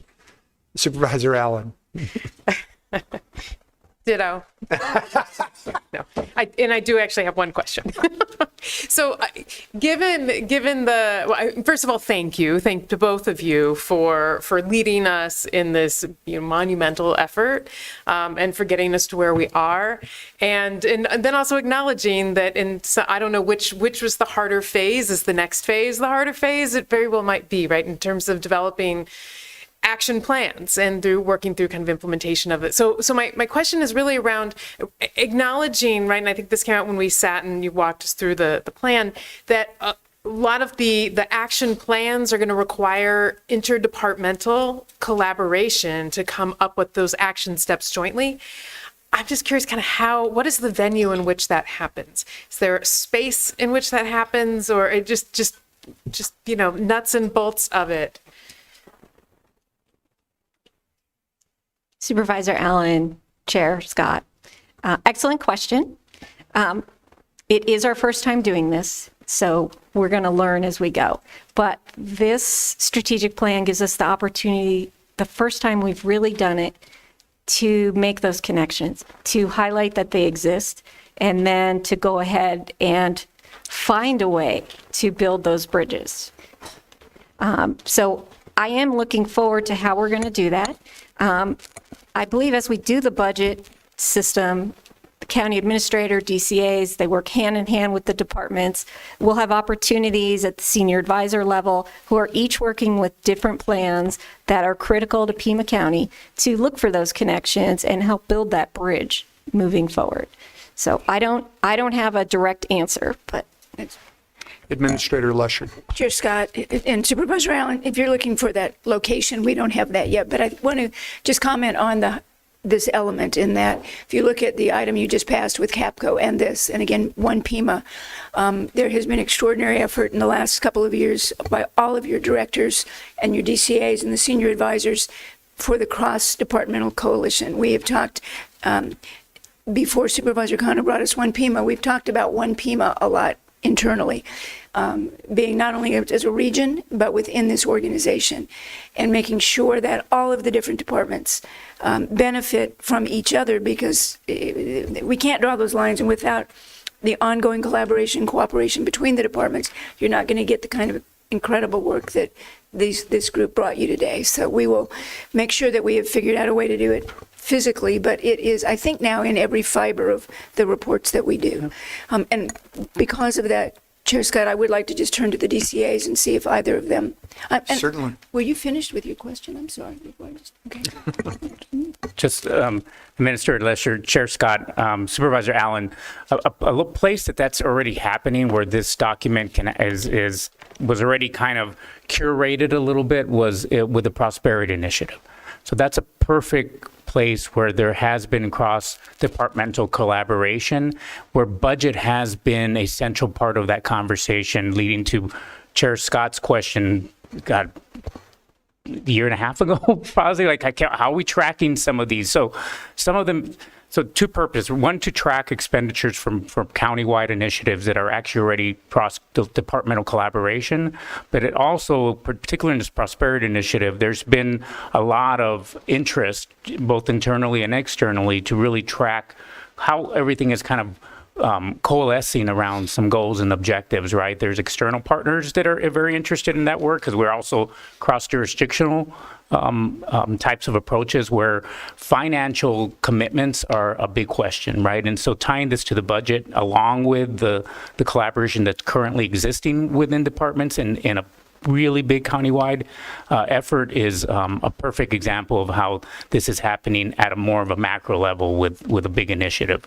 If you take kind of smaller level kind of initiatives in that space, particularly we've been working with Department of Health in the opioid space, right? That's still cross-departmental collaboration. We just haven't really had a location by which we're able to track some of these initiatives. So if there's a question from the dais, from the board saying, who's working on this and what's examples of this? Although we've produced documents, it hasn't really manifested into some goals and objectives and tactics that I think could be part of that evolution and iterations as we bring forward to the board. Anything you wanted to add, Mr. DeBonis? I'll just add my thanks to Nancy and the team of directors. I think in addition to the work that the board did during the retreat and the input that was provided, this was an opportunity to engage with departments around this whole framework. And I think by seeing it visually and having conversations on a regular basis, it becomes part of the fabric of what we do. So I think that departments are very excited about the opportunity. They're seeing connections that maybe weren't readily apparent, and they've had reinforcement of those that they already knew existed. So looking forward to the next stages. Thank you very much. Any other questions or comments from board members? I had a request, and it's following up actually on the questions that you had, Supervisor Allen, with regard to action planning. If we look at the cover memorandum that came to the board under the section that says strategic plan versus action plan, the third bullet in that section says that directors will be developing these plans during the annual budget cycle and that they'll include resource needs and performance metrics. And I'm sure they'll be developing those resource needs and performance metrics in consultation with Ms. Lesher or Mr. DeBonis or Mr. Holmes. I think it would be really instructive for the board to get a glimpse of how different departments, perhaps one department under each one of you, developed those resource needs and performance metrics. That might give us a snapshot of how the action plans are helping to flesh out the broader goals of the strategic plan. Thank you. All right. All those in favor of adopting the strategic plan for 2025 to 2028, see, I slowed down just so you could get here, indicate by saying aye. Aye. Any opposed? Opposed. Item passes 4-1 with Supervisor Christie opposed. Thank you again to Ms. Cole and your silent partner, Mr. Collins. All right. Let's go now on that same page to item number 26. It's unfinished business under Finance and Risk Management, Board of Directors for the Ajo Domestic Water Improvement District. I'm going to turn it over first to Supervisor Allen, given that Ajo is within District 3. Well, thank you. I think that this item was continued because there is some question, some uncertainty as to what authority we have in relation to the board and just appointing the members. So with that, I will pass it over to Deputy County Attorney Brown. Thank you. Hey, Chair Scott. Mr. Brown. Chair Scott, Supervisor Allen. One of the concerns is we're not clear that the statute gives the board the authority to appoint. Even though this is a very unique situation, and I've spoken to an attorney who's working with some of these folks out in Ajo, we've sort of gone back and forth on what the right path is. We believe that sort of the best path may be for the board to revoke the Board of Supervisors to revoke the authority of the Ajo District Board. That district board does not have a quorum, so it is unable to call for elections. It is unable to do the business officially that it needs to do. But if the Board of Supervisors were to revoke that authority and take on that role until such time as it can be reformed or call an election, there needs to be an official body that takes some of those official actions. So that would be our recommendation. Yes. Chair Scott. Please. So, this board has been voluntarily running the water service, which includes everything from the volunteers going to the post office box and picking up water users payments and following up and letting people know in person. There's 150, I think, water users. They reach out to people individually and call them up or knock on their door and say, hey, you know, water payments due last week. I guess I in that scenario in which we sort of abolish the board, and in between the time of the whatever that next step is to reconstitute it, who is my office doing that work? That's a great question, Supervisor Allen. I think our recommendation would be to ask the county administrator to investigate and come back with recommendations at the next board meeting. We would hope that these volunteers who've been doing this work for many, many months and years would give us an opportunity to make a plan. But at this point, just the concerns about appointing where the statute clearly calls for elections is problematic. So can you make the recommendation for the board more clear in a motion, or did you already know that motion, Supervisor? 'Cause I'm not clear on it. No, I'm not clear. Maybe one more time while I sip my caffeinated beverage. That the motion would be that the Board of Supervisors would revoke the authority of the Ajo DWID and would take on that authority and that role so that it can decide what to do next. I don't want to box in what the options are, but the board as it sits as other boards would sit as the DWID until it can be reconstituted or some other option. And direct county administrator to come back with a plan in 2 weeks for the actual operations of the district. If you will move that, I will second it.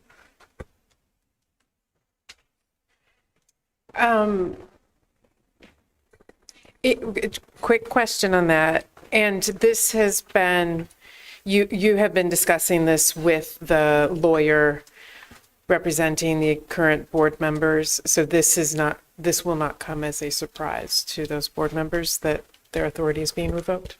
I can't say that for sure, Supervisor Allen. We could continue this item to the 16th and maintain the status quo. If we wanted to make sure that we had the proper communication with all parties involved, I think that would be fine. The main concern is just that we are not appointing contrary to state statute. Okay. And then final question,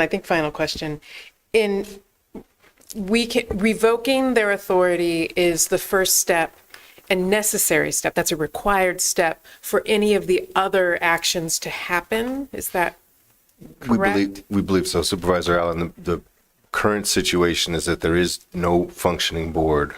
They don't have members, they don't have a quorum, they can't act officially. And if the Board of Supervisors were to revoke their authority and assume that function, the Board of Supervisors could then act in an official capacity with various options that may be presented by the county administrator. Okay. So let me try to make a motion here that is coherent. I would move that we revoke the authority of the Ajo Water Improvement District and that the board assume authority of that district and direct the county administrator to determine next steps in as quickly as possible. Second.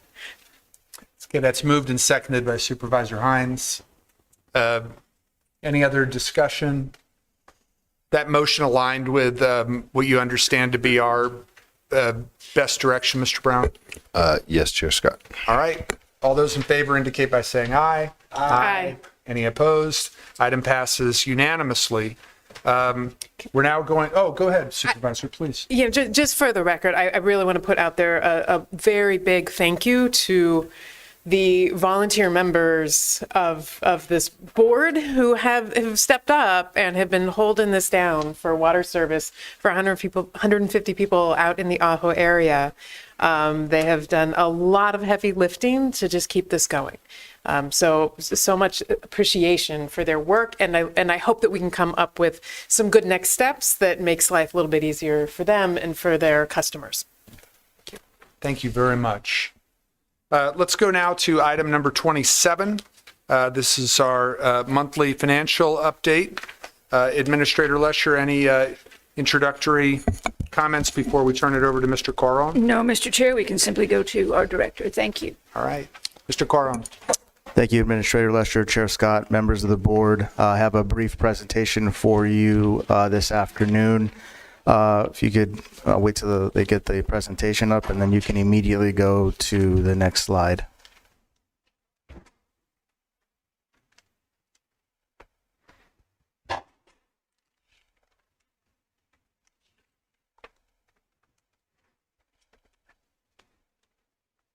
All right. So as I mentioned at our last meeting, we appreciate the ability to come to you on the first meeting of the month.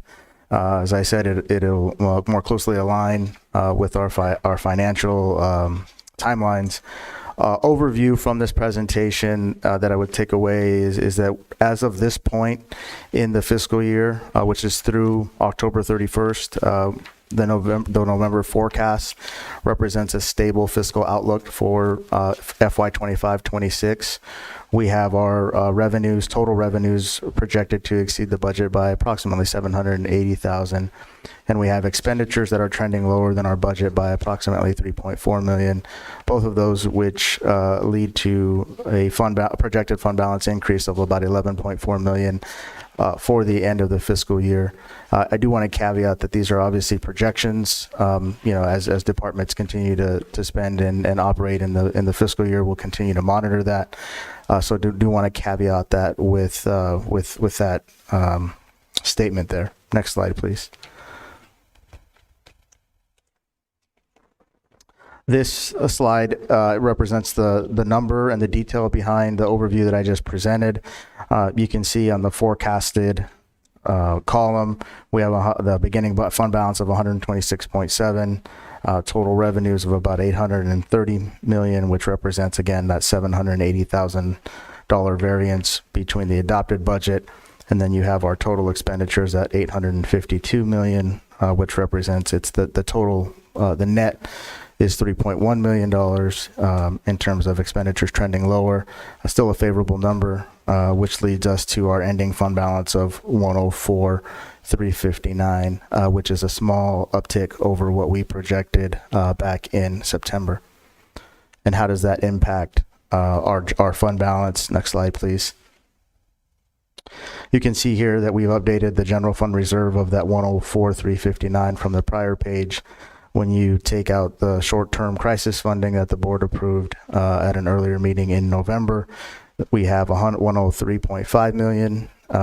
When you take out the required reserve this year of 92 million, you can see that the available unrestricted fund balance based upon the October actuals and the November forecast of $11.4 million here. As we look at 2027, we take that 103,520, compare that to our required reserve moving back to the 17%, and we're a little bit ahead based upon our estimations of where our reserve is going to be required to be in 2027. So we're about 153 to the good as of the October financials with the November forecast. Next slide, please. We have here our general fund contingency. There hasn't been any change to this in the couple of months that we've been monitoring this. There's still $894,000 available for use this fiscal year. With that, Mr. Chair, that concludes my prepared remarks. I'll be happy to answer any questions the board may have. Questions or comments from board members? Mr. Coron, just wanted to thank you not only for your presentation today, but for the memo that you and Ms. Lesher put together that previewed the presentation. Thank you. You're welcome. Thank you. All right. Let's go to page 3. And sitting as both the Flood Control District Board and the Verano Community Facilities District Board, I'm going to move approval of items 9 and 10. Second. Moved and seconded by Supervisor Christie. Discussion? Supervisor Cano, did you have? Go ahead, please, sir. Yes, thank you, Chair Scott. Related to item number 9, I just wanted to reiterate that our county is taking cleanup of our public spaces, our loop, very seriously, and this is already the One Pima initiative in motion. And I want to thank the county administrator for committing to expediting the deployment of this incredible, critically important service to the people of Pima County. Thank you. Thank you, Supervisor. All those in favor of approving items 9 and 10 indicate by saying aye. Aye. Any opposed? Those items pass unanimously. Let's go to the bottom of that page, and we have 2 hearings under franchise license permit. Assuming there is nobody here to speak to either of those 2 items, I'm going to move that we close both hearings and approve the liquor license under number 11 and the permanent extension of premises/patio permit under number 12. Moved and seconded by Supervisor Hines. Discussion? All those in favor indicate by saying aye. Aye. Any opposed? Those items pass unanimously. On page 5, we're going to come back to item number 18, but let's, for now, deal with the consent calendar. I will move approval of the consent calendar as submitted. Second. Moved and seconded by a bunch of you. I feel like I don't have to vote. I'm going to say seconded by Supervisor Allen since she's the vice chair. Discussion. Supervisor Christie? Could we please pull items 1 and 4? Certainly. We're going to pull those 2 items, and then I'll move approval of the consent calendar separate from those 2 items. And will you still second that? All right, thank you. All right, all those in favor indicate by saying aye. Aye. Aye. Any opposed? All right, those items pass unanimously. Now let's go to items 1 and 4 on the consent calendar. Number 1 is Casa Maria Tucson to provide an affordable housing gap funding agreement for El Camino Affordable Housing Project. I will move that item. Second. Moved and seconded by Supervisor Hines. Discussion? All those in favor indicate by saying aye. Aye. Opposed? Opposed. Item passes 4-1 with Supervisor Christie opposed. The other one is Tucson Medical Center. This is item number 4. Tucson Medical Center Amendment number 2 to provide for TMC emergency room enhancements and amend contractual language. I'll move that item. Second. Moved and seconded by Supervisor Cano. Discussion? All those in favor indicate by saying aye. Aye. Any opposed? Opposed. Item passes 4-1 with Supervisor Christie opposed.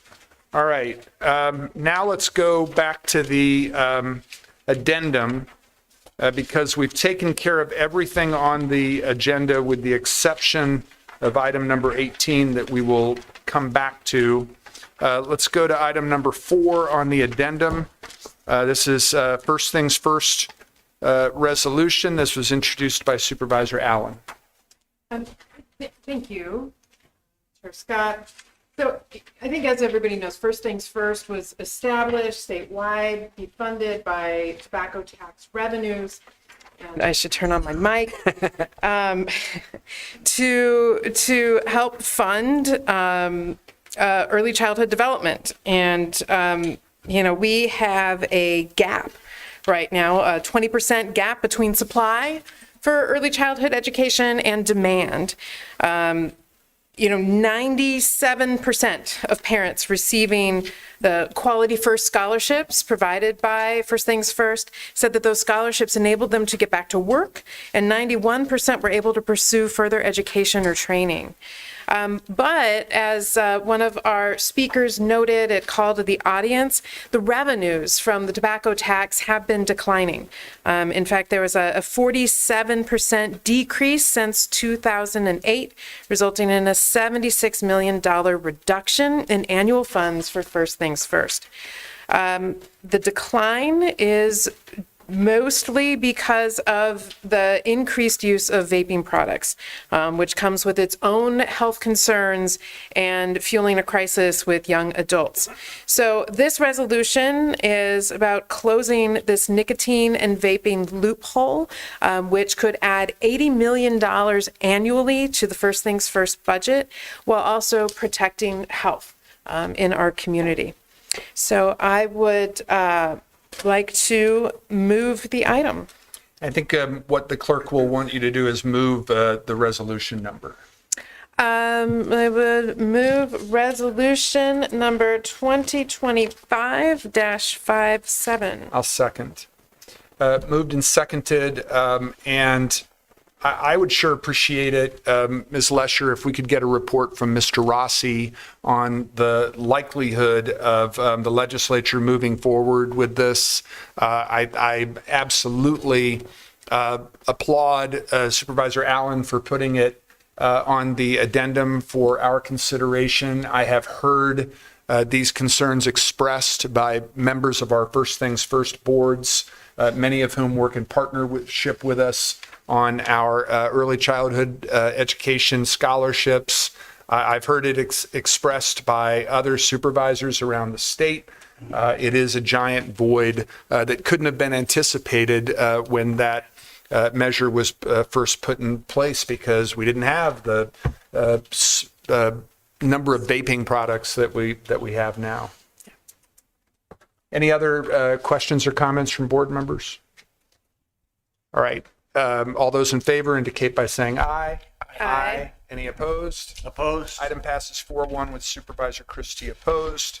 You go to the second page of the addendum, anticipating that we want to take number 9 separately. I'm going to move items 10, 11, and 12. Second. Moved and seconded by Supervisor Allen. Discussion. So, Kate Hiller is just I'm retiring. familiar with her. You may have heard her from such times this morning. Yeah, so she has very graciously agreed to be to work as my appointee over on excuse me, it's conservation land resources, right? So, which is great. So we'll still have her in some capacity. And to clarify, because county employees or our office employees, I don't know, can't be on these things, she starts like the day that she retires. So there's no like legal The day after, actually. Oh, the day after. The day after. So it's all everything is legal and okay. So that's all. And I'm great to have her. Great to have her supporting D2. And I know she's a District 2 constituent, Supervisor Hines. And I also know from my discussions with her over the last 5 years that she was very much involved with the construction and passage of the Sonoran Desert Conservation Plan. So she will be an excellent representative for your district on that panel. Supervisor Allen.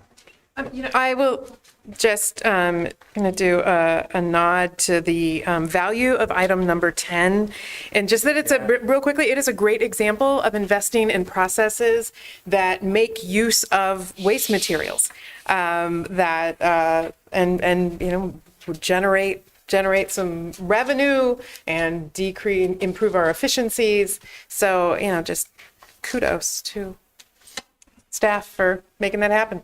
Thank you, Supervisor. All right, all those in favor of items 10, 11, and 12 indicate by saying aye. Aye. Any opposed? Those items pass unanimously. And I will move item number 9.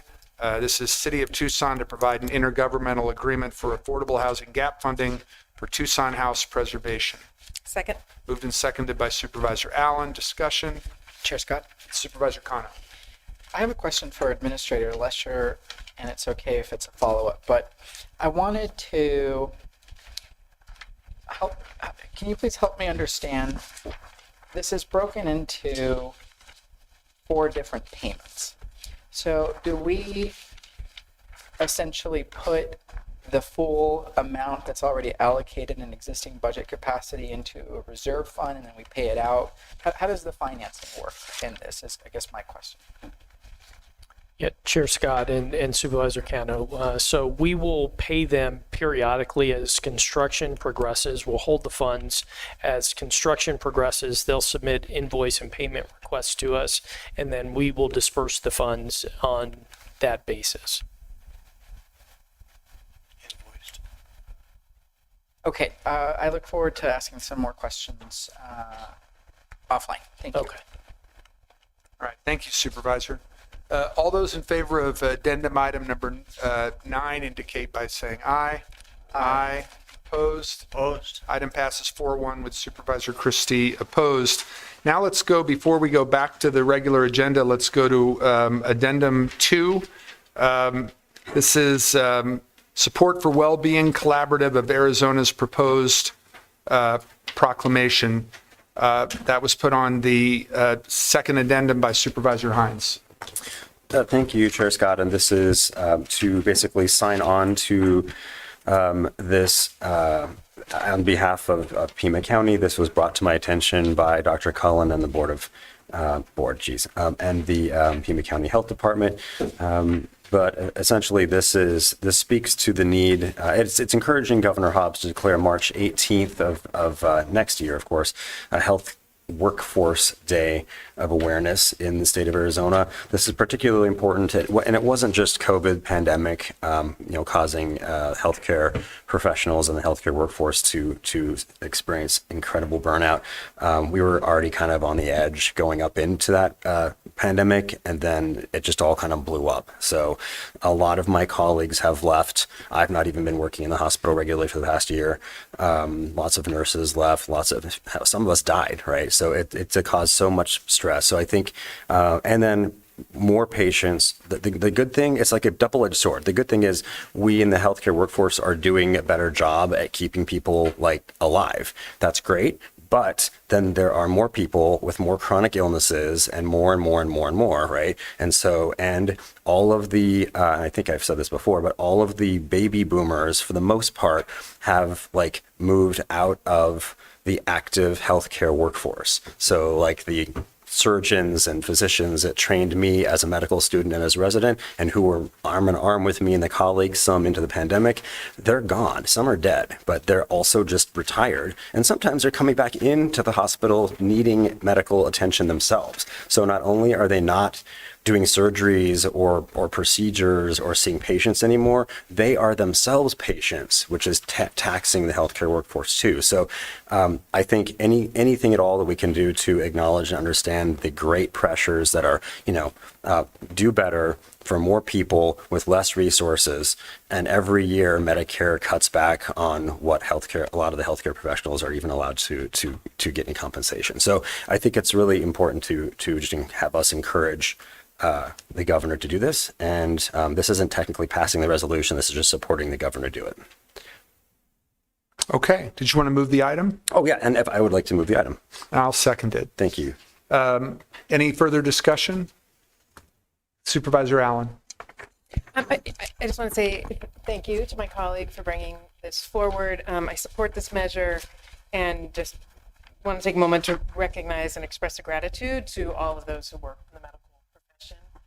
I also want to give a kind of lift up some of the work that some local organizers who are with National Nurses United have been doing to organize nurses in hospitals and keeping down the limiting the nurse to patient ratio for both the well-being of the patients as well as for the well-being and the care that nurses can provide, and then working thereby to address kind of the burnout of nurses and healthcare workers. So this is just such an important issue, and again, I support it, and thank you for bringing it forward. All right. All those in favor of passing item 1 on the second addendum indicate by saying aye. Aye. Any opposed? Opposed. Item passes 4-1 with Supervisor Christie opposed. Okay, let's go back to the regular agenda. The only item that we have left to consider, this is unfinished business from October 14th, edition of study sessions. And, my colleagues will remember that this came up during the board retreat at the end of August. And you'll see attached to the item the original schedule and plan for study sessions that we talked about when this was first introduced at the October 14th meeting. You'll also see a memo to us from the clerk and her team with regard to staffing and other needs if we are to move to both study sessions and consideration of moving one of our regular sessions to evening hours, which was also discussed in October. And I was trying to think of some of the matters that we'd have to consider associated with this item.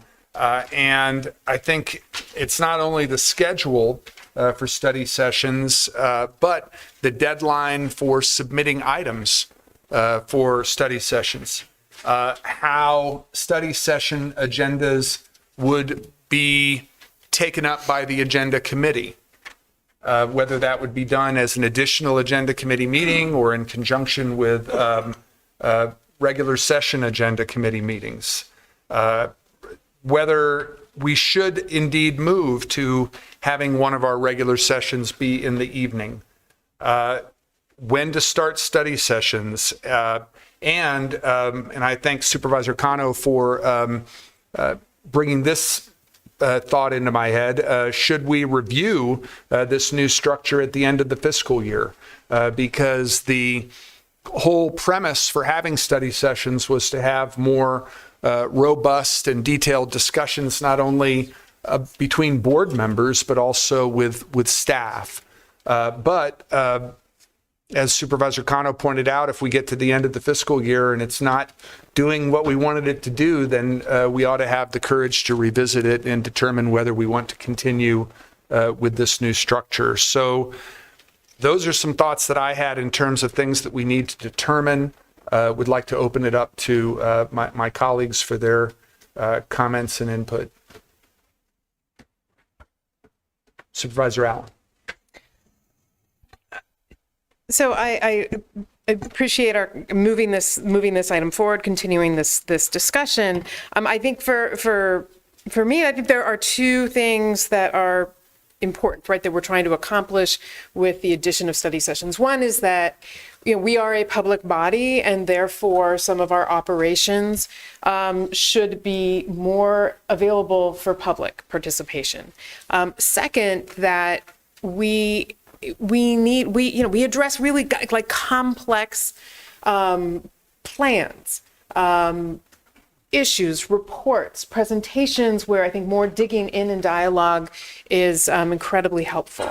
So I think I understand that this will, in doing something in the evening, will require some adaptation from county departments and staff. I think that the value of making ourselves more accessible is incredibly important as a public body. So I think that what's the word? It's getting late. It's worth it. It's worth trying to figure out how to do this and do it right. It's my understanding that if we want to add call to the audience to to study sessions, we can do that. So I am of the ilk that we create a study session in the evenings from 5 to 8. That includes a call to the public, and that we ask the administration to kind of help figure out, I think, some of the nuts and bolts of how things get agendized, that process and review by the agenda committee, with an eye towards making the process as streamlined and efficient as possible, making those pieces all work. Just to be clear, what you're suggesting, Supervisor, is that if we go to evening sessions of any kind, that they be study sessions, not regular meetings. If the study, for me, there's a linkage between a study session in the evening must have a call to the audience. Okay. Those things are important. If we, so yeah, linking those two. If we cannot have call to the audience, if people are not interested in call to the audience being pegged with a study session, then I would actually want to flip it so that we have a board meeting in the evening, so that there is a call to the audience that is available in the evening. Does that make sense? It does. Okay. All right. Supervisor Connell. Thank you, Chair Scott. I'm just going to throw this out there. I did make the motion to, I think I did in October, to continue this until December. And I will just say, I don't think this is anybody's, I'm not casting blame, but we received the memo yesterday from the clerk on the budgetary impacts that this would mean. And that was just a little too late for me to review. And I also believe that we did not have the totality of the fiscal impact. It essentially indicated estimated costs for one meeting. And I think if we want to have this discussion, I want to make sure that we do it right. And I believe, if the proposal is one meeting every month, then I want to see, before I make that decision, the total impact for between now and June, for instance, right? Because what's going to happen is every department, well, I shouldn't say every department, the clerks is going to be impacted. We've still got to figure out the parking situation, and I want to do it right. I don't feel comfortable proceeding right now because I feel like the information I haven't been able to digest, and I also, I asked my colleagues on the agenda committee, is this something that you guys can come back to with that process so that I can digest it a bit, or are we ready to keep going? I mean, I'm always going to take the will of the board, but for me, I want to make sure I do this right. To Chair Scott's point, when we make these changes, there is no going back, in my opinion. Once you give something out, I feel like it's best that we stick to it. And I agree with my colleague from District 3. It's going to require some change. It's going to require some adaptivity. I'm not fearful of it, but I want to make sure I have all the information before me. Thank you, Supervisor. Supervisor Christie. I would just echo Supervisor Cano's thoughts on this. In addition to the costs that the clerk has just given us, that I agree we need to examine closely, there are also going to be administrative costs and department costs and costs over and above just the clerk's office. So I don't think we've gotten a good accounting on that element as well. And to see if we have an ROI for the costs involved in exchange for having an evening meeting. If we do have some sort of an evening session, I think we should start with what Supervisor Allen suggests, is a study session with call to the public. I would look at that after we look at the costs. And third, the thing that is a little bit chilling, I guess, that's probably too extreme a word, but Supervisor Connor says once it starts, it's not going to stop. We ought to have the ability to say, that this really isn't working, and we need to either adjust it or go back to the way it was. But those three things, particularly the costs involved over and above the clerk's office, I think is very important. Supervisor Hines. So I don't really want 3 meetings a month. I think we can put the study session kind of like the city council does in the 2:00 in the afternoon or something. It can have its own call to the public, but that's fine. And then we start the meeting at like 5 and then just, power through all of that. I think that makes the most sense because, I don't know, it does. And in terms of whatever expenses, I know I was talking with the clerk a bit about this, but whatever the cost is, we work for the public, even when they're showing up and yelling a lot at me, like today. It's their right to do that. And every third or fourth person mentions the inconvenience of having to be here again. again, we probably would have had 4 times the number here on the dirt road thing and on obviously on the data center. And 2 of the people representing the mining industry, who may or may not have been paid to be here, I have no idea, they had to leave for work, right? And they were here for, obviously to talk about that ordinance. So today was a really great example. We shouldn't have any meetings at 9 in the morning. All of them should be at 5, and we should then tack on once a month, we should tack on a study session that starts at 2 on top of that. And that's what I think we should do. And we can get some more money for the clerk to hire some more people. She doesn't clearly have enough. Tucson has 20 people. She has 4 or 5, I think. So, we can take care of the staffing issues, and in the cases on those board meeting days, have the people come in at noon or 1 instead of at 8 or 9 in the morning. So that all that stuff can be worked out, but we just have to remember that even when they're yelling at us, we are working for the people and the public, and we have to make every effort possible to be available to them, and 9 in the morning just isn't doing it. Thank you, Supervisor. I'm wondering if a good way to proceed, considering the input from all of my colleagues and the thoughts that I'm having as well, is if we continue this item to our next meeting, ask the clerk and the county administrator to provide us with the total impact of cost that both Supervisors Cano and Christie referred to in their comments, and then and have that available for us on the 16th. But then have the agenda committee come up with a proposal for consideration for the entire board at our next meeting.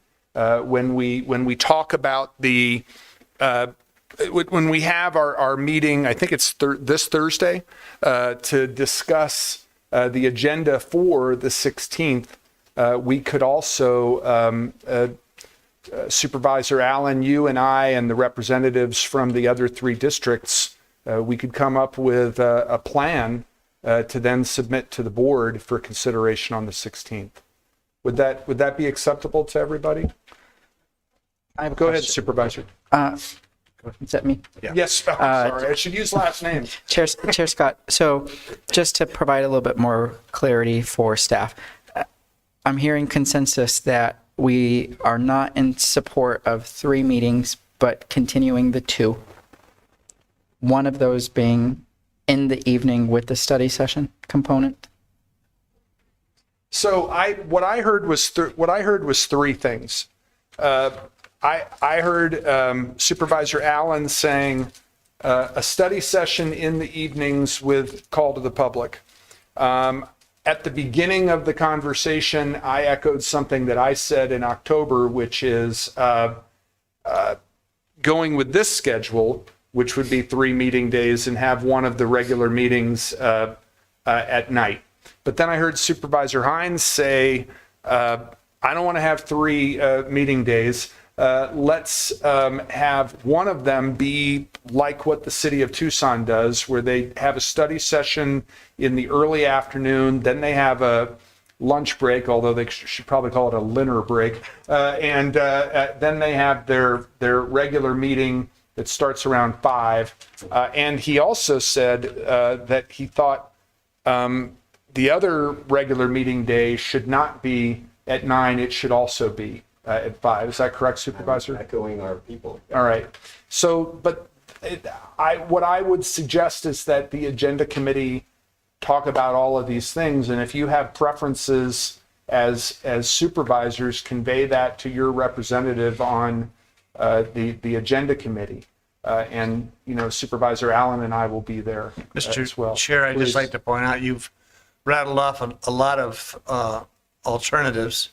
And I'm just wondering if we should be a little bit more reflective on the whole thing and maybe have this put together by the first meeting in January. So what I hear you saying, Supervisor, is have it in the first time, have a discussion, revisit this the first time. so you're thinking that the agenda committee would need more than 1 meeting to discuss that? We can't, we obviously have all these scenarios here. We can't expect them to narrow them down or to come up with a scenario in 1 meeting before the board meeting. I would suggest that we give them longer time to let it all percolate and come back in the first meeting in January. Go ahead. Go ahead, Supervisor Kano. I just wanted to say, I do think we're going to have to, and I'll communicate this to my chief of staff so that this can be shared in agenda as well, but I will, I think we have to get this moving sooner rather than later, not just keep kicking the can down the road. A goal from District 5's perspective, perhaps of a February change, that transition, but in particular parking. When we are asking folks to come downtown after hours, and the city of Tucson just increased their meters, right? I think I want to make sure that we're considering the cost to keep our Presidio garage open until 10 p.m. I mean, I don't want to be here at 10 p.m., but it may happen, and that's a thing I'd like us to consider as well. So that would give both administration and the clerk time to put together the full cost study that we were talking about, the total impact of cost. Including parking. Thank you. It would also then give us 2 agenda committee meetings to talk through these things, and that's important. And I appreciate you mentioning this, Supervisor Christie, because what I wasn't thinking about is your 3 offices have representatives, and what if they want to come back and talk with their supervisor about what was discussed at the initial agenda committee meeting? So I think your idea to continue this to the first meeting in January makes sense for that reason. That's also the organizational meeting for the board in terms of when we determine board leadership positions. Chair Scott. So, Mr. Jerkowitz. How are you, sir? When did this happen? So I just want to be cautious. When we adopted the agenda committee, it cannot be an advisory committee to the Board of Supervisors. Otherwise, it will be subject to the open meeting law. So it cannot be making recommendations to the board. Okay. Dang it. You lawyers. The chair, the vice chair, and 3 members of the staff could go for lunch technically and not violating any minutes. Well, so the Supervisor Hines made a good point. If the agenda committee was not discussing this in one of their meetings, but the chair of the board, the vice chair of the board, and 3 representatives from the other offices were discussing that in an informal setting, then the chair and the vice chair could bring that back to the board, correct? Chair Scott.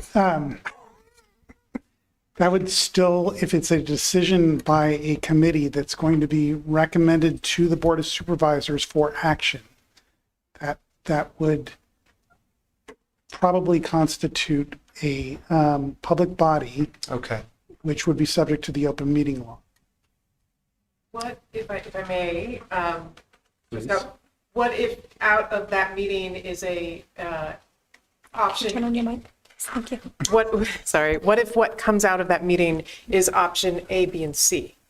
So that meeting, decisions are not being made that are being then recommended to the board, but a series of options are being mapped out. So there's no decision making that happens. Instead, it is just here's what some clear options might be, clearly defined options. So I think the most conservative position would be to notice that as a public meeting and go through all the open meeting law requirements, and then the committee could make a recommendation to the board.